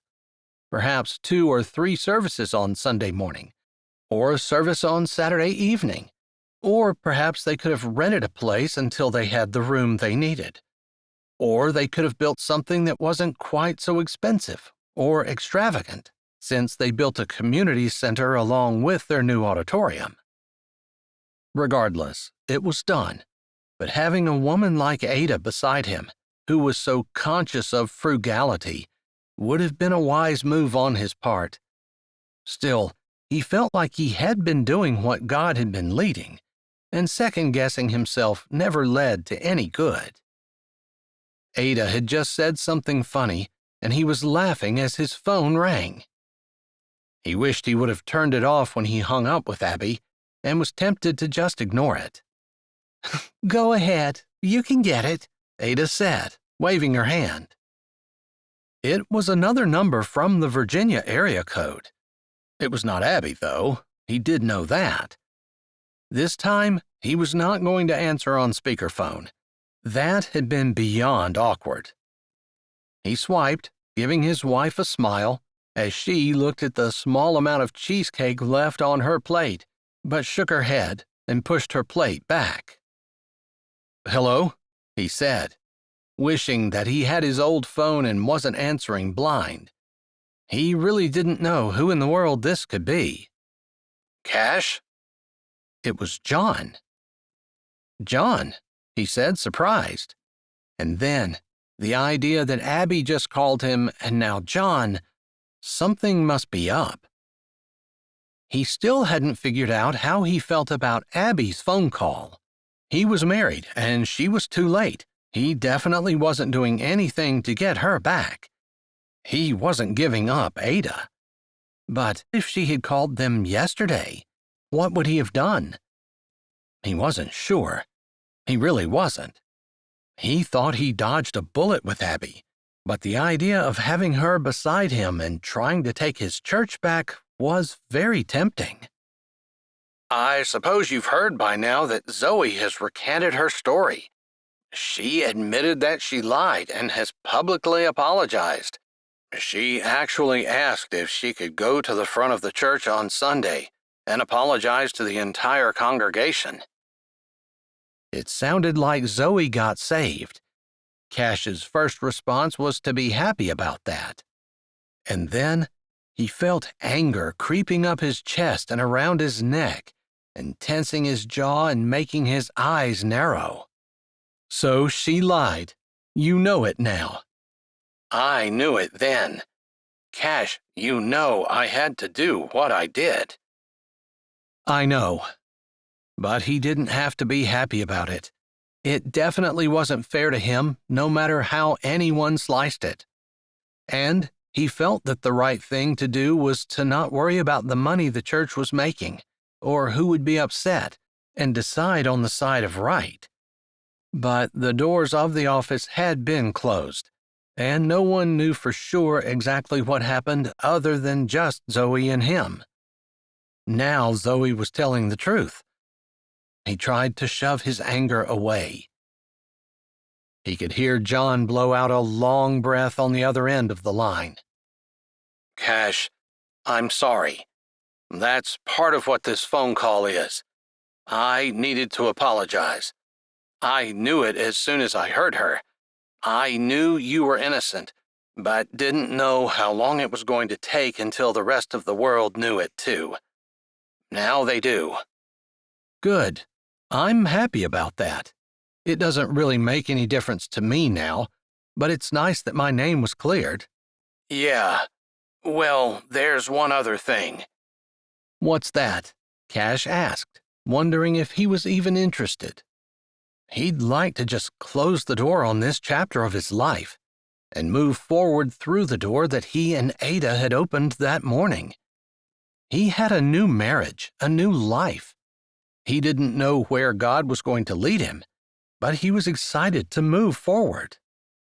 "We have one man lined up who's willing to take the church. It's not easy to find someone to lead after a scandal like this." "It might be easier now that everyone knows I was innocent," he said casually. "Actually, it's going to be harder. Candidates questioned us about whether or not you were innocent, and I had to be honest. I had to say that I believed you were. It made them very leery about coming. After all, what happened to you and the board sided with the accuser, even though we were sure that you were innocent, and there was no hard evidence against you. It makes a candidate cautious about coming." "Yeah, I can see how that would work." He wanted to laugh, because he found it ironic that they had been all righteous and thinking that they were going to do the right thing by siding with the woman who's always right, even though she was lying through her teeth, and now it was coming back to bite them. But he didn't want to gloat, because that was wrong. God didn't appreciate pride or gloating in a person, no matter how much they might feel like they were justified in doing it.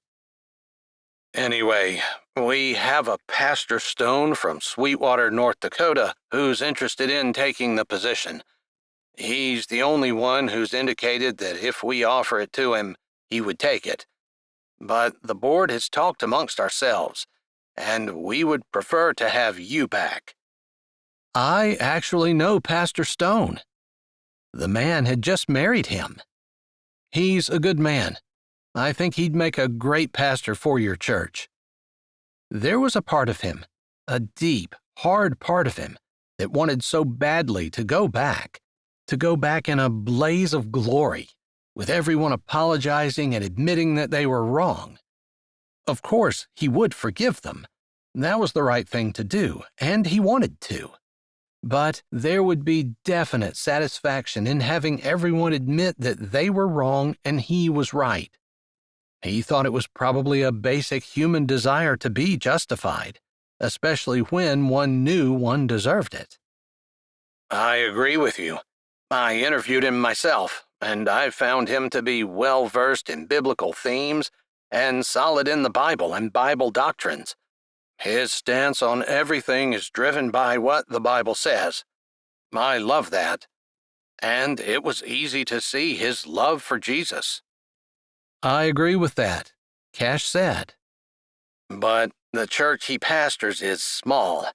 50 members, 100 members, something like that. He's maybe not prepared for a church of this magnitude. At the very least, it would be a steep learning curve for him." I think he could handle it, Cash said casually. "I'm sure with the Lord's help, he can." John spoke with sincerity. "But we would rather have you. Would you come back and at least allow the church to apologize? Maybe look around and see if this might be where God's leading you next?" Cash realized the conversation was taking longer than he wanted to. This was his wedding day. His new bride was sitting across the table from him. He didn't want to have this conversation go on, and once it was done, he was going to turn his phone off. He mouthed, "I'm sorry," to Ada, who smiled and shook her head. She truly seemed unbothered, despite the fact that it was rude for him to have a conversation on his phone at the table. Still, she had told him to answer his phone. "I'll need to speak with my wife. I'll see what she says, and I'll have to get back to you." There was silence on the phone. He was almost tempted to count the seconds, because it seemed to stretch on and on and on. Finally, John said. You and Abby got married after all? No, I met a girl here in North Dakota where my aunt is, and we just got married today. She's sitting here across the table from me, and we're having our wedding meal. So, if you don't mind, I need to go. No, I don't mind at all. I'm sorry I didn't know. Congratulations. He paused, and then he said, Please, think about what I said. I would really like to have you back. I'll pray about it. I'll get back to you about whether we'll visit or not. Thank you. They hung up, and Cash took a moment to turn his phone off. Then he shoved it back in his pocket and looked at Ada. I'm sorry.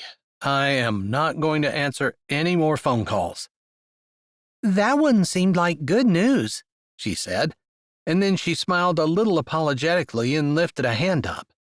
I hope you don't mind that I was listening. No, not at all. You're my wife.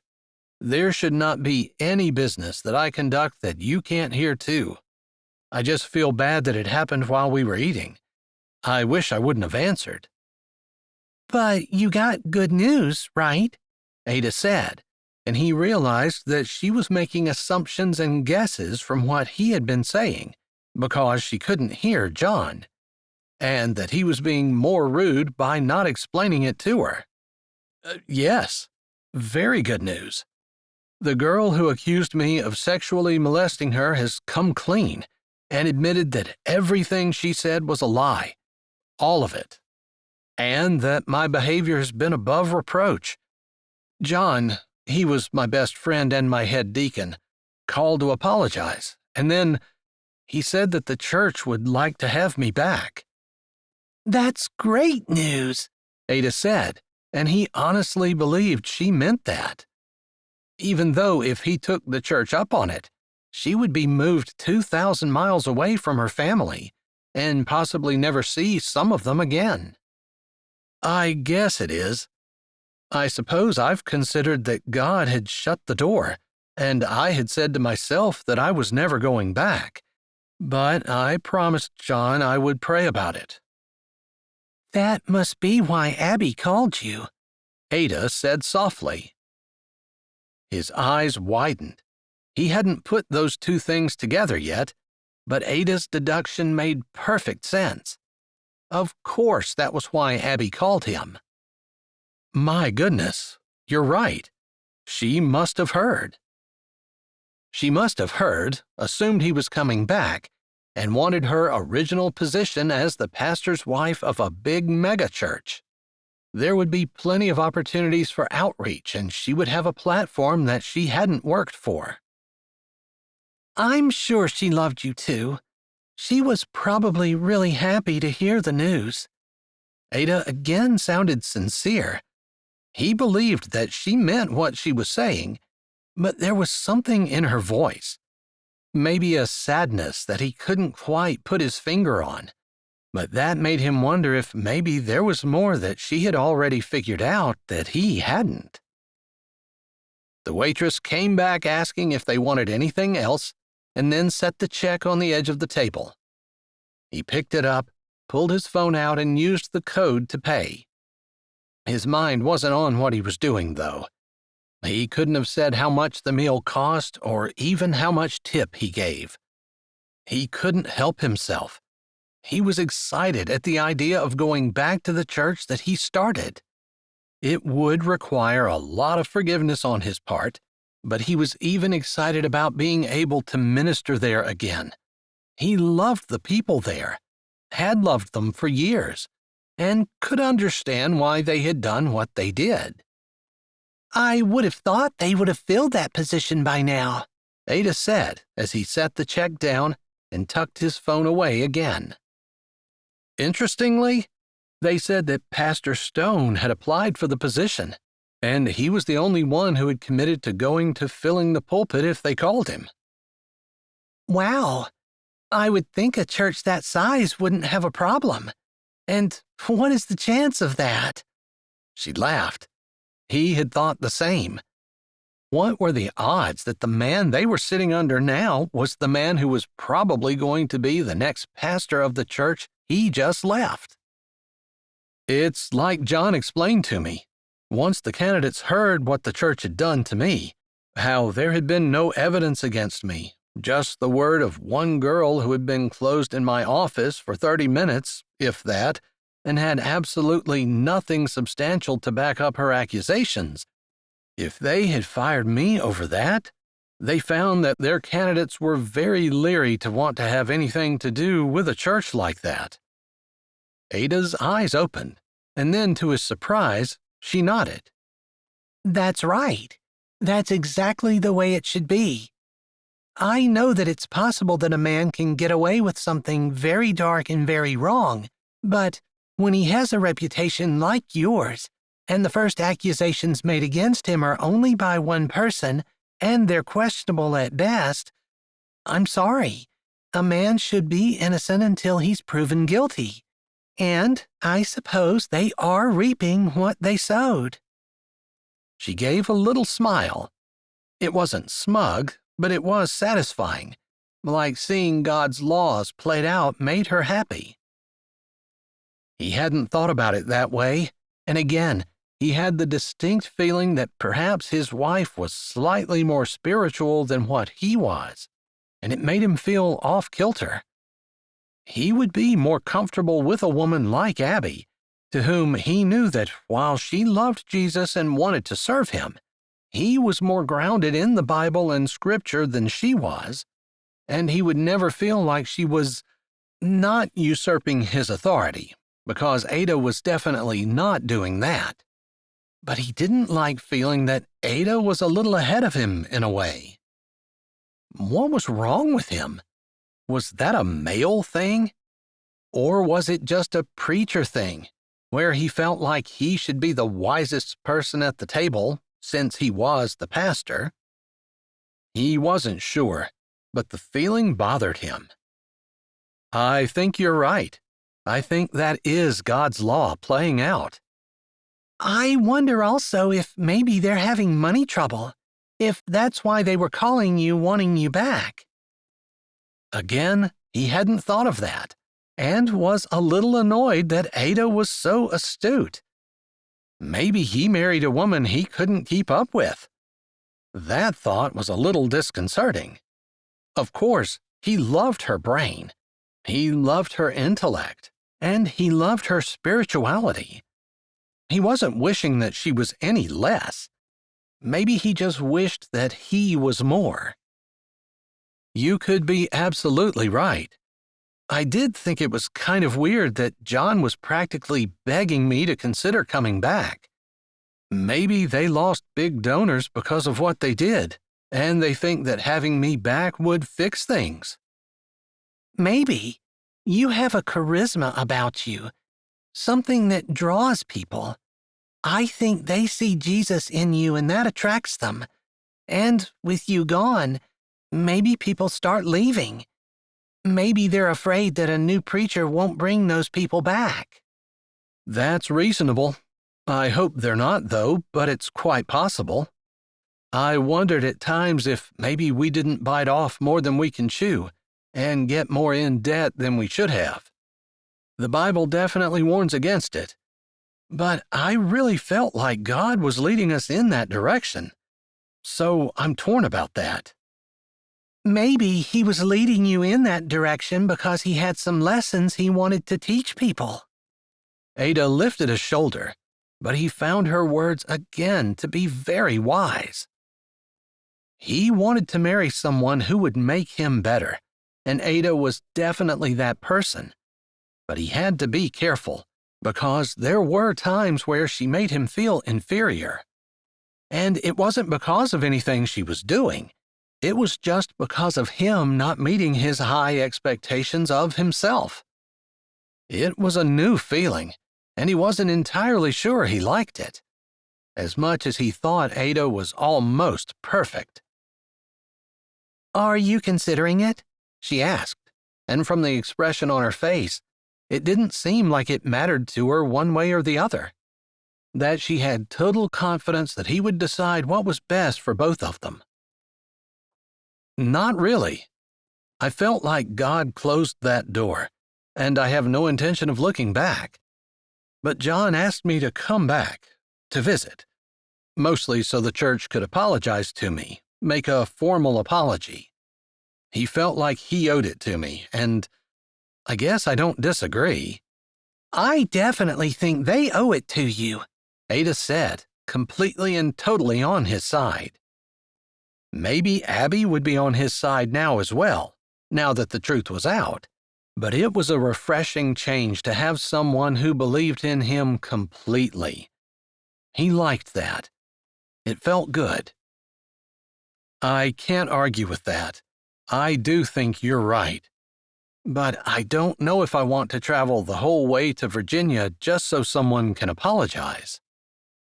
It's the entire church that needs to apologize, or at least the board members, and publicly, because they made a public example of you, and they did that for their own personal gain, not for any sense of justice or right. He loved how she pointed that out, and said it, like they really hadn't been biblical in how they treated him. I don't know. How do you feel about taking a trip to Virginia? He realized he should have asked her that to begin with. After all, she was his wife. He supposed he could be given a little grace, since he only had a few hours to get used to the idea, and a day or two at most to even think that he was getting married to her. I'd love to. I'd love to see where you're from, see your parents, see the church that God built and gave you. I think it will be a fun trip. Maybe we could take a wedding trip. It would be a honeymoon. A honeymoon to the church you used to pastor. That's perfect. She smiled, and he thought she might have meant it.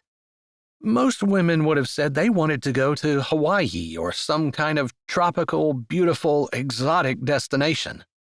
But his wife, she was definitely one of a kind, and far better than what he deserved. He said a short prayer thanking God for giving her to him and asking the Lord to help him appreciate all of her strengths, including ones that seemed to outshine his. He didn't want to be bitter and angry against his wife because she was good at things that he felt he should be better at. That was petty and wrong. All right then. I will check with Aunt Karen because she's going to need to handle the car dealership while I'm not there, but I don't think that'll be a problem. Shall we plan on it? Definitely, she said, smiling at him, as they nodded at each other and then slid out of the booth, ready to go home and start married life together. He realized there was something that he hadn't talked to her about, though, and he really needed to. After all, they didn't know each other very well, and he knew he was a little nervous about that idea.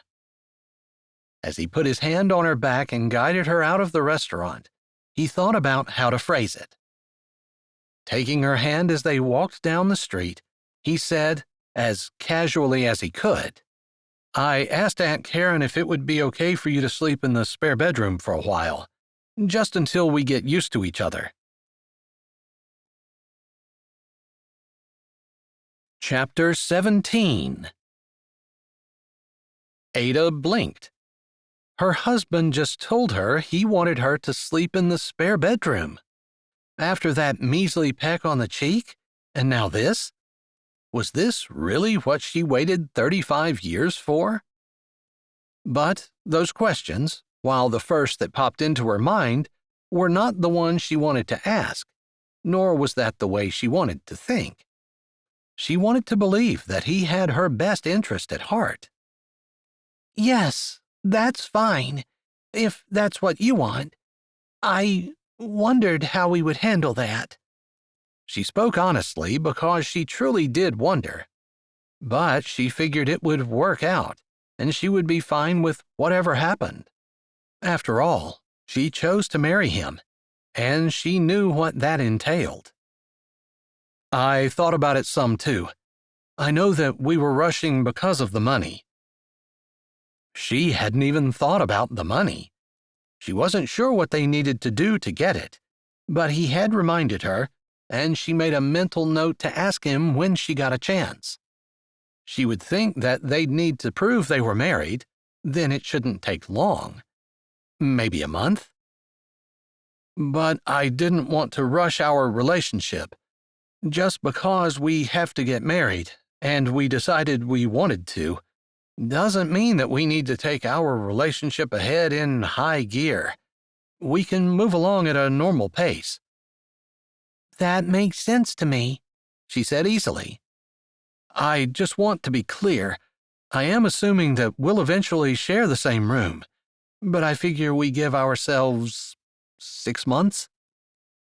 That seemed a little excessive, but she nodded. I really don't know. I've never had a relationship that progressed to any kind of seriousness. So if you think 6 months is a good number, I'm down for it. "You can let me know if you think we need to take longer?" All right. He didn't say that she could let them know if she thought they needed a shorter amount of time, but she was going to assume that that offer was open as well. She felt comfortable with Cash, and she thought that she would probably feel comfortable talking to him about that as well. Although, now, if she wasn't sure how he felt about it. And after the call with Abby, she had felt more insecure with him than she had in the time she'd known him, which admittedly hadn't been very long. But he paid attention to her throughout the entire meal, and did not seem to be preoccupied with Abby's call. But that could be because John's call overshadowed it. The idea of moving away from her family, the whole way to Virginia, made her shudder and quake in her soul. But she had known that this was a possibility when she agreed to marry Cash, and she had been sure it was the right thing to do anyway. She wasn't going to go back on that. So, I'm not in a huge rush for the money, and it doesn't really matter, but I wondered if you knew any kind of timeline. I really don't. I don't expect it to take very long, but I just have to go online to the address that they had in the letter and submit the documentation of our marriage. Once that's done, they said there will be some processing, so however long it takes to process, and the money should land in our account. Wow, so it could be a week or less, she said, surprised. She had thought that there would be a lot more red tape. Yes, next week this time you could be a billionaire. How does that feel? Like I'm going to owe a lot of taxes, she said, and he laughed with her. She loved that their relationship was casual and easy, and she didn't feel stifled. It felt like she could say whatever was on her mind, and she even felt like Cash cared about her, which was really important to her. He didn't have to love her, not in a passionate, over-the-top infatuation kind of way, but she did want him to care deeply about her, and for them to develop the kind of relationship that was strong and solid and loving.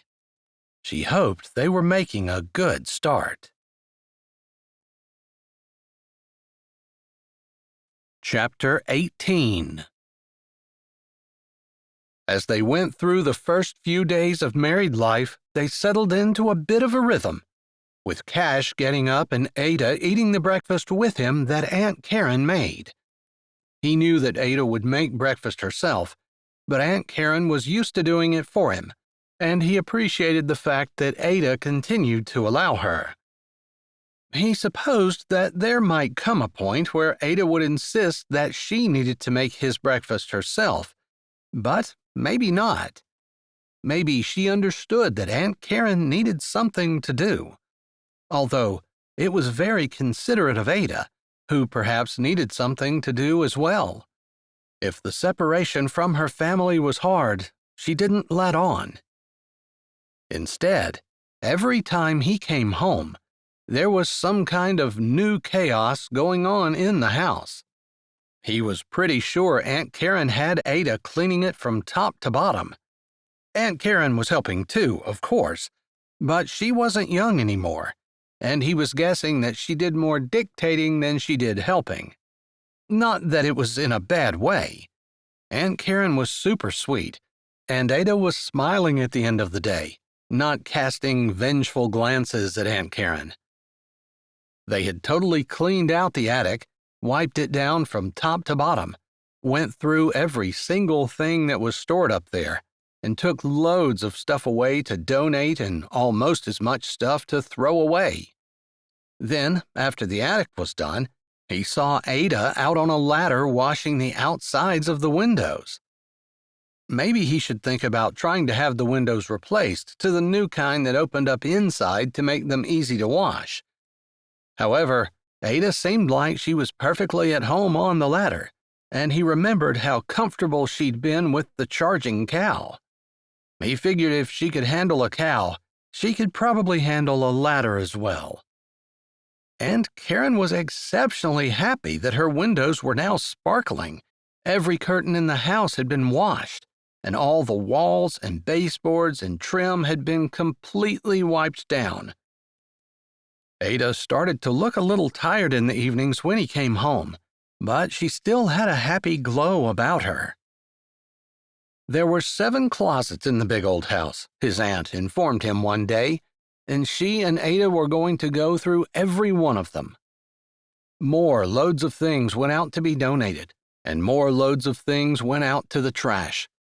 Closets were completely redone, cleaned inside and out, and his aunt said that hadn't been done in years and years. His aunt glowed with a happiness that he hadn't seen since before his uncle died. Ada looked even more tired, but she also looked happy as well. After the closets came the kitchen, and after the kitchen came the basement. By then, his aunt had grand plans for the yard, and he came home one day to find trees leaning against the porch, along with several boxes of plants and flowers. Apparently, Ada knew something about landscaping, and she and Aunt Karen were on their way to the local landscaping store to buy pavers which Ada was going to put down. Cash nodded, did what he needed to do in the house, and went back to the car dealership, which had been thriving even more than he could have imagined. 4 weeks had gone by. John had called him 3 more times asking him to go out, and the yard and the house looked like professionals had cleaned it and revamped it.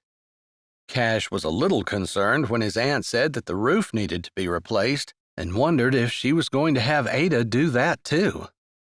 But in the next breath, he realized he needn't have been worried, because his aunt said that their elderly neighbor, 2 doors down, had been watching what she and Ada were doing, and had asked if it would be possible if Ada would be able to help her do a little summer cleaning in her house, and possibly clean out a few rooms and closets, and maybe even the attic and basement. Cash sighed and listened, and noticed that Ada did not seem to mind at all. They had been taking walks in the evening, when Ada had enough energy, or when Aunt Karen didn't have something for her to do. He decided that he was going to talk to her about it. He didn't mind that she was working, and he loved that she was staying busy and she seemed happy, but it was his job to take care of his wife, and he wanted to make sure that she wasn't doing it just to keep his aunt happy, or because there was something going on that he was unaware of and she was afraid of Aunt Karen getting upset. One evening after they'd been married for a month, and after they'd cleaned off the table, he set the last dish in the dishwasher and turned to his wife. "Would you have time to take a walk this evening?" "I'd love to," Ada said, and then lifted her brows at Aunt Karen. "Well, she can go, but I was expecting her to go over to Evie's house this evening and take a look at the things that need to be done. We're going to get started bright and early in the morning." "I'll tell you what. How about I go with Ada and we'll stop at Evie's house, and then once we're done talking to her, Ada and I can continue with our walk?" "I suppose that would be okay. Aunt Karen said. I was going to go along too, but I guess I don't need to, unless you want me. She seemed to be asking hopefully. We definitely want you, but I think I'd like a little time with my wife. She's been pretty busy since we got married. Ada's face showed concern immediately. Have I been too busy? I didn't want to neglect you, but I also didn't want you to feel like you had to entertain me. I suppose it's a fine line we'll get used to, but no, you haven't been neglecting me. Not at all. She sighed with relief, and he put a hand on her shoulder. Are you ready? Yes, just let me finish up these dishes. You go on ahead. I can finish the dishes, Aunt Karen said.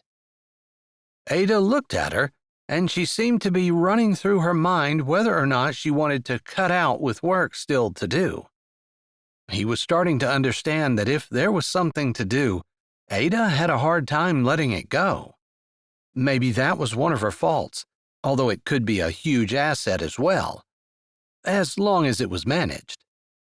Come on, let's go, he said, tugging on her hand, and was gratified when she allowed him to pull her out of the kitchen. She had a tendency to walk around in her bare feet, and she stopped at the door to put a pair of sandals on. It was a beautiful evening, although if they didn't go quickly, darkness would descend and it would get cool fast. If you don't mind, Aunt Karen, would you let Evie know that Ada and I are going to take a walk first? It would be nicer to walk before dark, and then we'll visit with Evie. I'll call her right away, as soon as I'm done with the dishes. Thanks, he said, and then taking Ada's hand, feeling her slender but work-roughened fingers slipping to his, he opened the door and allowed her to go first, closing it behind them. He had a lot of things he wanted to talk to his wife about, and he wondered where he should start.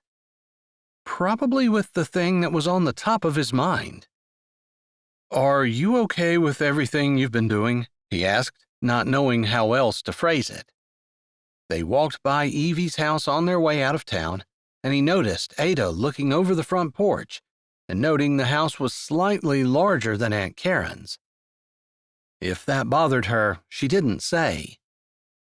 I'm thrilled to stay busy. I think Aunt Karen has been very happy getting all of the things done that we've been doing. I know she said over and over that she just hasn't had the energy or the ability to do this for years, and it's been piling up and bothering her. So it makes me feel good to know that I'm helping her. But is it too much? Oh, goodness. This is easy compared to some springs and falls on the farm. I mean, we have seasons of rest too, which are nice, or seasons of partial rest, because with a big family, there's always work to do. You're used to working as hard as you've been working for the last 4 weeks? Yeah, I'm just used to doing whatever needs to be done. And honestly, it's not the same kind of work, so it's hard to judge. I mean, I've never cleaned the house from top to bottom the way we have Aunt Karen's house, but I've spent lots of days working from dawn to dusk, and beyond. She smiled and turned her head to his. Is something bothering you? You just look tired, that's all. And I want to make sure that Aunt Karen wasn't turning into some kind of ogre or taskmaster after I left. And if you were exhausted and feeling like you were working too hard, I was going to put my foot down before we go see Miss Evie. I would tell her that you were only going to work 1 or 2 days a week or whatever you want.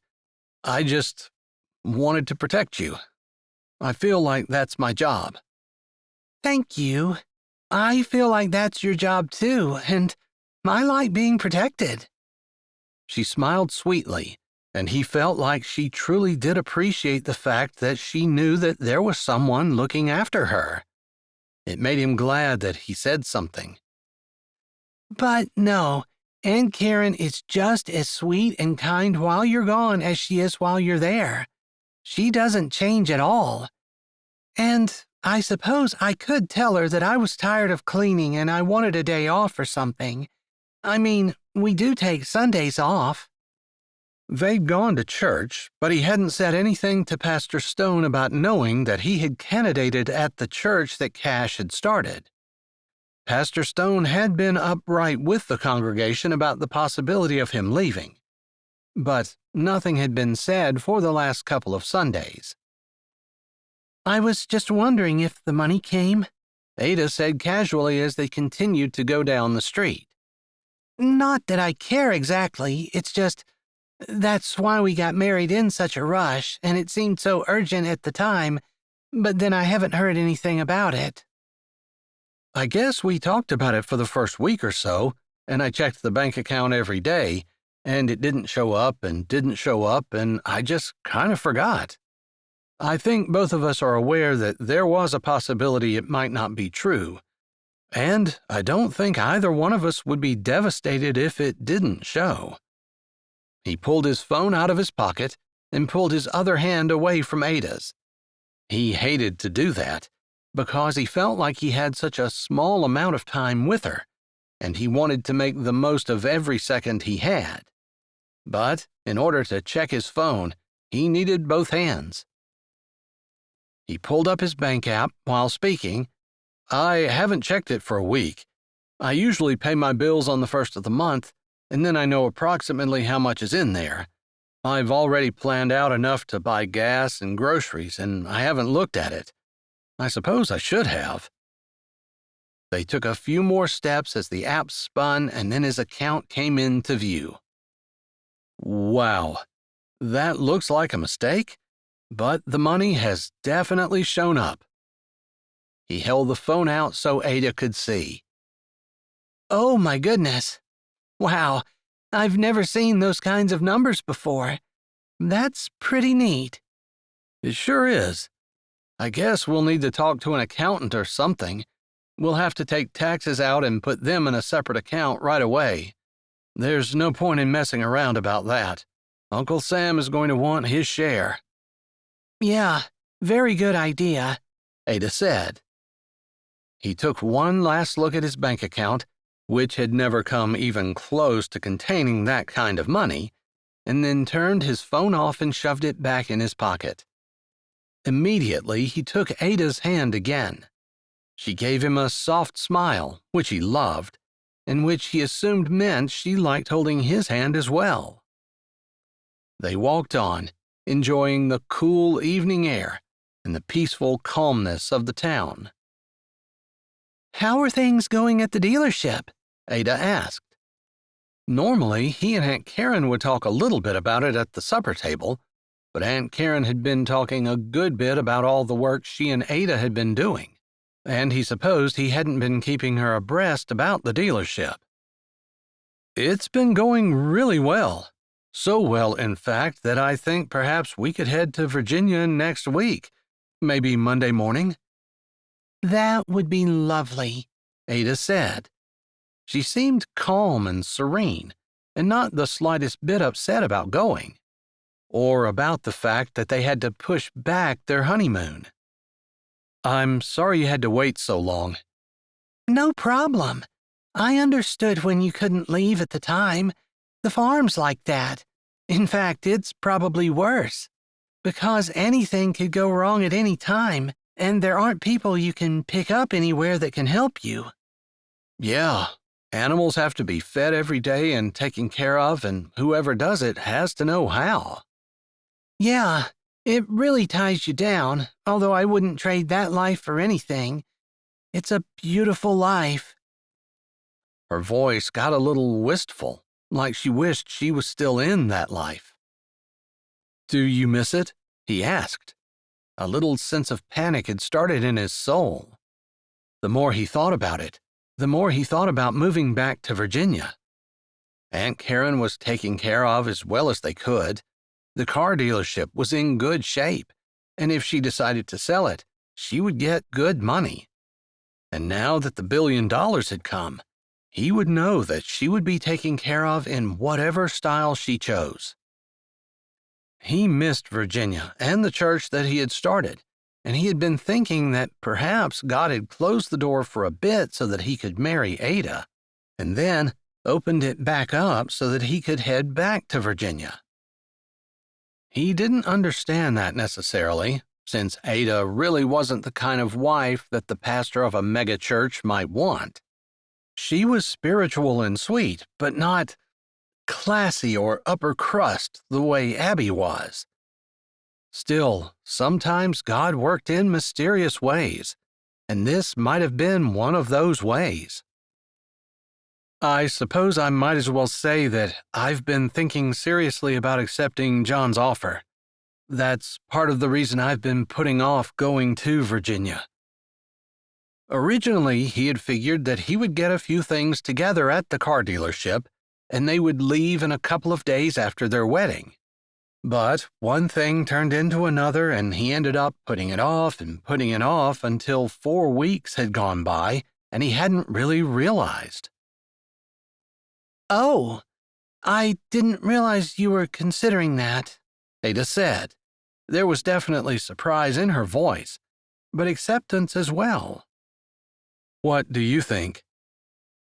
I guess I might have a better idea after we visit, but I think whatever you do, I'm with you. I knew you would be, but I want to know what you think, apart from what I want. What do you personally think? He paused for a moment and then said, "What would you like?"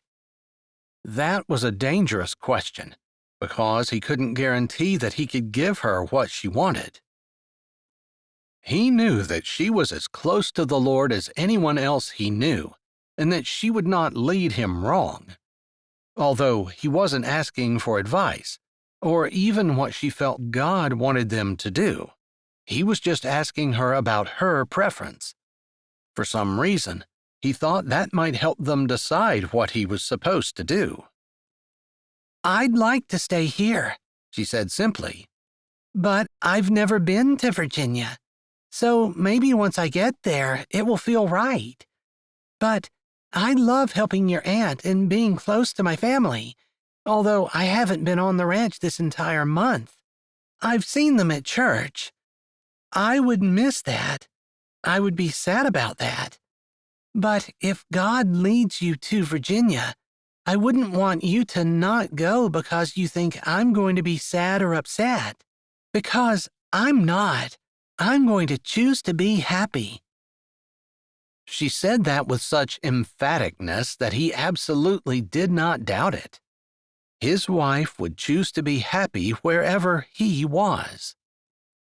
Lord, I didn't deserve a woman like this, but I thank you so much for giving her to me.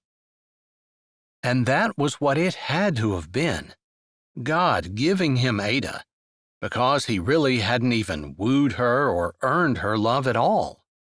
He'd just proposed marriage, she prayed about it, and said yes. If that wasn't God working, he didn't know what was.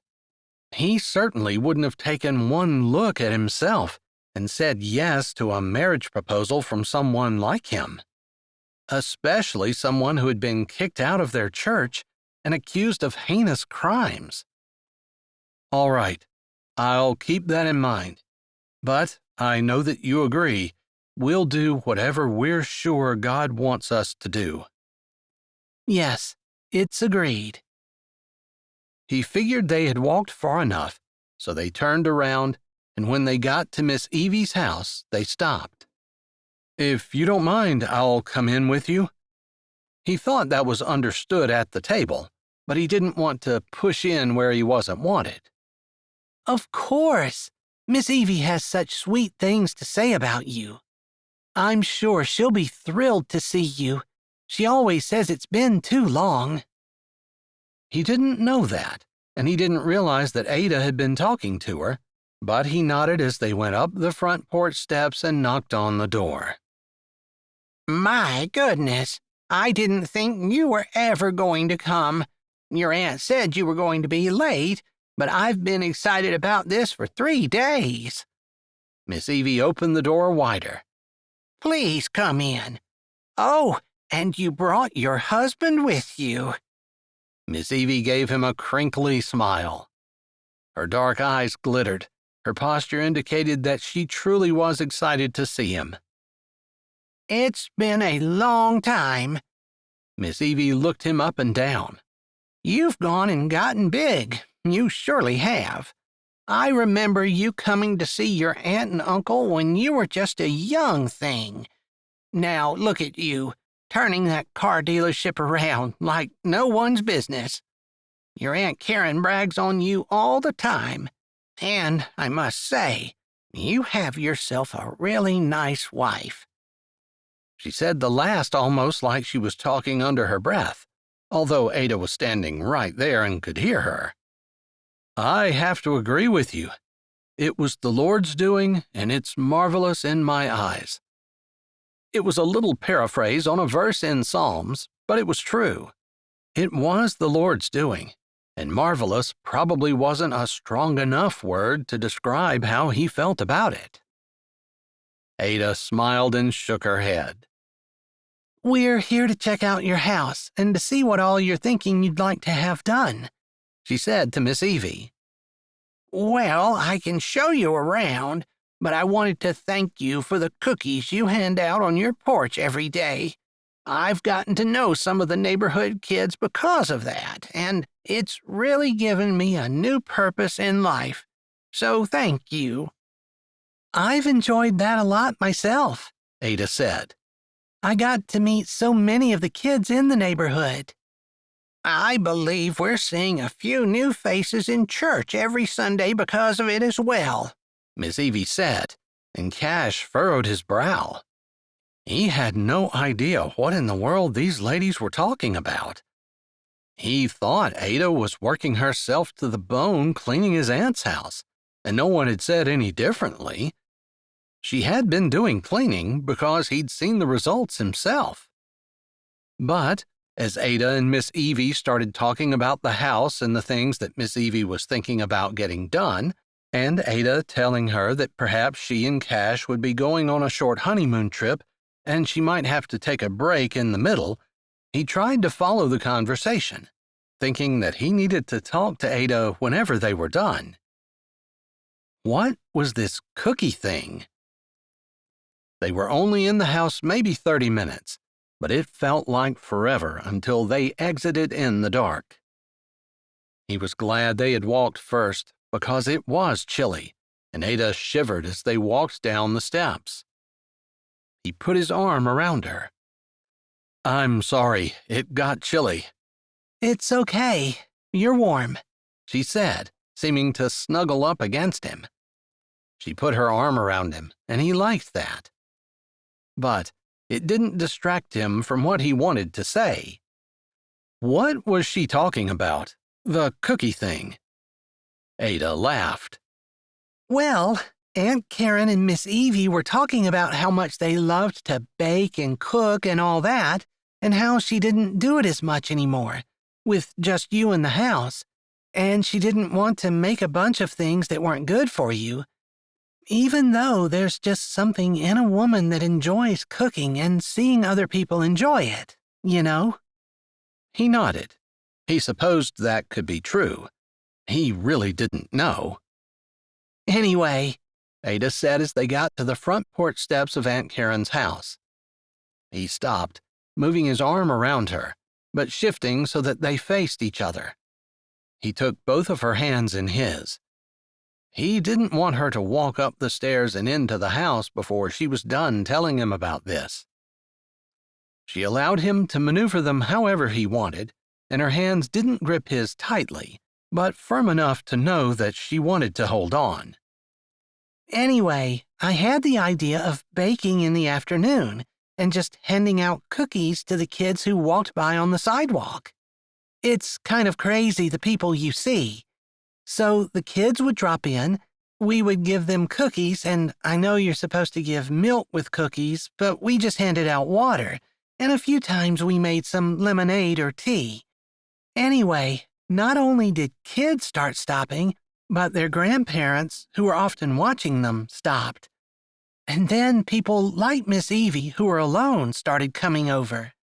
And pretty soon, before we knew it, from about 2 to 4 in the afternoon, our porch was full of people. Wow, I had no idea. No, that's probably a busy time at work.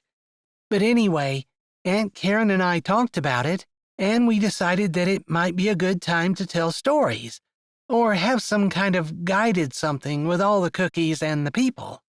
So I would take about 10 or 15 minutes to tell a quick story, something I might have told my nieces and nephews before bed. Just something to entertain and maybe encourage people with a little moral, or some humor always works too. And then I would talk about how they would hear more stories like that if they came to junior church. I love it, he said. Yeah, it helped that I also mentioned that there were cookies in junior church as well. She paused for a moment, and then she said, I can't believe the kids who have never had a homemade cookie. Like, that just shocks me. People are getting healthier. That, and moms aren't baking anymore, so they buy packaged cookies. It's crazy. Yeah. He supposed that was probably true, too, although he'd certainly never thought about it. Anyway, that's what she was talking about. She is a regular, and I think that it gets the older people and the younger people involved with each other, you know? She had a couple of kids who were saying that they were bored go and rake out last year's leaves from her yard. It made her happy, and they had fun playing with her leaf blower and rake. I'm not sure they ever used either one before. Ada sounded a little bit surprised about that, too. He supposed growing up the way she had, it would surprise her that kids didn't work like they used to. He'd seen that in his church. Hearing her talk gave him the deepest desire to have a church again, to guide people spiritually, to be armpit deep in the Lord's work. He wanted to dive right in, and he was glad that they had decided to go to Virginia. He was going to do whatever he needed to in order to get away from the car dealership and make that happen. He was ready to get back into ministry. But he didn't say that to Ada. After all, that was the way he felt, and not something that he was sure was coming from God. A lot of times, when something came from God, his reaction was more of, "Lord, do you really want me to do that? Because I don't want to." It was almost always how he knew that something was from the Lord, whenever it went directly against whatever he wanted. Not that God always led him in the exact opposite direction he wanted to go. But when that happened, it wasn't hard to figure out that it was God who wanted it, not him. Chapter 19. After talking with Ada, Cash paid attention in church on Sunday. Sure enough, there were several people that he had not seen before, and he saw people greeting them, showing them where to go. Aunt Karen and Ada exchanged smiles as that happened. His wife definitely had a different way of working, but the fact that she had ideas and was helping in the church without people even knowing it appealed to him. It was much different than Abby's attention-seeking ways, but better in a lot of ways. "Looks like marital life is treating you well. If I'm not mistaken, you've gained a few pounds." Ezra's voice came over his shoulder, and as he turned around, Ezra smirked at him. "I think you might be right about that, and it's more than a few. Ada is quite a cook, and Aunt Karen doesn't like to be outdone. I think they have cooking competitions rather than fighting over me." It was maybe a little egotistical, but it was true. Both of the women in his life adored him, and he had to say, after the way he'd been treated by his church in Virginia, it was a balm to his soul to know that they both loved him. Just because they showed it in cooking was a little bit of a problem, but he wasn't too worried about it. "Well, that's good. You look happy, and Ada is glowing as well, Ezra said. Although, if Cash wasn't mistaken, a small sliver of worry slid across Ezra's face as he looked at his sister. Cash followed his gaze and understood why he might be concerned. While Cash had gained a few pounds, it looked like Ada had lost a few. Her dress, which seemed to fit her just fine not that long ago, seemed to hang from her frame, and the tired circles were prominent under her eyes. She and I are heading to Virginia this week. I was asked to come back to the church so they could apologize to me. Really? Ezra said, shifting the child on his hip to a more comfortable position. The little one had his head on his dad's shoulder, his thumb in his mouth, and his eyes were drooping. Someone was ready for their mid-morning nap. That's great news. You must be ecstatic. I am very happy that the truth finally came out. I feel bad for Zoe, who felt like she had to lie like that. But she's already stood up in front of the church and apologized and explained that she lied. Everyone knows it, and my head deacon is after me to come back so the church can apologize. Ada agreed that it might be a nice honeymoon trip. I've just been struggling to get away from the car dealership. I understand how work can sometimes grab a hold of a man and not let go, Ezra said, and Cash thought about what he and Ada had talked about of life on the farm. Ezra sounded like he knew exactly what he was talking about. Yeah, I allow myself to get caught up a little more than what I expect to. And I tell myself that it's because Aunt Karen was depending on me to help make her solvent again, but I think there's also a bit of my ego involved, which is scary. Yeah, a man's ego can be a scary thing. We do a lot of things to keep it happy. They stood there for a moment, and then Ezra glanced around and lowered his voice. I have a question for you that I just want you to think about. All right, Cash said uncertainly. He thought maybe he was going to get in trouble because Ada looked tired, and he was marshaling his arguments, trying to think how best to convince Ezra that Ada had told him emphatically that she was happy and she enjoyed what she was doing and did not think she was doing too much. Pastor Stone is considering leaving the pulpit. I am on the committee of folks who will be looking for a new pastor if that's the case. I was hoping that you might consider it. He paused, looked around again, and then lowered his voice even more. For years now, my family and I have talked about how difficult it is to get away from the farm, especially in dude ranch season, to make it to church on Sundays.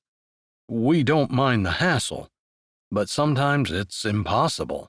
And then, once we get home, trying to get everyone together to eat, it's just hard. We've often said we needed to hire a preacher. We were mostly joking about it, but I got to thinking, we've got a preacher in the family now. And I wondered if that might be something that would interest you. Delivering the sermon on Sunday afternoon to my family before or after we serve our meal. It would be a lot easier for us to gather on the ranch, and when we have dude ranch guests and other people on the farm, they would come too. Actually, we'd probably open it up and anyone would be invited. We might end up putting up a building or something on our farm. He knew where Ada got her heart for the Lord.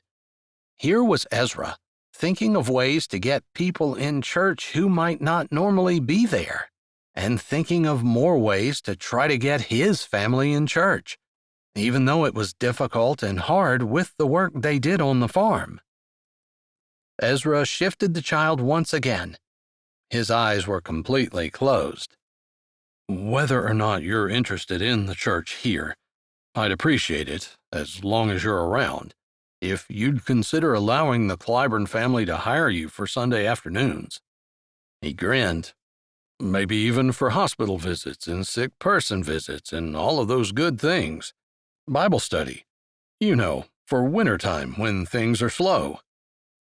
He was grinning now, but Cash could tell he was dead serious. His family was big enough, and apparently they were making enough money that they could hire a preacher of all things. "I'll keep that in mind. I didn't say, but I am also going back to Virginia because John asked me if I might be interested in taking the church over again. So, obviously, if I decide that's the way the Lord is leading us, then I would have to turn down your offer. Otherwise, I was thinking that once I'm done at the car dealership, I'm going to need to do something.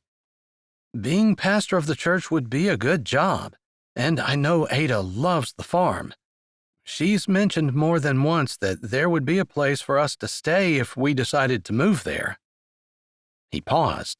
This was something that he only thought in his mind and never mentioned out loud to anyone, including and especially Ada.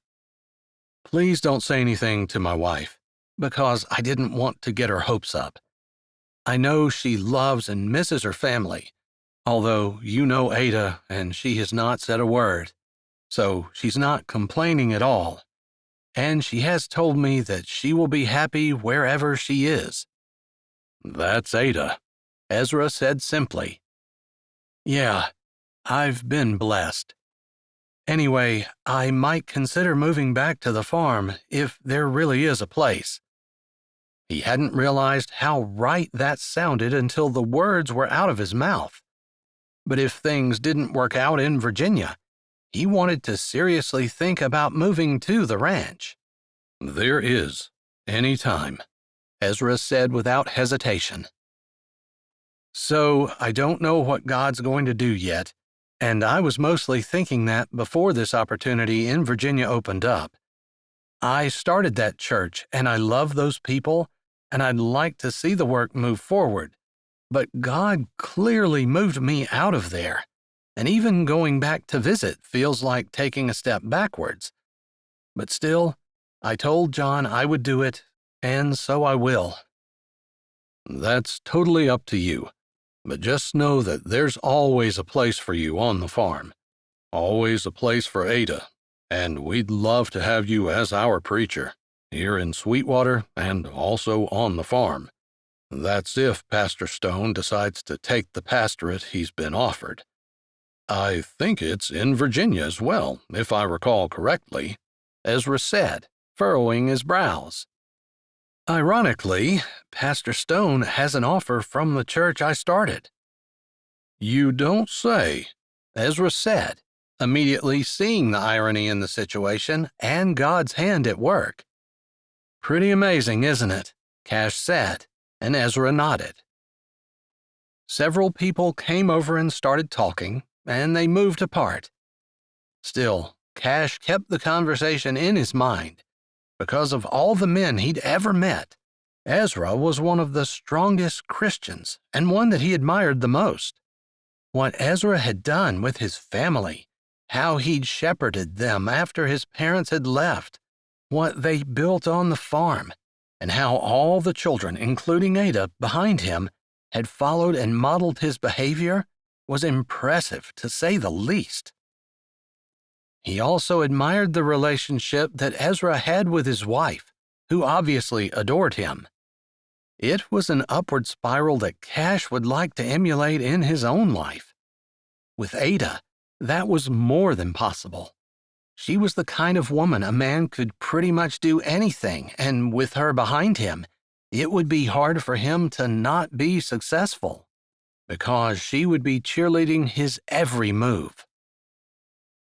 He felt torn. He didn't know what God wanted him to do, whether it was to go to Virginia or to stay in Sweetwater, especially after Ezra's offer.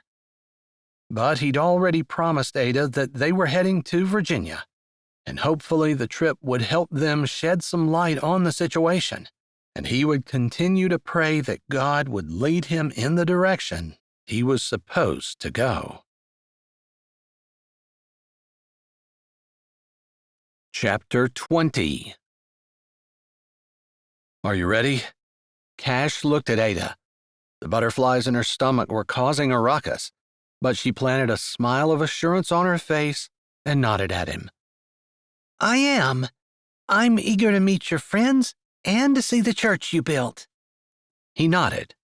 It was the Lord who built it, but he used me, and I'm humbled. She loved that he was always saying that it was God, that he pointed her toward the Lord. It gave an authenticity to everything that he did, and she knew that was truly where his heart was, wanting to do whatever God wanted. Obviously, God had made him successful, and Ada admired that greatly. They got out of the rented car, and Cash waited at the front while she walked around, slipping her hand into his. Everywhere they walked, he held her hand, and she loved and appreciated that. It made her feel like she really belonged to him, like she was tethered, which was not a bad thing in her opinion. She could see and understand why that might bother some women, but not her.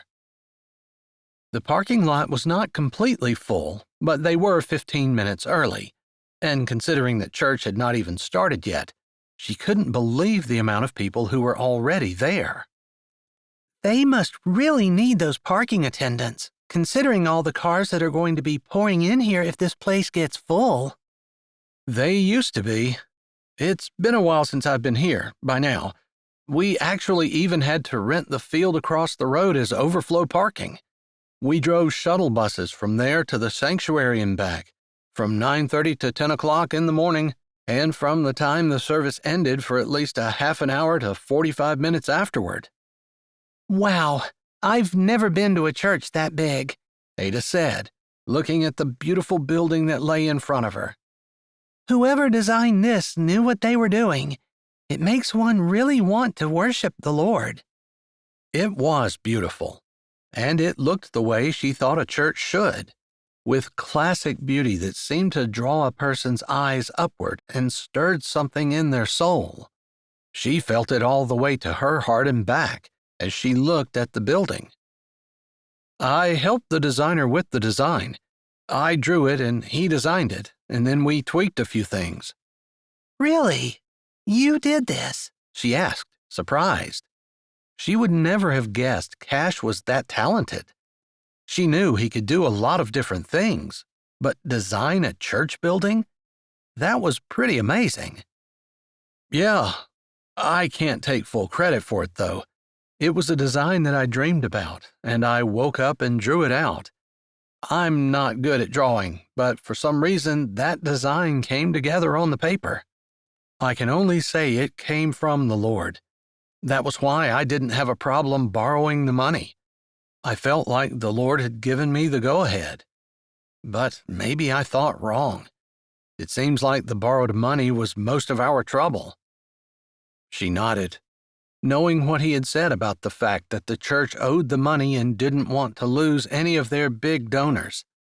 That was why they had elected to let him go and believe the girl who was lying about him. Is she going to be here today? She asked, not wanting to spoil his mood, but wanting to be prepared if she was going to be confronted with the girl who had lied about her husband. I don't think so.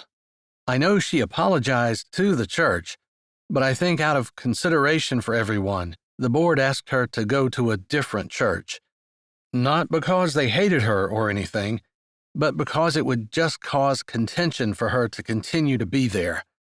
Apparently, there was a small fraction of people who were angry at being duped.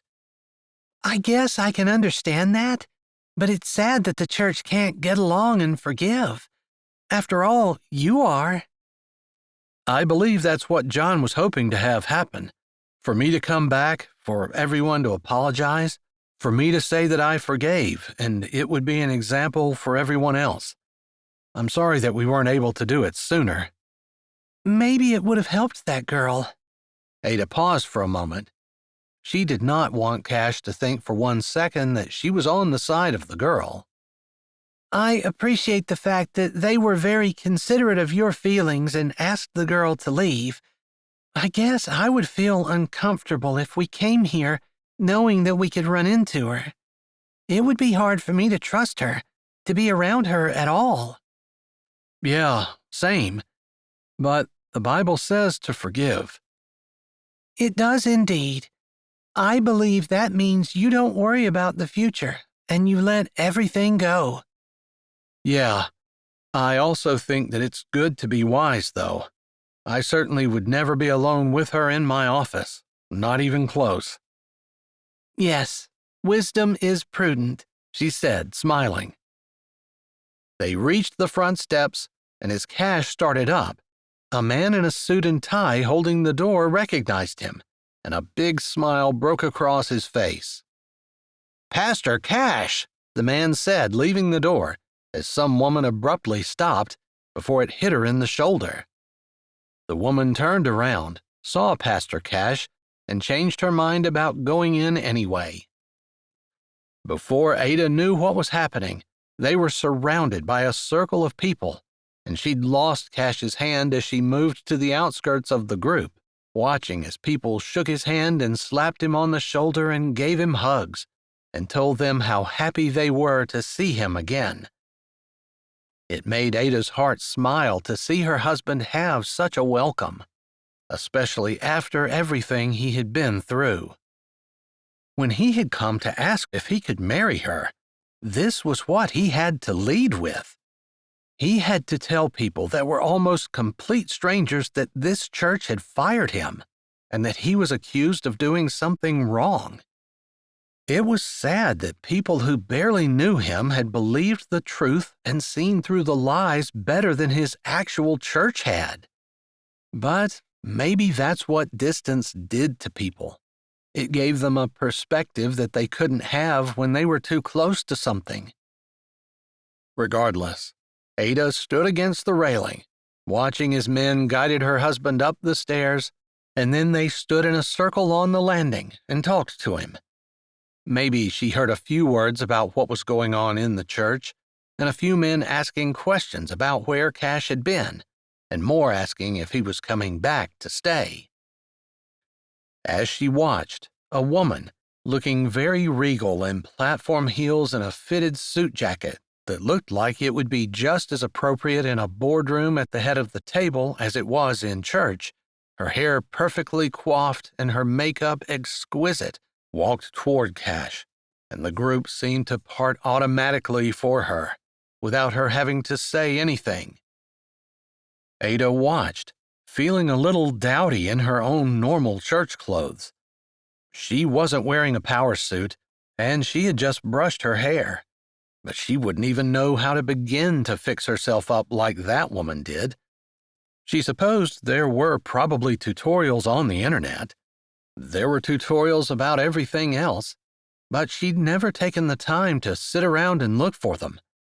She'd always been busy working or serving her family or doing something that brightened the days of others. But maybe she took pride in her service, and instead of doing that, she should spend a little bit more time making sure she looked the part of the wife of a man like Cash. Because she was almost certain that the woman who was now standing in front of Cash, warmly shaking his hand, was Abby, his ex-fiancée. Ada's mouth was suddenly dry, and she swallowed hard.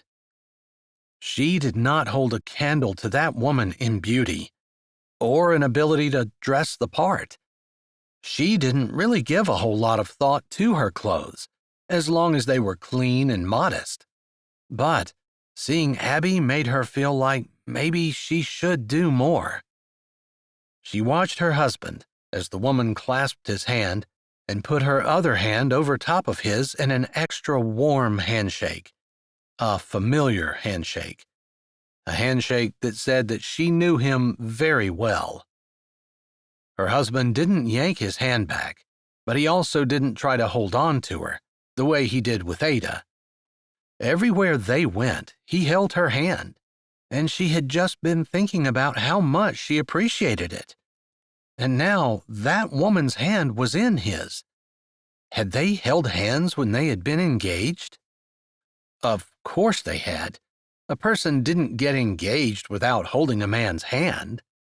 They probably exchanged several passionate embraces as well, while she had a peck on the cheek and one on the forehead. She tried not to be upset about it, but it bothered her a bit.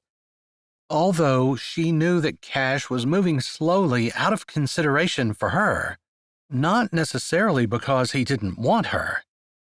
Unfortunately, she had to continuously remind herself of that. It was not a comfortable thing.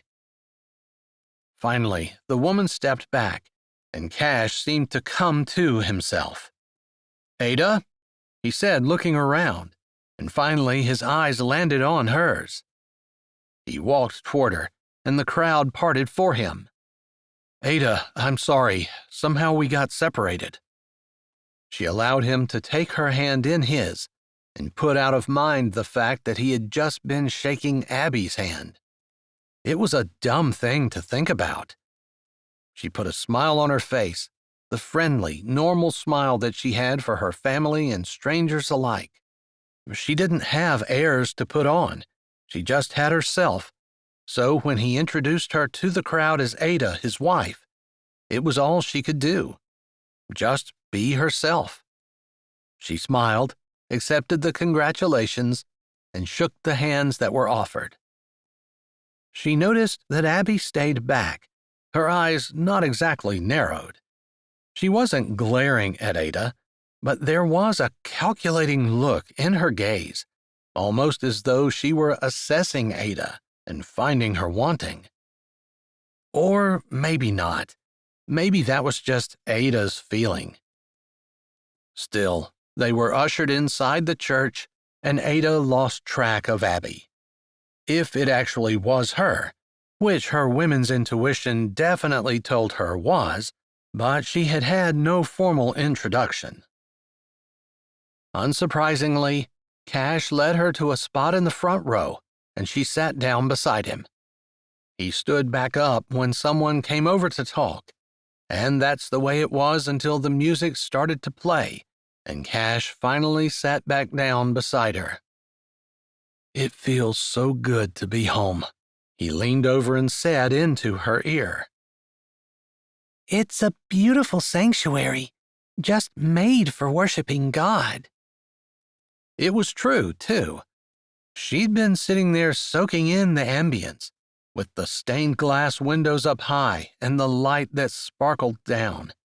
The feeling that she'd gotten could only be described as heavenly. It definitely made her want to stand up and sing, and she was ready for the first song. They didn't use a hymn book. They had the words on the screen, and it was a song that was unfamiliar but easy to pick up because there weren't a whole lot of words to it. Just a chorus, basically, that was repeated over and over again. Singing to the Lord on Sunday morning was something that Ada had done all her life, and it felt right and natural, even if the song felt unfamiliar. The service progressed, and soon they called her husband up to the platform. They had given an introduction, explained what happened, and reminded the congregants that the girl had apologized, in case they had missed it or forgotten, which Ada found rather unbelievable. Then her husband was behind the microphone, looking out on the people he loved. Ada almost felt like her heart would burst, because, thinking about the sins he had forgiven, the slights against him, the way they had treated him, she couldn't be prouder to be with him. Chapter 21. Cash looked out on the congregation that he used to consider his. It was the Lord's congregation, the Lord's people. He was just the under-shepherd. Jesus was the real shepherd, and his job was to point people to Jesus, to help them in their Christian walk, and remind them of the gospel. Maybe he'd been successful at times, maybe he hadn't. He supposed time would tell. And eventually, he'd either hear, "Well done, thou good and faithful servant," when he got to heaven, or, something else. He definitely wanted that well done. He looked over the crowd, seeing some familiar faces, seeing others who were not so familiar, seeing beloved friends, and he picked out his parents toward the back. That brought a smile to his face. He was glad they could be here for this. And then, as his eyes scanned the front, he saw his wife sitting there. She was gazing up at him with admiration, and he thought that she, perhaps more than anyone, knew how much this meant to him, and maybe even how difficult it could have been. But he felt no hard feelings, and could honestly examine his heart and say that Jesus had given him the grace to somehow overlook everything that had happened. I'm glad to be back in front of you today. It feels like coming home to come into the sanctuary. It's beautiful, and the faces of familiar and welcoming friends were definitely a joyful experience for my wife and I. That's my wife, Ada. He smiled as Ada glanced around and waved a bit at people who waved to her. He didn't mean for her to be an afterthought. She wasn't. She was the most important thing. And as he saw her sitting there, watching her, he knew that she would be, unlike what he thought, a perfect pastor's wife for a church like this or church in Sweetwater. Interesting that he had two offers in front of him. The Sweetwater offer might end up being nothing, since Ezra had just said that it was contingent on Pastor Stone leaving, and the congregation voting him in. So it definitely was not a given. But he could come here, where he knew for sure that he would get voted in. They weren't considering anyone else except for Pastor Stone. But if Cash made the decision to come, they would drop Pastor Stone in a heartbeat. John had told him as much. This church means so much to me. You guys were with me when I was starting out, and you came on board as the church grew, and so did I. The Lord grew the church, not me. But I love each and every one of you, and still do. That includes Zoe.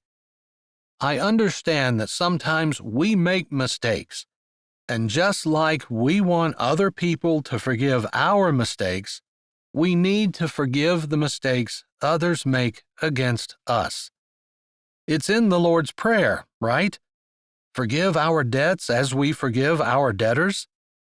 He smiled at the congregation, feeling at home in front of them, and this pulpit. The feeling of familiarity and belonging and that everything was right oozed through him. I wanted to thank you for this opportunity to stand up here and publicly say that I'm not holding anything against anyone. God has forgiven me freely, and He commanded me to forgive just as freely as He's forgiven. It would not be right of me to hold anything against anyone. He thought of the command to freely give. It meant so much more than just material things. It meant of his time, of his energy, and yes, of his forgiveness as well. It could mean to freely forgive. We're to forgive whether we think people deserve it or not.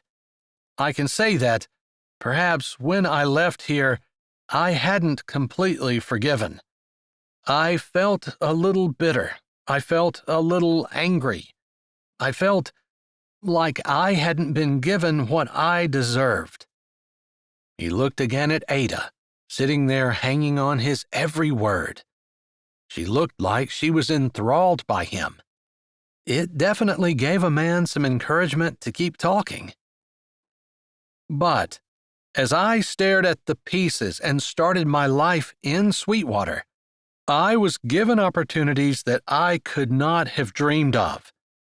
One of those was when I met the woman who is currently my wife, Ada.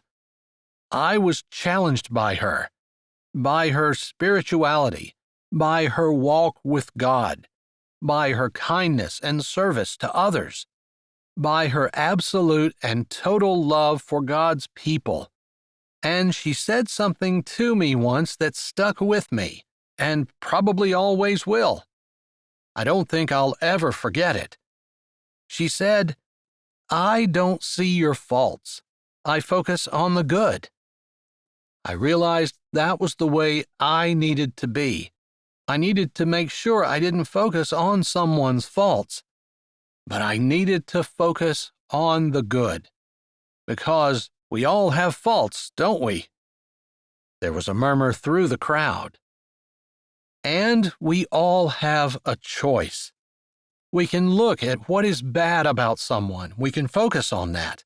Or I can look about what is good about someone and focus on that. And that's what I choose to do. Focus on the good. Every day I think of Ada, and I think about how God brought her into my life. And if Zoe hadn't done what she did, then I wouldn't be married to Ada right now. Ada was the best gift that God has ever given me. Nothing could outshine her beyond my salvation. So, I want to stand here and publicly thank Zoe for what she did. She might have meant it for bad, but God meant it for good. I didn't see it at the time, but I can clearly look back and see that everything that I went through was for my good, the growth, my encouragement, faithfulness, and most especially for the wife I got through it all. He smiled again at Ada, and from the distance he could see her eyes sparkling. Perhaps that was a tear rolling down her cheek. Yeah, because she reached up 2 fingers and swiped it away, and gave him a tremulous smile. He meant every word. He did not deserve her, but God had worked out the evil that had been in his life and had done it for his good.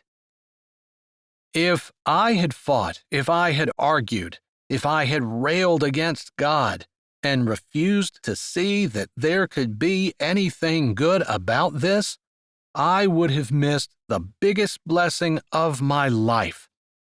So, if you'd like to take a lesson from what I've learned over the last few months, it's that no matter how bad things are in your life, God has a plan.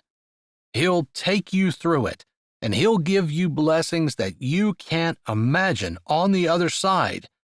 But you need to handle it the right way. You need to handle it with love and compassion, looking for the good, focusing on that, and, as much as you are able, ignoring the faults in others, because that's how you want people to treat you, right? Ignoring your faults. I'm blessed to be married to a woman who does just that. And I'm grateful to the Lord for the privilege of being Ada's husband. Thank you. Chapter 22. Ada sat back and leaned her head against the airplane seat. Takeoff was her favorite and least favorite part of the airplane ride. Her favorite part because it was exciting and felt like a roller coaster in some ways. Her least favorite because if anything was going to happen, it was probably going to happen during takeoff or landing. She squeezed Cash's hand and turned her head to look across the seat at him. "Are you okay?" he asked, his eyes smiling, his face happy and content. He had loved their visit home to Virginia. He loved the people there. He loved showing her around other places that he enjoyed while he lived there. In short, he had a wonderful time on their honeymoon. She had too, of course, but she had missed her home and family. The mountains had made her feel claustrophobic, like she was being closed in. She was used to being able to look around and see for miles, and that was not the way it was in Virginia. Of course, he'd taken her to stunning mountaintops, where they could see in the distance such beauty and grandeur that she'd only imagined. Of course, those mountains weren't as high as the Rockies, and she remembered them from her time in Wyoming, but it had been a long time ago. Yes, I'm fine. You? I'm good. He laid his head back and smiled at her. They had stayed at his parents' house in separate bedrooms. His parents had not thought it odd, since they knew that they had gotten married quickly and did not know each other well. She had hit it off with his mom, and he and his dad had had several long conversations which she had not asked about. Still, she had been extremely happy to get on the airplane and to be headed west. She thought that perhaps Cash was less happy and more excited about the idea of coming back. He had not given his church an answer, but she was almost certain that he was leaning toward taking the pastorate back. She supposed that was just as well, and she knew she would be happy there. She would decide to be, and then make it so. After all, a person could control their emotions. Now, she wasn't so silly as to think that she could control her emotions immediately after a devastating blow, but part of getting out of the funk and not allowing oneself to get into a funk to begin with was to make sure that a person didn't allow their thoughts to spiral away from them. The plane had leveled out, although they were still climbing. They had passed a little bit of turbulence, which she also enjoyed. She was probably the ideal airline flyer, and maybe she should be more concerned than what she always was. Abby was beautiful. I wasn't expecting that, Ada said softly, turning her head and looking at her husband. That was not what he was thinking about, if the way his brows went up was any indication. Then he narrowed his eyes and looked thoughtfully at the seat in front of them. I suppose she is. He didn't seem overly interested. Do you miss Virginia? She knew he did, but she supposed she wanted to talk about it, to see what he was thinking. She had tried not to ask. She didn't want to be the kind of wife who nagged. Cash didn't nag her about anything, and she appreciated the fact that he treated her like an adult. She didn't want to treat him like a little boy who needed her opinion on everything. Of course, he would ask when the time was right, and she just had to bide her time and be patient until then. I do. Going back showed me just how much. He seemed a little sad at that point, and she wasn't quite sure why. The church definitely misses you. You pretty much had a rock star's welcome on Sunday, and Sunday evening was even worse. I don't think you had 3 seconds to yourself the entire time you were there, except for while the interim pastor was speaking. I agree. I think you're right. And I have to say there was a part of me that enjoyed that, after the way I was treated a few months ago. It was probably very gratifying, she agreed. It was. He paused for a moment, and then he brought their linked hands up to his mouth and kissed her knuckle. What did you think? It's beautiful. It's different from North Dakota. I felt a little claustrophobic at times, but I'm sure I'll get used to it. You'll get used to it? He asked, his brows furrowed. Yes. If we live there, I'll get used to it. The mountains and everything. I mean, you know how flat North Dakota is and you can see for miles. And what is the saying we always say? If your dog runs away in the morning, you'll still be watching him come evening? Or something like that? He laughed. I hadn't heard that one yet. He said, Anyway, I'm sure it will be nice. So that's what you want to do? He paused, and then he added almost as though he were confused. Do you think that's what God wants us to do? I kind of feel like God's probably going to speak to you, not me. But you just look so happy there, so at home, like you'd come back to where you belong. I felt at home. I felt like I had come back to my safe place. Then he paused. But I don't think God wants us to stay in our safe places. In fact, I think that if we stay in our safe places, we can never grow and become what God really wants us to become. I don't disagree with that. She thought about her family and how that was her safe place. Wait, that's not entirely true. Your safe place is your family, he said, and she gave him a smile that told him that she had been thinking that very thing. He laughed. I'm right. You are. But yet, you grew up there, and you're one of the people who are most like Jesus that I know. Even though my family is my safe place, it doesn't mean that we get along perfectly all the time. In fact, I'd say a lot of the time we didn't get along at all. And, in fact, I think that sometimes those irritations and how we handled them are the things that make us grow. And you can choose to grow, or you can choose to be selfish and fight for yourself. That's wise. That's one of the things that struck me about you from the very beginning. You're a wise woman. And I think that's because you've spent so much time in God's Word. The Bible makes a person wise. I lost count of how many times I've read it the whole way through. It gets sweeter every time. But I suppose that you can't help but read the Bible and become wise.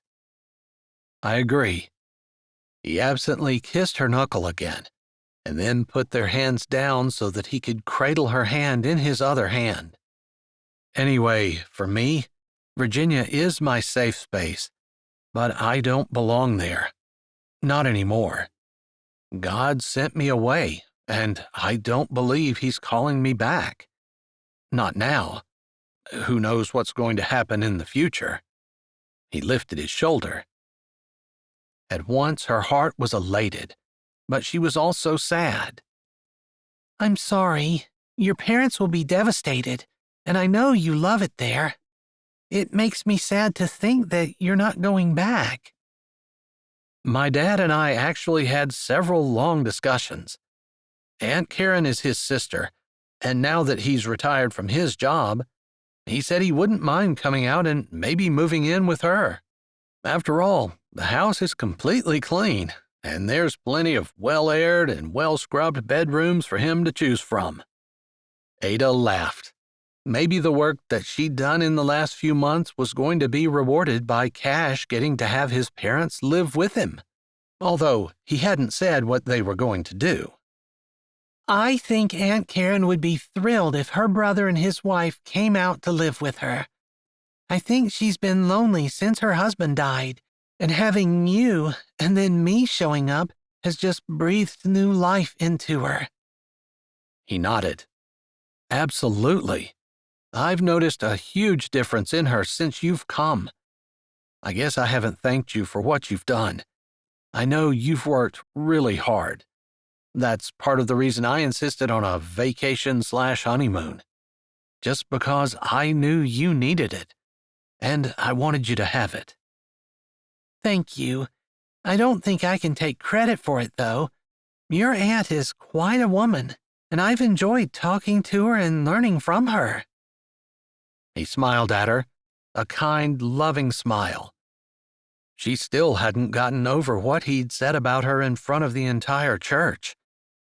She had been concerned about Abby, and had been fighting to keep those feelings of inadequacy at bay, and her husband had gone and said the kindest, most wonderful things to her that he possibly could have, and it made her feel like she truly was his wife. the one that he adored above all others. Of course, she knew he wasn't passionately in love with her, but it didn't matter. Not when he made it clear to everyone and anyone that he admired her and wanted her and was proud of her and viewed her as the most precious, cherished gift from God. Yeah, she got warm just thinking about it and snuggled further down in her airplane seat. She could relive that memory for the rest of her life and be completely happy with it. So, aren't you going to ask me what I think we should do? He asked, squinting over at her and lifting a brow as though he was challenging her. I'm not sure I want to know. I had such a great vacation, and I'm looking forward to going home, and I don't want to be sad. All right, then. Then I'll tell you without you asking me. Okay, she said, unsure of what he was trying to say. But, knowing that he wasn't going to deliberately burst her bubble, it must be good news. Maybe he thought that moving to Virginia was what she wanted. I didn't mention it to you, but before we left, the Sunday before we left, actually, I talked to your brother at church. I saw you guys talking. I wondered what it was about, but I'd forgotten about it until just now. Well, let me tell you. It surprised me, but we knew Pastor Stone was thinking about taking the church in Virginia. Ezra asked me if I'd be interested in taking the pastorate in Sweetwater if Pastor Stone left, and he also wanted to know if I would be interested in being a preacher for the Clyborn family. Oh my goodness! We've been talking about that for years, literally. About how we need a pastor to come over in the afternoon because sometimes Sunday mornings are just so hectic, and it's almost every week that at least some of us can't make it to church. Yeah, that's pretty much what Ezra said. And I've been thinking about that. You have? She asked, wondering exactly what he thought, but trying to keep the hope that sprang up in her heart at bay. She didn't want to be bitterly disappointed, so she tried to temper her excitement. And remember what we were saying about safe places? Yeah, yours is Virginia, mine is my family.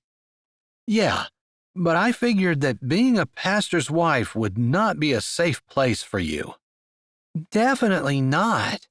I feel very intimidated by the idea, but I knew going into the marriage that it could be something that happened, since it was something you did in your past.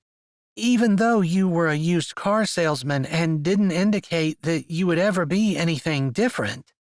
Right. So Ezra also said that we were always welcome to live on the ranch, and we could figure out the how and why and where at any point. That's his policy with all of the siblings. Well, we have a little bit of money in the bank. He grinned at her. She grinned back. That was the understatement of the year. We do. And we could build a house if we wanted to. So I thought I would take the pastorate at Sweetwater. That's me getting in my safe space because I'm comfortable being a pastor. And I'm pretty confident that Sweetwater will be a good fit for me, and you too. But it's a safe space for me, not a safe space for you. But we'll live on your family ranch, which is a safe space for you, not a safe space for me. And I'll be the pastor for your family, which I'm pretty sure is going to end up being a safe space for both of us. She laughed at the way he explained it, like they both needed their safe spaces, while they were both being challenged as well. She didn't care if she was challenged, as long as she was with Cash. But if she could end up being with her family, that would be best. That sounds perfect to me. I could not have made a better decision if I tried. You know, I think the Lord really worked that out. And, like I said, it's going to challenge me a bit, but I'm really happy about it. Especially when my dad took me aside and said he was thinking about moving out west. even though he thought that I was probably going to be moving to Virginia. That wasn't what changed my mind, but because I had already been thinking in that direction, it definitely made it seem like the right thing. I'll be able to take care of them in their old age. We can take care of them, she corrected him. We. I love that you consider my parents your parents. I love that our children might have grandparents. She blushed. They hadn't really talked about that. That reminds me, he said, and she braced herself. She didn't mean to bring that conversation out. Yeah? She tried to keep her voice steady. There's a dance on Saturday night in Sweetwater. It's a barn dance. Maybe you've been to some of them, although I haven't. I have. They're a lot of fun. When we can get the work done in time, we go, although we usually leave early because we have to get up early on Sunday morning to get everything done in order to go to church. I suppose as a pastor, I make sure I get to bed early on Saturday night, but since I won't be preaching on Sunday, we can close the place down if we want to. That is, if you'd like to go with me? He asked, like he was asking her out on a date. Really? She asked, tilting her head. Really, I want to dance with you, and I thought that might be the best way. Well, I just want to hold you. I don't care for dancing or not. So, just so you know, I have ulterior motives. You really don't need to take me out to a dance just to be able to hold me. You know that, right? She figured that the airplane probably wasn't the best place to start doing amorous displays, but they did have completely private rooms upstairs in his aunt's house, and they'd be there later tonight. I know, but I wanted to do this right. I figure I owe you a few dates, a little bit of courting, maybe some make-out sessions. She laughed. Really? Aren't we too old for that term? I don't know. I suppose you're right. I can't think of what else to call it, no matter what age the person is. She felt oddly warm and strangely happy. Not strangely, wildly happy. He pulled her hand back up and kissed her knuckles again. I know we had an odd beginning, but I just wanted to make sure that you knew that I loved you. Maybe I'm not very good at saying it, but I hope to get better. I admire you, and I feel blessed every day that God used something terrible in my life to bring me the most wonderful blessing I could ever imagine. Just so you know, I'm not talking about the money. I'm talking about you. I love you too. She gave him a soft smile. I want to show biblical love, but it's a feeling as well. I love watching you. I admire you. I see how you interact with people and how you make them think, and the way you want to make sure that you live your life according to God's standards. It's a beautiful thing to me, and I love and respect that, and you. Thank you for allowing me to walk beside you. It's a privilege. She meant that with all of her heart. Abby had missed out on the best thing in her life, and that had given Ada the opportunity to step in. She didn't want to squander her chance. Chapter 23. Strings of light sparkled, illuminating the interior of the barn with their dim, romantic glow. People smiled and welcomed newcomers as the ragtag band in the corner warmed up their instruments. There was a fellow with a banjo, a couple of people with guitars, and a violin. An elderly gentleman was picking a cello or maybe a bass fiddle. Cash couldn't quite tell through the press of people. If all of these people were in church on Sunday morning, the building wouldn't be able to handle the crowd, he thought to himself, the way a pastor often did. Of course, he knew that there were reasons for some people to not be in church. The Clyborns were a good example of that. Sometimes a person needed to take care of their animals and couldn't make it. And sometimes emergencies happened. Then, of course, there were those who had to work because they didn't get the weekends off. But for the most part, people just didn't want to make the effort. How would he explain to the Lord that he just didn't feel like going to church on Sunday morning? That he didn't feel like getting together with other believers and worshiping God in a communal setting?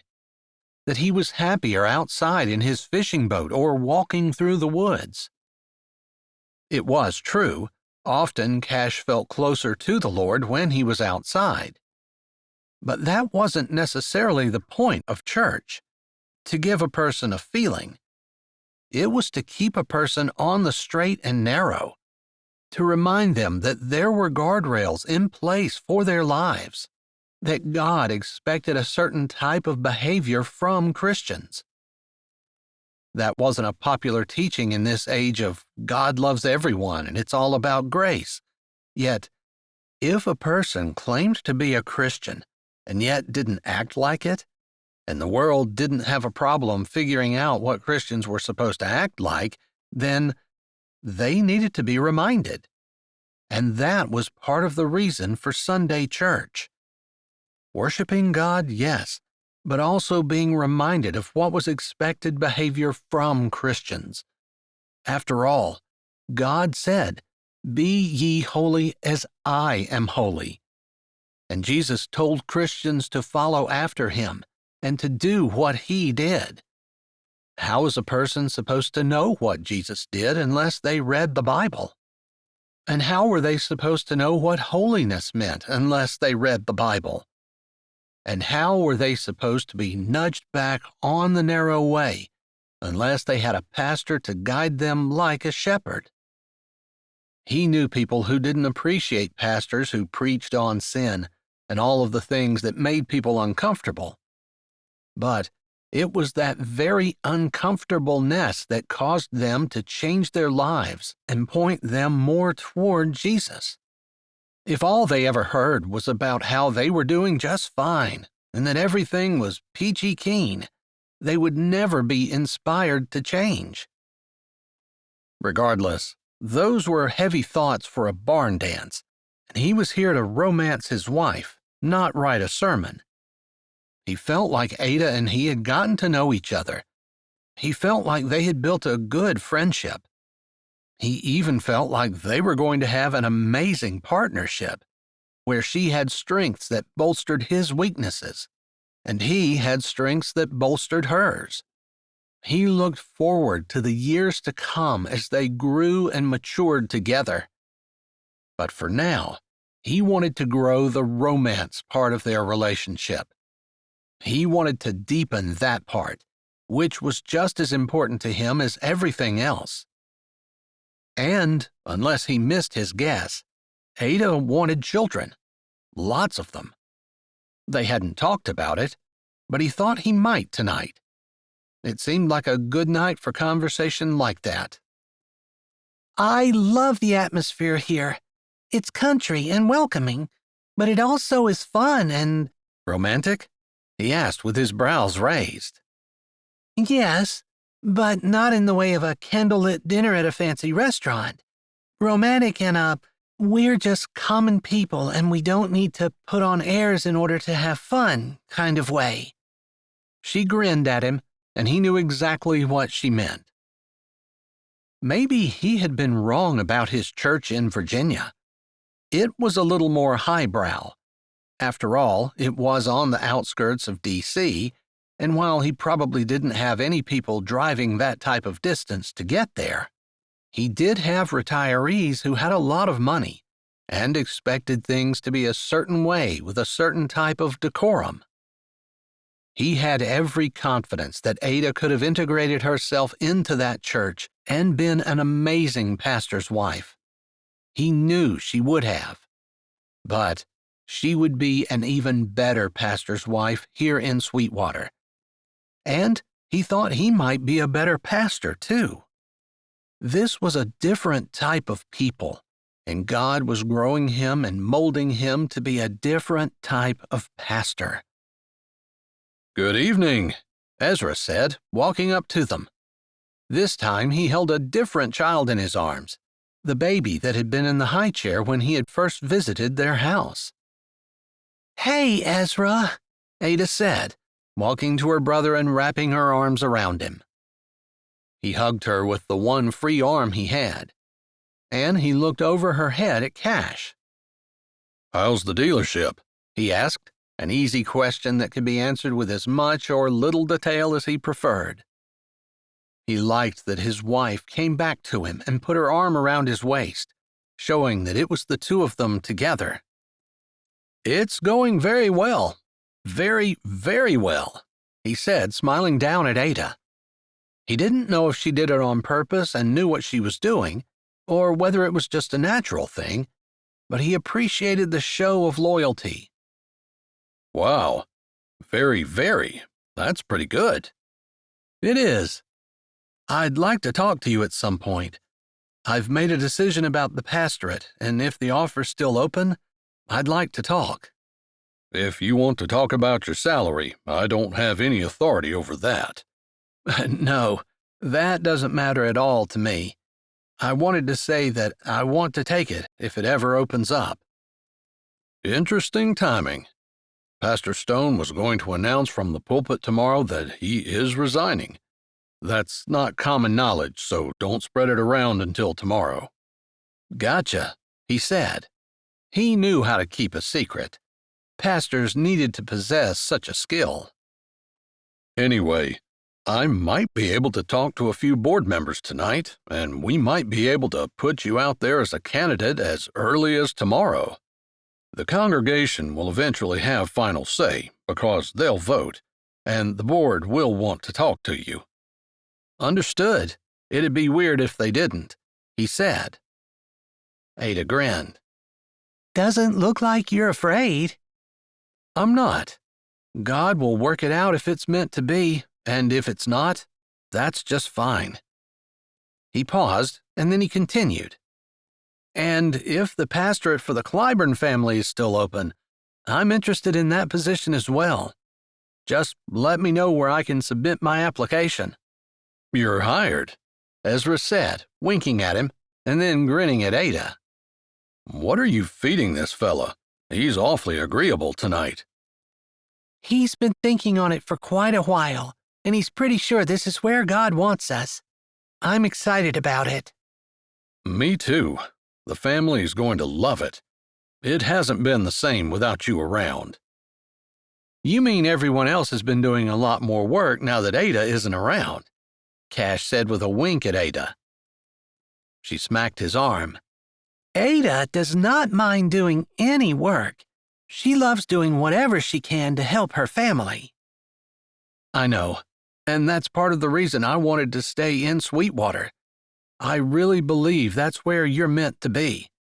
And God has worked things out so that I believe it's also where I'm meant to be as well." She smiled at him then, and he knew he had made the right decision. Not just because Ada was happy, but because in his soul, he knew it was what he was supposed to do, even if it wasn't exactly what he wanted. Being in Sweetwater would make him happier than anything he would have done in Virginia. Ezra said a few more words, and then he moved away. The music started to play, and the tune was upbeat and happy. It looked like people were doing some type of two-step.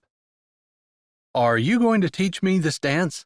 he asked, looking around at the people who were dancing, and then squeezing his wife close to him. I can try. I'm not that good at it. We might look rather ridiculous. "Does that bother you?" he asked. I would rather look ridiculous with you than good with anyone else, she said.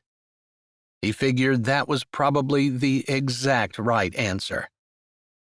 They started out, and she was right. She wasn't that good, and he was awkward. She kept changing her mind about what the steps should look like, and he would no sooner learn something than she would decide that it was wrong. He was rather happy when the slower song came on, and he said, "Let's take a break from that one. I can just hold you for this one, can I? After all, that's the reason I have you here." His voice lowered a bit. She had come willingly into his arms, so he said the last few words with his mouth right by her ear. "That's the reason I agreed to come," she said, and he could feel her smile against his neck. He didn't know if he could be happier, but he was guessing he probably could. It was just a theory, though. "So, on the airplane, you mentioned our children. I wondered how many of those you wanted to have." 17, she said immediately. 17? And that's an exact number? "Yes." "Can I ask what is special about 17? He asked, wanting to laugh. She'd been so determined, and the answer came so quickly. "I don't know. It just sounded like enough." He laughed. "All right, 17. Maybe we can renegotiate when we've had about 4? "Oh, you want to chicken out when you hit 4, is that it?" "I don't know if I can support 17 children on a small-town preacher's salary." "Then we might have to buy a ranch and put the kids to work, and start trying to grow our own food, so it doesn't cost so much." "It seems to me like you might have had some wise counsel about this." "Or experience," she said cheerfully. They slowly turned on the dance floor.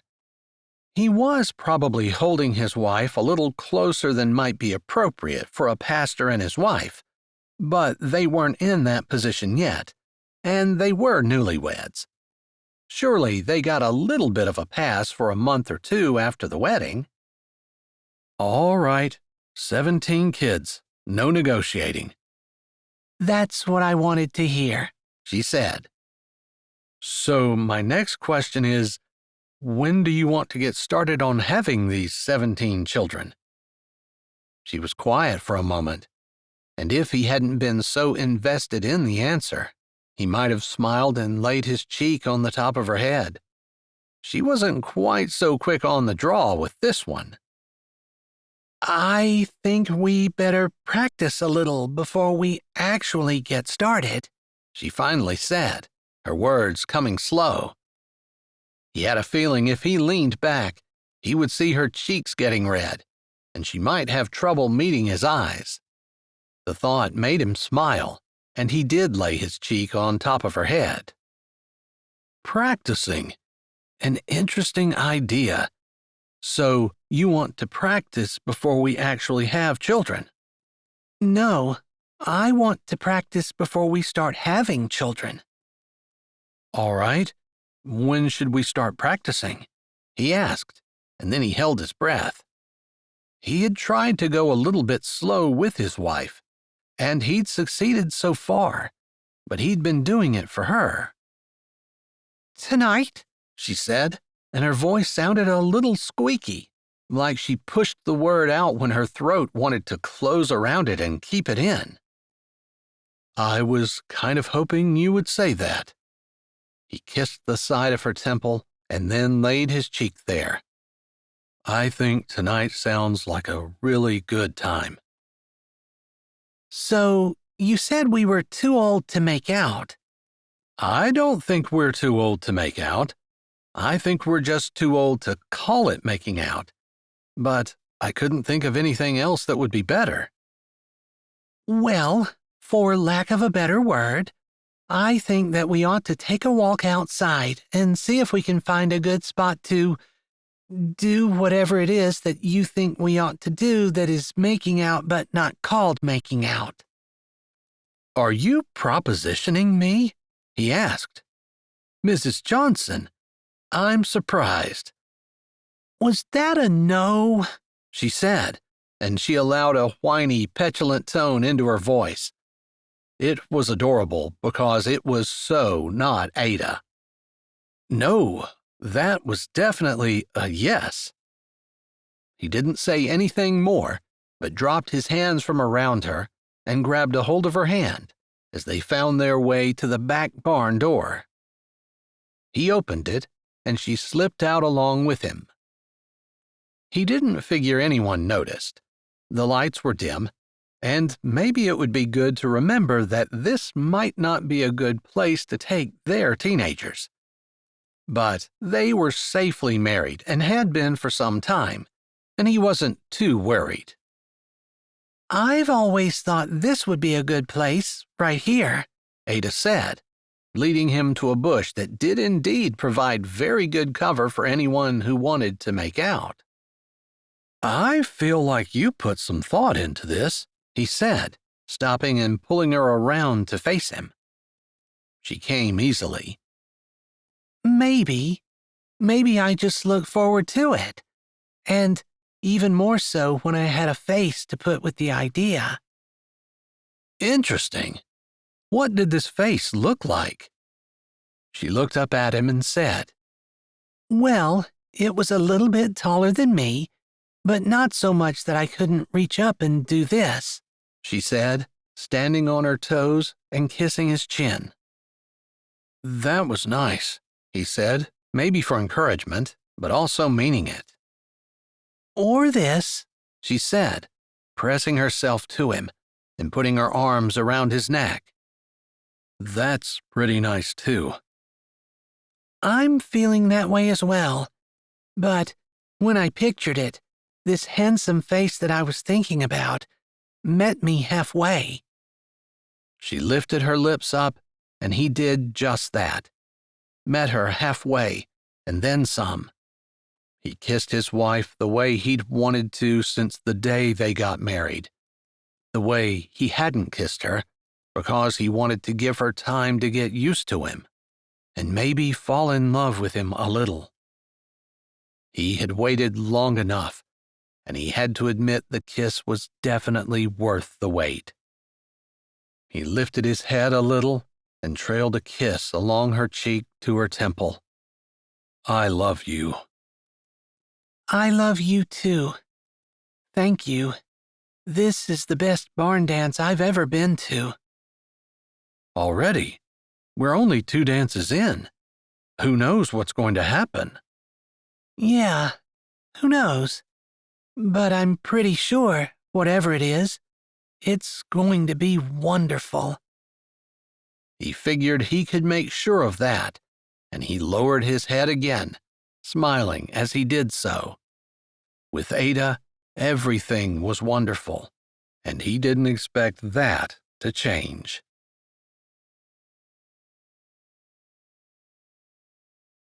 Hi, this is Jay, and thanks for listening. If you're ready for another great Jesse Gussman audiobook, here's one we think you might like. Or check out our latest releases. Don't forget to subscribe to Say with Jay, give this video a thumbs up, and tell us what you liked in the comments.